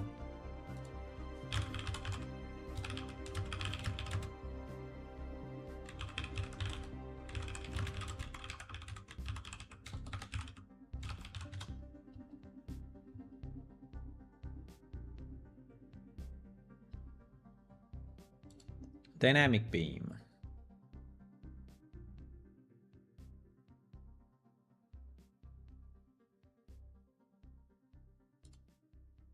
Okay. Dynamic beam. We call it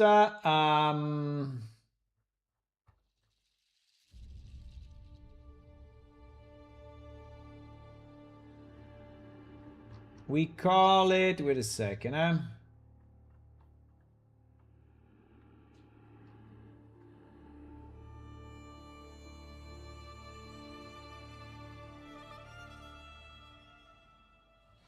we call it NS target arrow.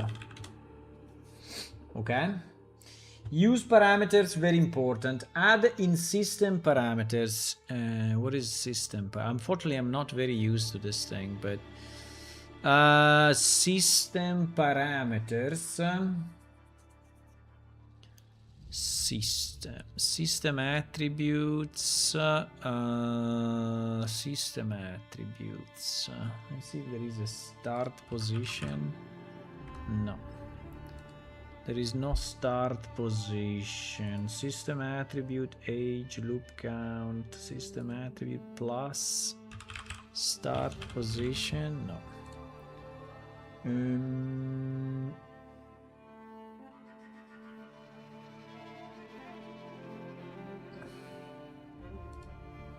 I think they are user parameter though.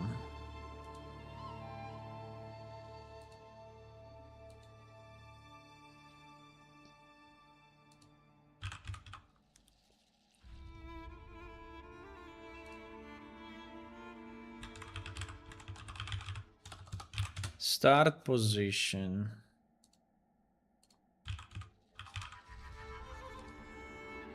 End position.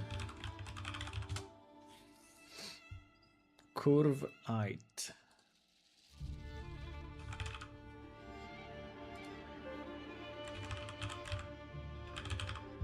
Okay. Start position and position and curve height. Okay, these are my user parameters. This default is like 100. Okay. Emitter module stack. Emitter update. Emitter module stack. I have dynamic beam. Emitter update. Yes. Emitter update. Emitter module stack. Emitter update. Emitter state. Emitter state. Beam emitter setup. Spawn burst instantaneous. Yes. Count 1. Okay. Particle spawn. Initialize particle. Beam with float or curve. Yes. Beam source, beam target. I don't have beam source and beam target here.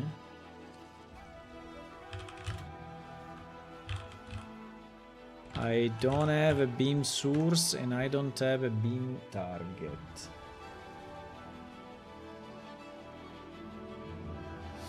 Particle update.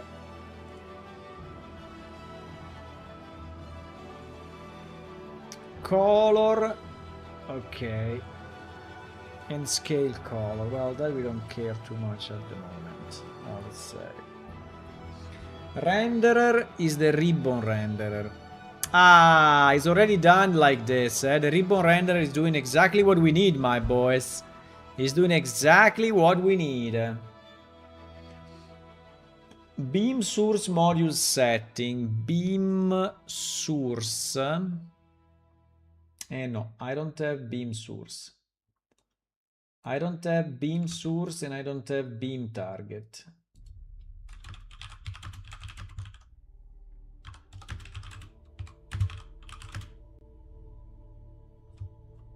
I don't have beam source and beam target under particle spawn.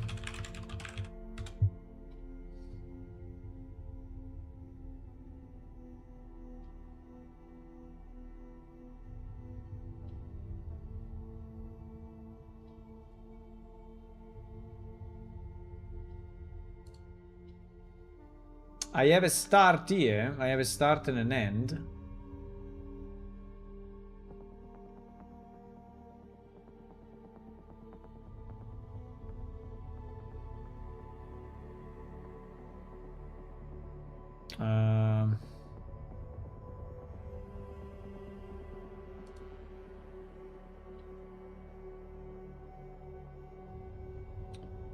Absolute beam start. No, I need a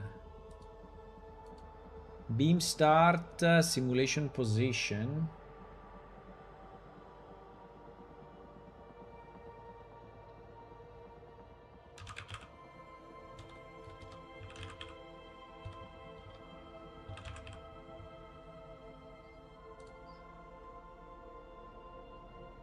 User beams. No.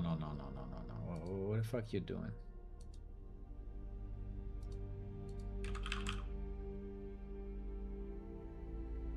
Huh? Why added?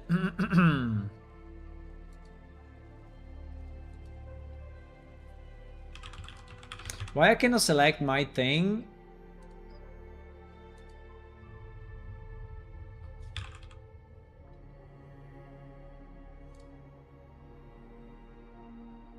Well, I can do this, but yeah, you see that is basically creating.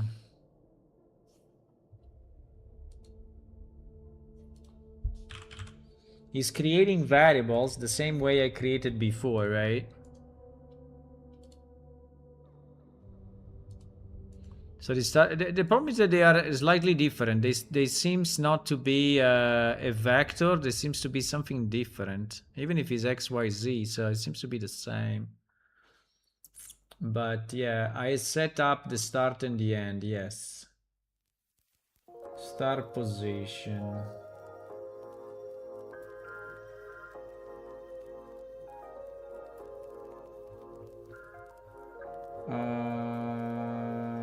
Okay.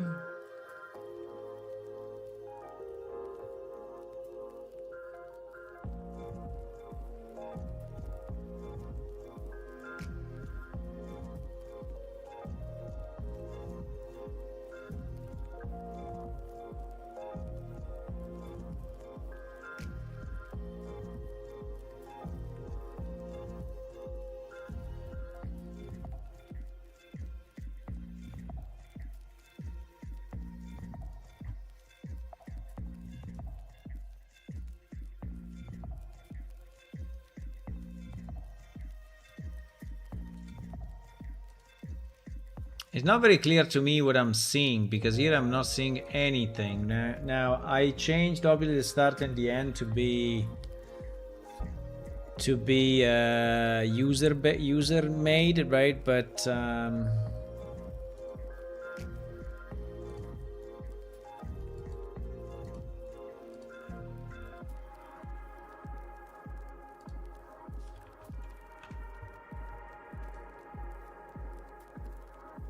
I was expecting to see something here, but I don't see anything here.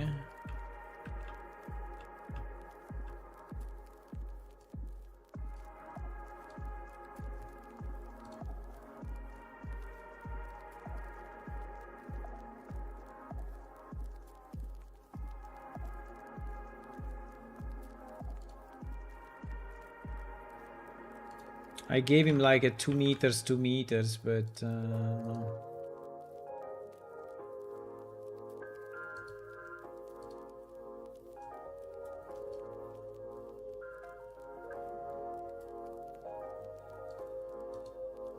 I don't see anything even in wireframe.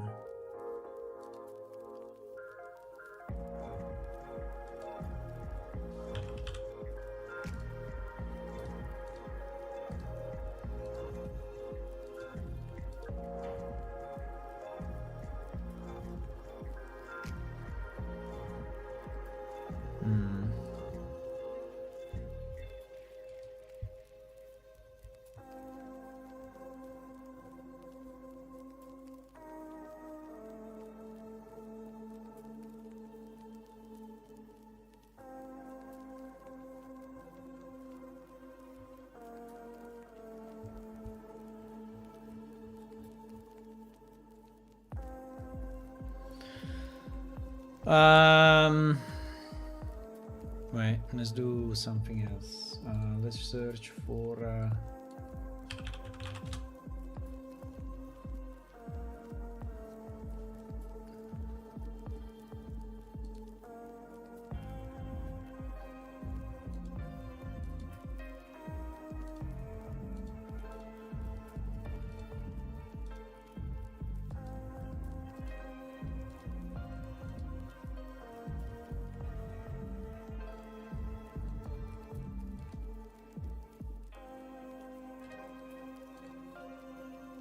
I'm looking at a video that is explaining how to use the ribbon system,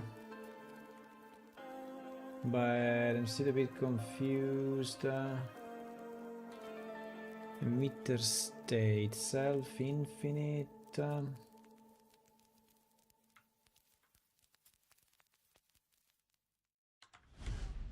Wait, what is that?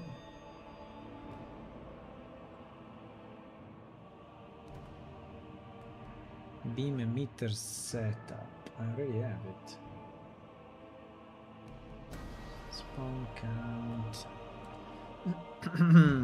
Yeah, I can increase this to 100 and see if... Ah, we see something now. Ah, we see something. So if I do 1, it's doing nothing, but if I do...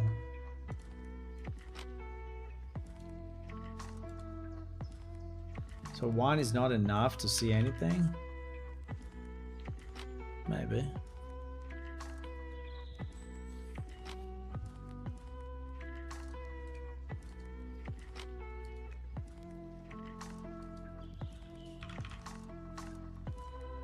Okay. I don't understand why it fades away, like, but...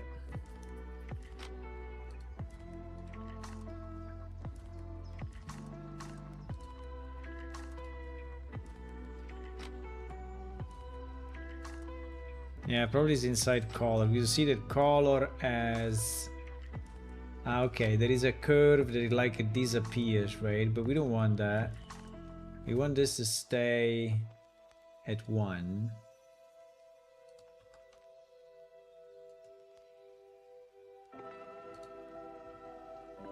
Okay, we want this to stay, not to disappear, right?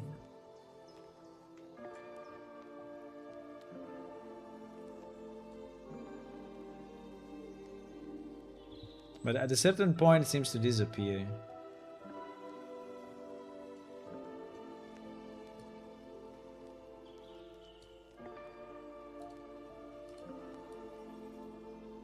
Like here, right?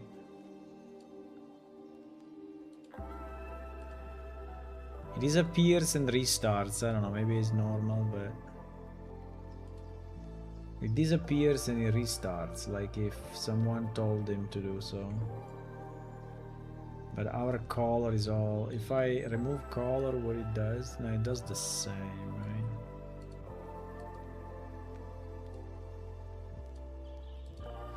But anyway, at least it's doing... I mean, at least it looks like a line, right?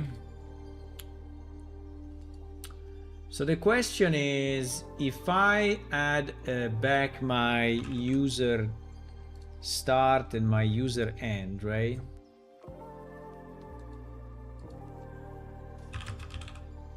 Because we need to drive this kind of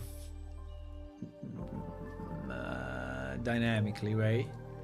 So if I do that and I have my line, right? It's just a small line. How do I put it in my widget now?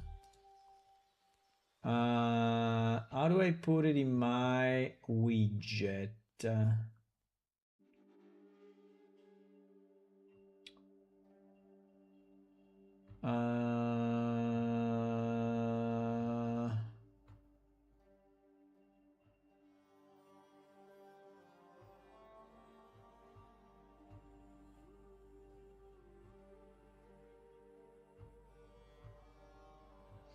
So mouse down, spawn, right? Get it result on the cursor, break it result of position, spawn actor, BP target arrow.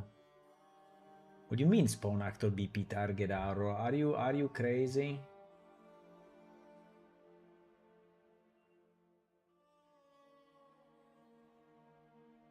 No, I don't understand the BP target arrow.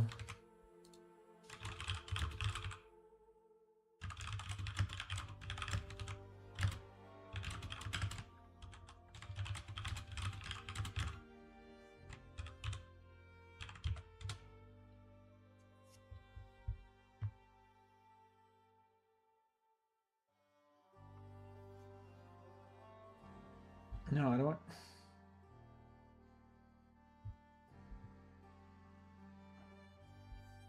No, but the other guy was not doing this. The other guy was adding a Niagara UI widget, right, to a widget. So it was going here. It was going here, and he was adding a Niagara. It's not there. Why?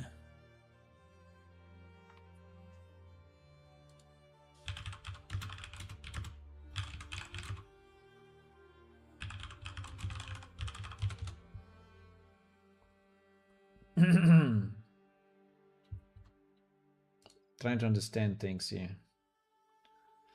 Hello, Mr. Rusty. Wait, it is about signal fading as a kind of animation blending. I don't know. I want just to understand how I can have a particle on top of my widget with a kind of a dynamic range.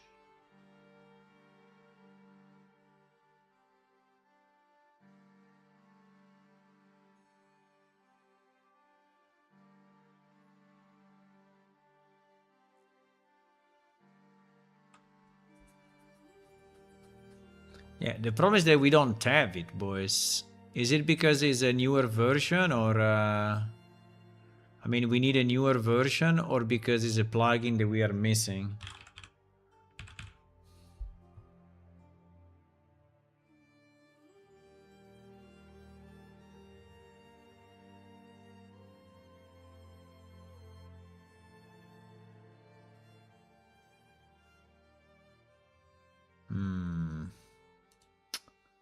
I don't have the entry here for Niagara widget.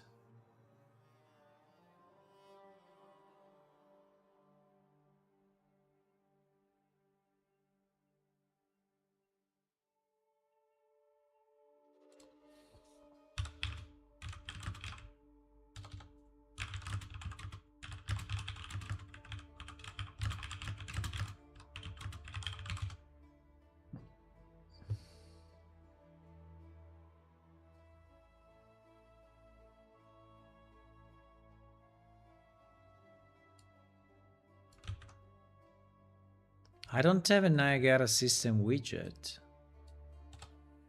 I don't have a Niagara component even here. When was this added to Unreal?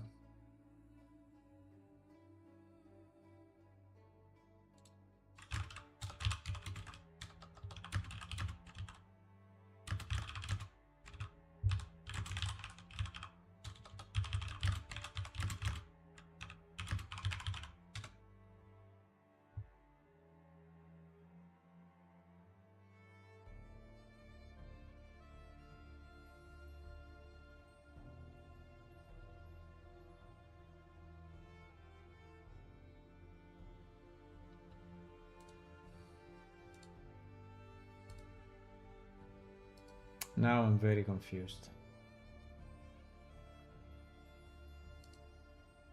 So we saw that guy adding.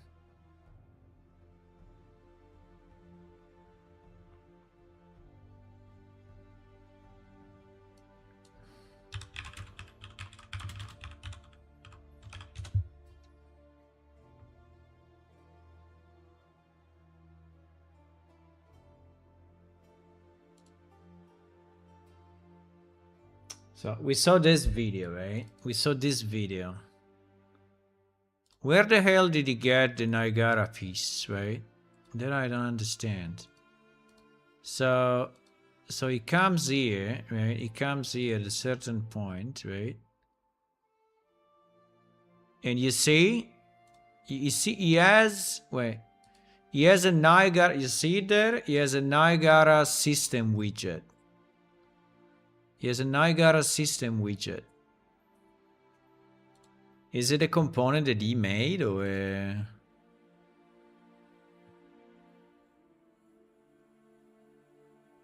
Ah, it's a free plugin. Okay.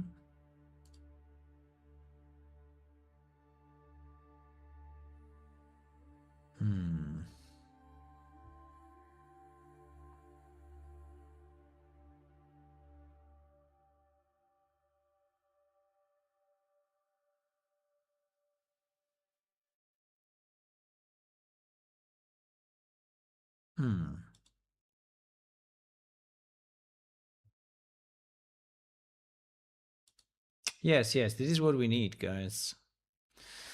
This is what we need. It's a bit late though. I think I will stop for now, but we will use this, right? So I think I want to create exactly this. So we need to understand how to get this. Well, adding it I think is easy. We just add it to our library.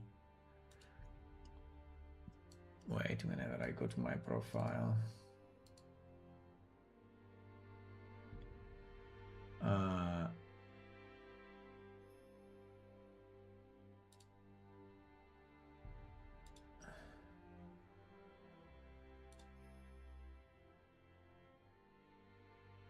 Okay, so if I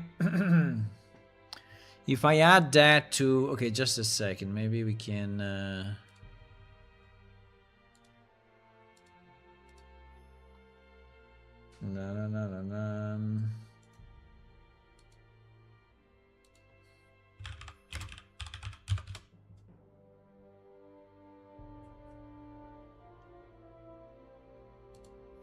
No, it's starting to be a bit late, maybe. So unless a classes mismatch between actor and widget layer. Are you working with Unreal, Mr. Rusty?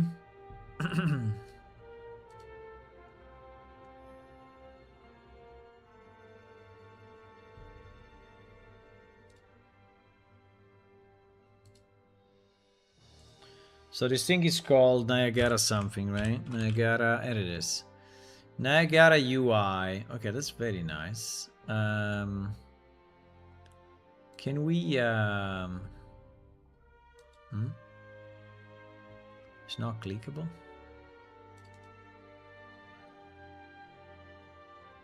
What is doing? Niagara UI render is incompatible. Niagara UI render plugin was designed for build 530.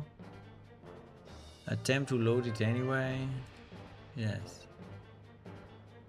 The following modules are missing or built with a different engine version. Holy shit.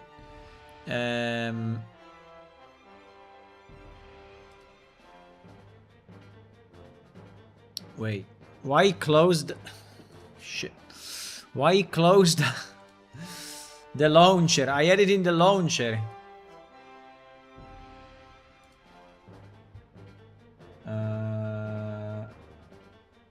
This is very old though, because it's been made.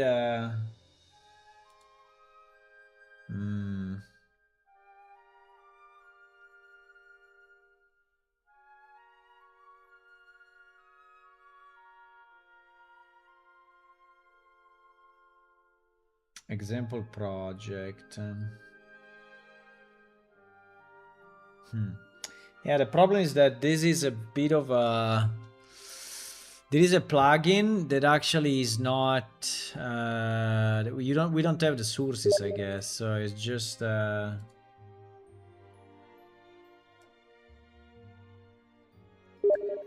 got a UI.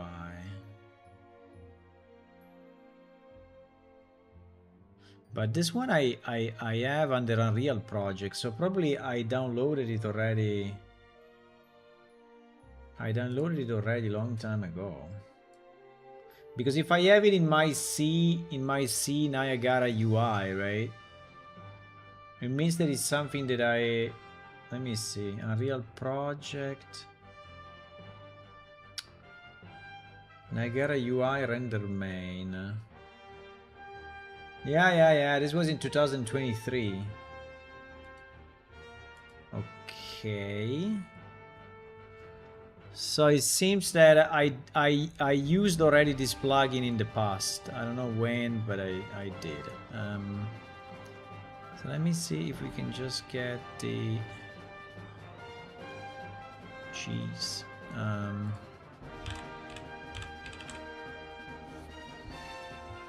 Niagara UI renderer, install to engine. Slot to add plugin to 5.5. No. Why to 5.5? I want it in my 5.4. Ah, okay, 5.4. Yeah, exactly.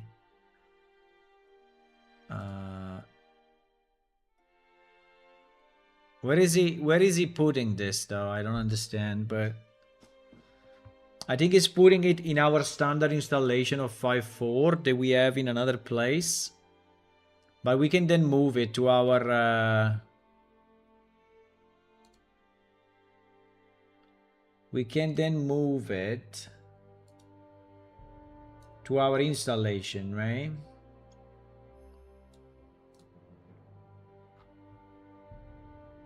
I think we have 5.4, no, 5.4 standard. Yes, here. Okay, I found it. And if I go under engine plugins and I search now this Niagara thingy, hopefully, no. Marketplace, no, plugin. Here it is, Niagara UI renderer. Okay, nice. So if we copy this, copy, and I put it in my engine, and I put it in my. I'm on the other screen, guys, but and I put it in my engine under engine plugins, marketplace. Okay, paste. Okay, fantastic. There are the sources. There are the sources. Well, if there are the sources, then we are good, because we can always modify it in case is messed up, right? Fantastic.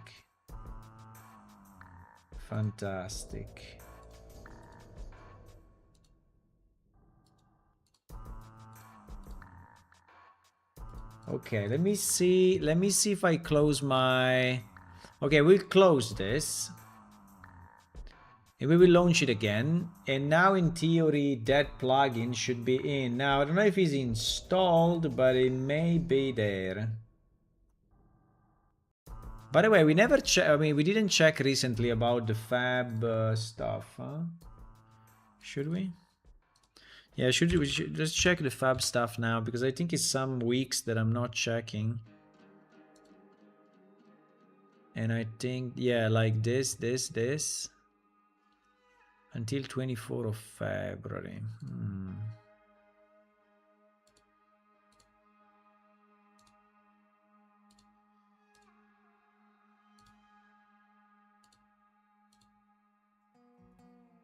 Okay, let me just check out this. And then we will see what is it, okay? 600 euro. Wow.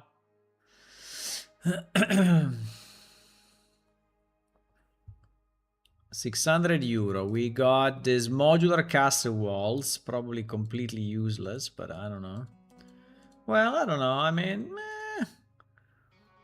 okay, we got this advanced phone system. Pretty cool, but obviously in our game will make no sense, but interesting. Very nice. Very nice. We may use it for something else.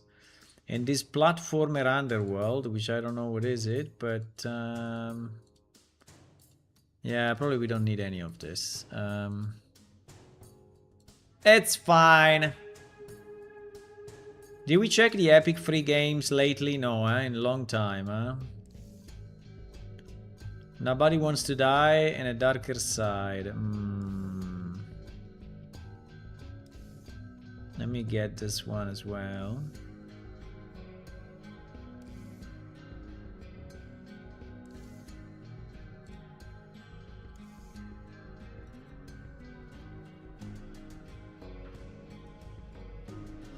I just remember now that it's a long time we don't check the free stuff, right? So I'm just doing it now, but this one, it looks nice. Dark Side Detective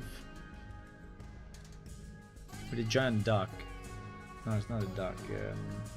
Swan.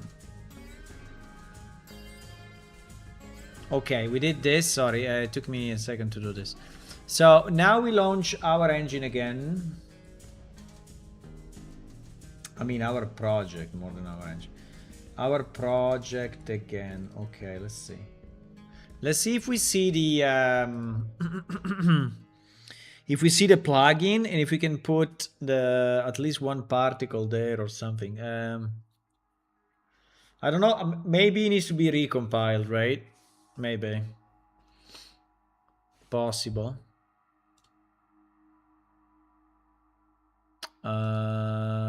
Plugin Niagara. Ah, here it is. Niagara UI renderer. Okay, we added to the project. Ouch. The following modules are missing or build a different engine version. Okay. How did we recompile a new how do we recompile a plugin?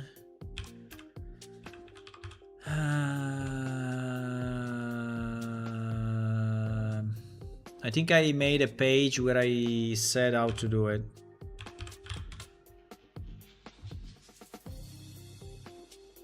Example: building minimum my machine, building voice chat in Real Engine, build spline, add sources to plugin marketplace, generate project files for Unreal, recompile Unreal, launch data, enable plugin.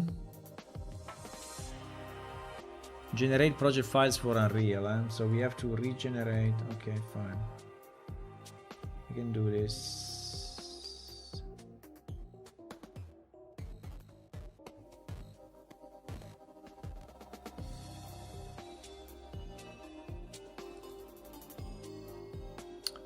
Generate project files, my boys. So we regenerate project files for Unreal, we rebuild Unreal, hopefully it's rebuilding only that single plugin, and then we put it into our project. It's very nice that there are these free plugins, by the way.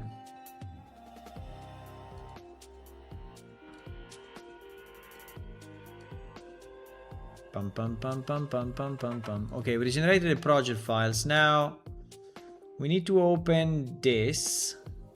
May take a bit because this guy.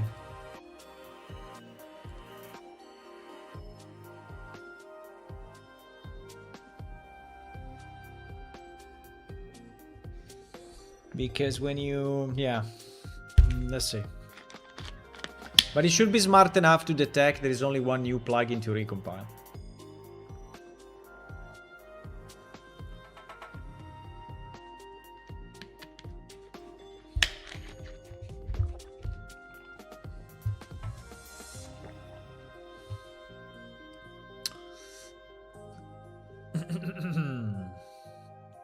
Now, if we add the plugin here.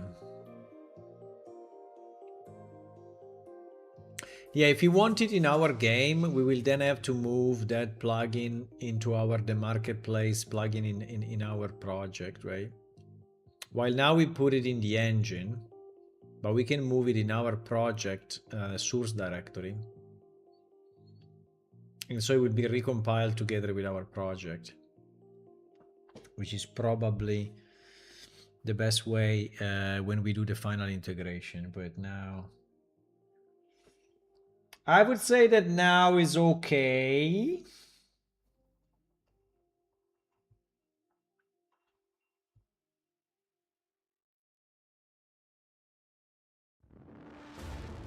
We made good progress today, huh? With the game, with the card game. We made very good progress.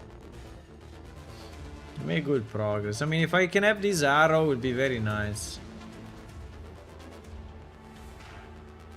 If I can have like a 3D arrow, it would be very nice.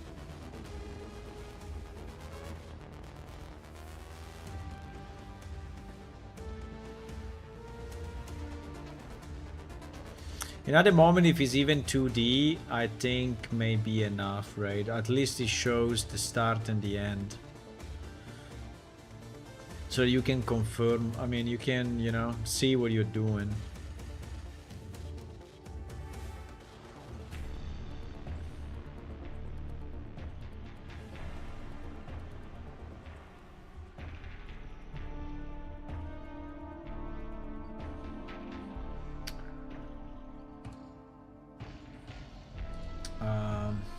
It's taking a lot of time.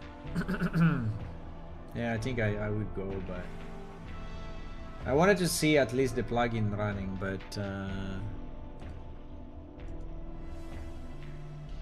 it's taking time.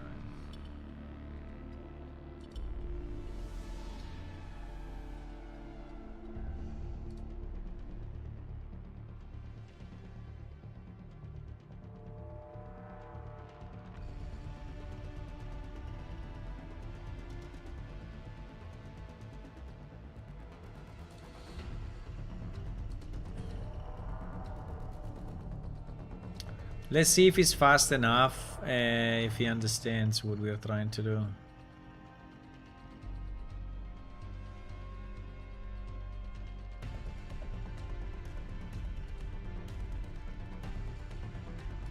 Cinque cose da non fare per sciare bene.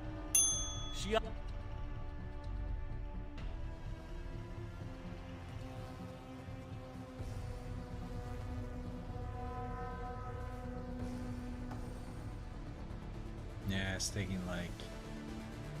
taking like forever.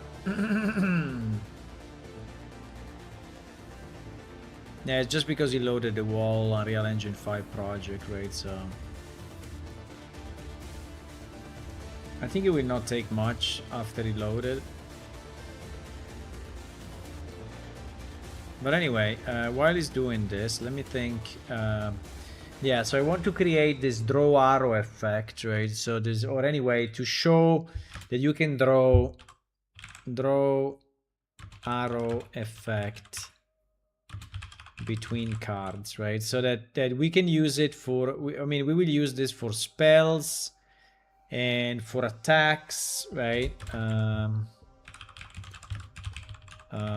Attacks, spells. I don't know if you also will do it from card to, but no, from card to hero, no, because I think you just drop the card. But it's for the stuff that you have on the table, right?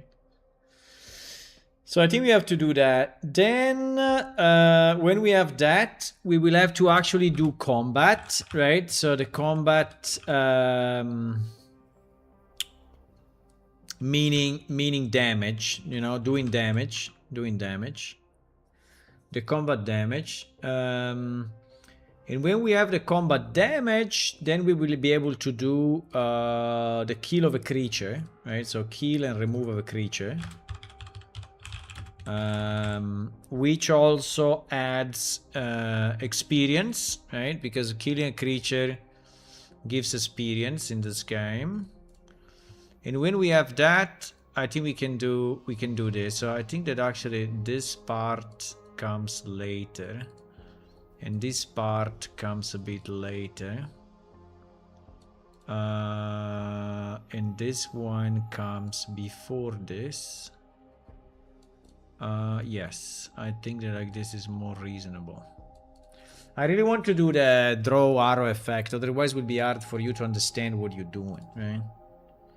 Okay, seems he recompiled. Yes, he got the Niagara renderer. Okay, fantastic. Fantastic.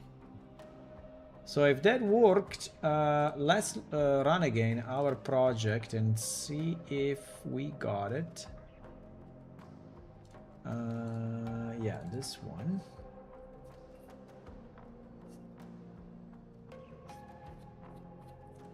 Now we should be able to add the plugin, and we should also be able to see the Niagara system widget, right, in the palette.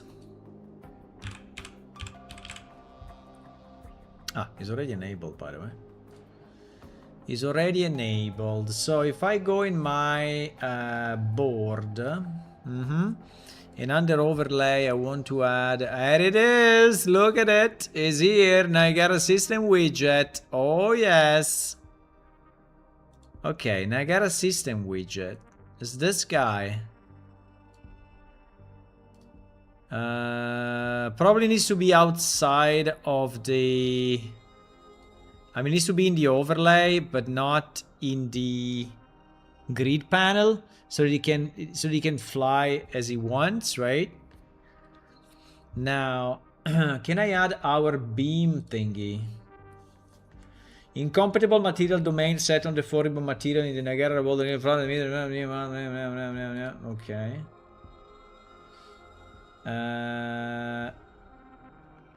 Because we need a material, huh? We need a material. I don't know, which material do we need?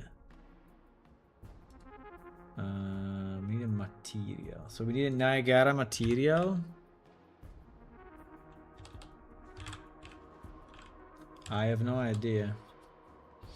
I mean, it should just be a particle, no? A particle material. Yeah, in this project we don't really have... Okay, let's put this randomly. Incompatible material domain for radiant gradient material in Niagara ribbon property. Emitter and static material. Please update material map list in the widget property. Those material when they have user interface material domain. Yes. Yeah, because the problem is that these materials are not for the UI, right? I mean, we can create a new one. I don't care.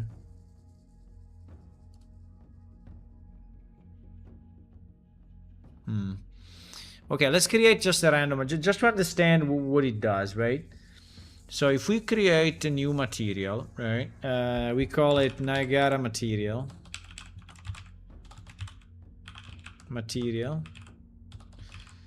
Or Niagara 1 mat. Yeah, Niagara 1 material. Okay.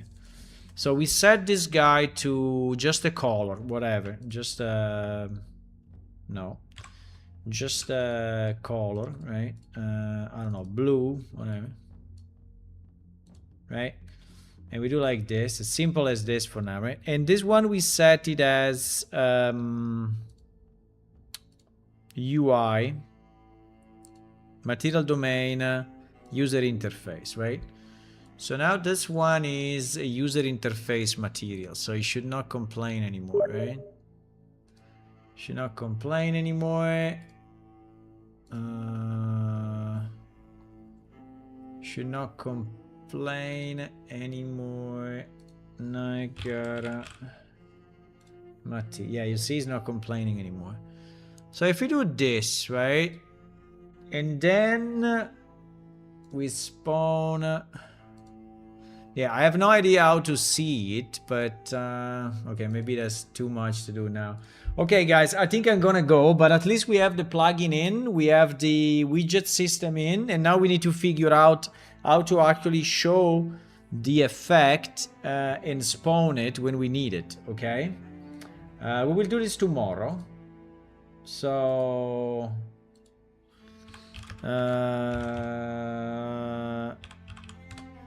we will do this tomorrow. Meanwhile, if you want to click follow on Twitch and subscribe on YouTube, that's nice. Also, it is free. And if you want to try our game, you can just download it from Steam. Or you can go to our main website, which is PlaneShift.it. If you want to just have the game on your PC without Steam, you can download it here for Windows, Linux, and Mac. And yep, that's it. That's it, my boys.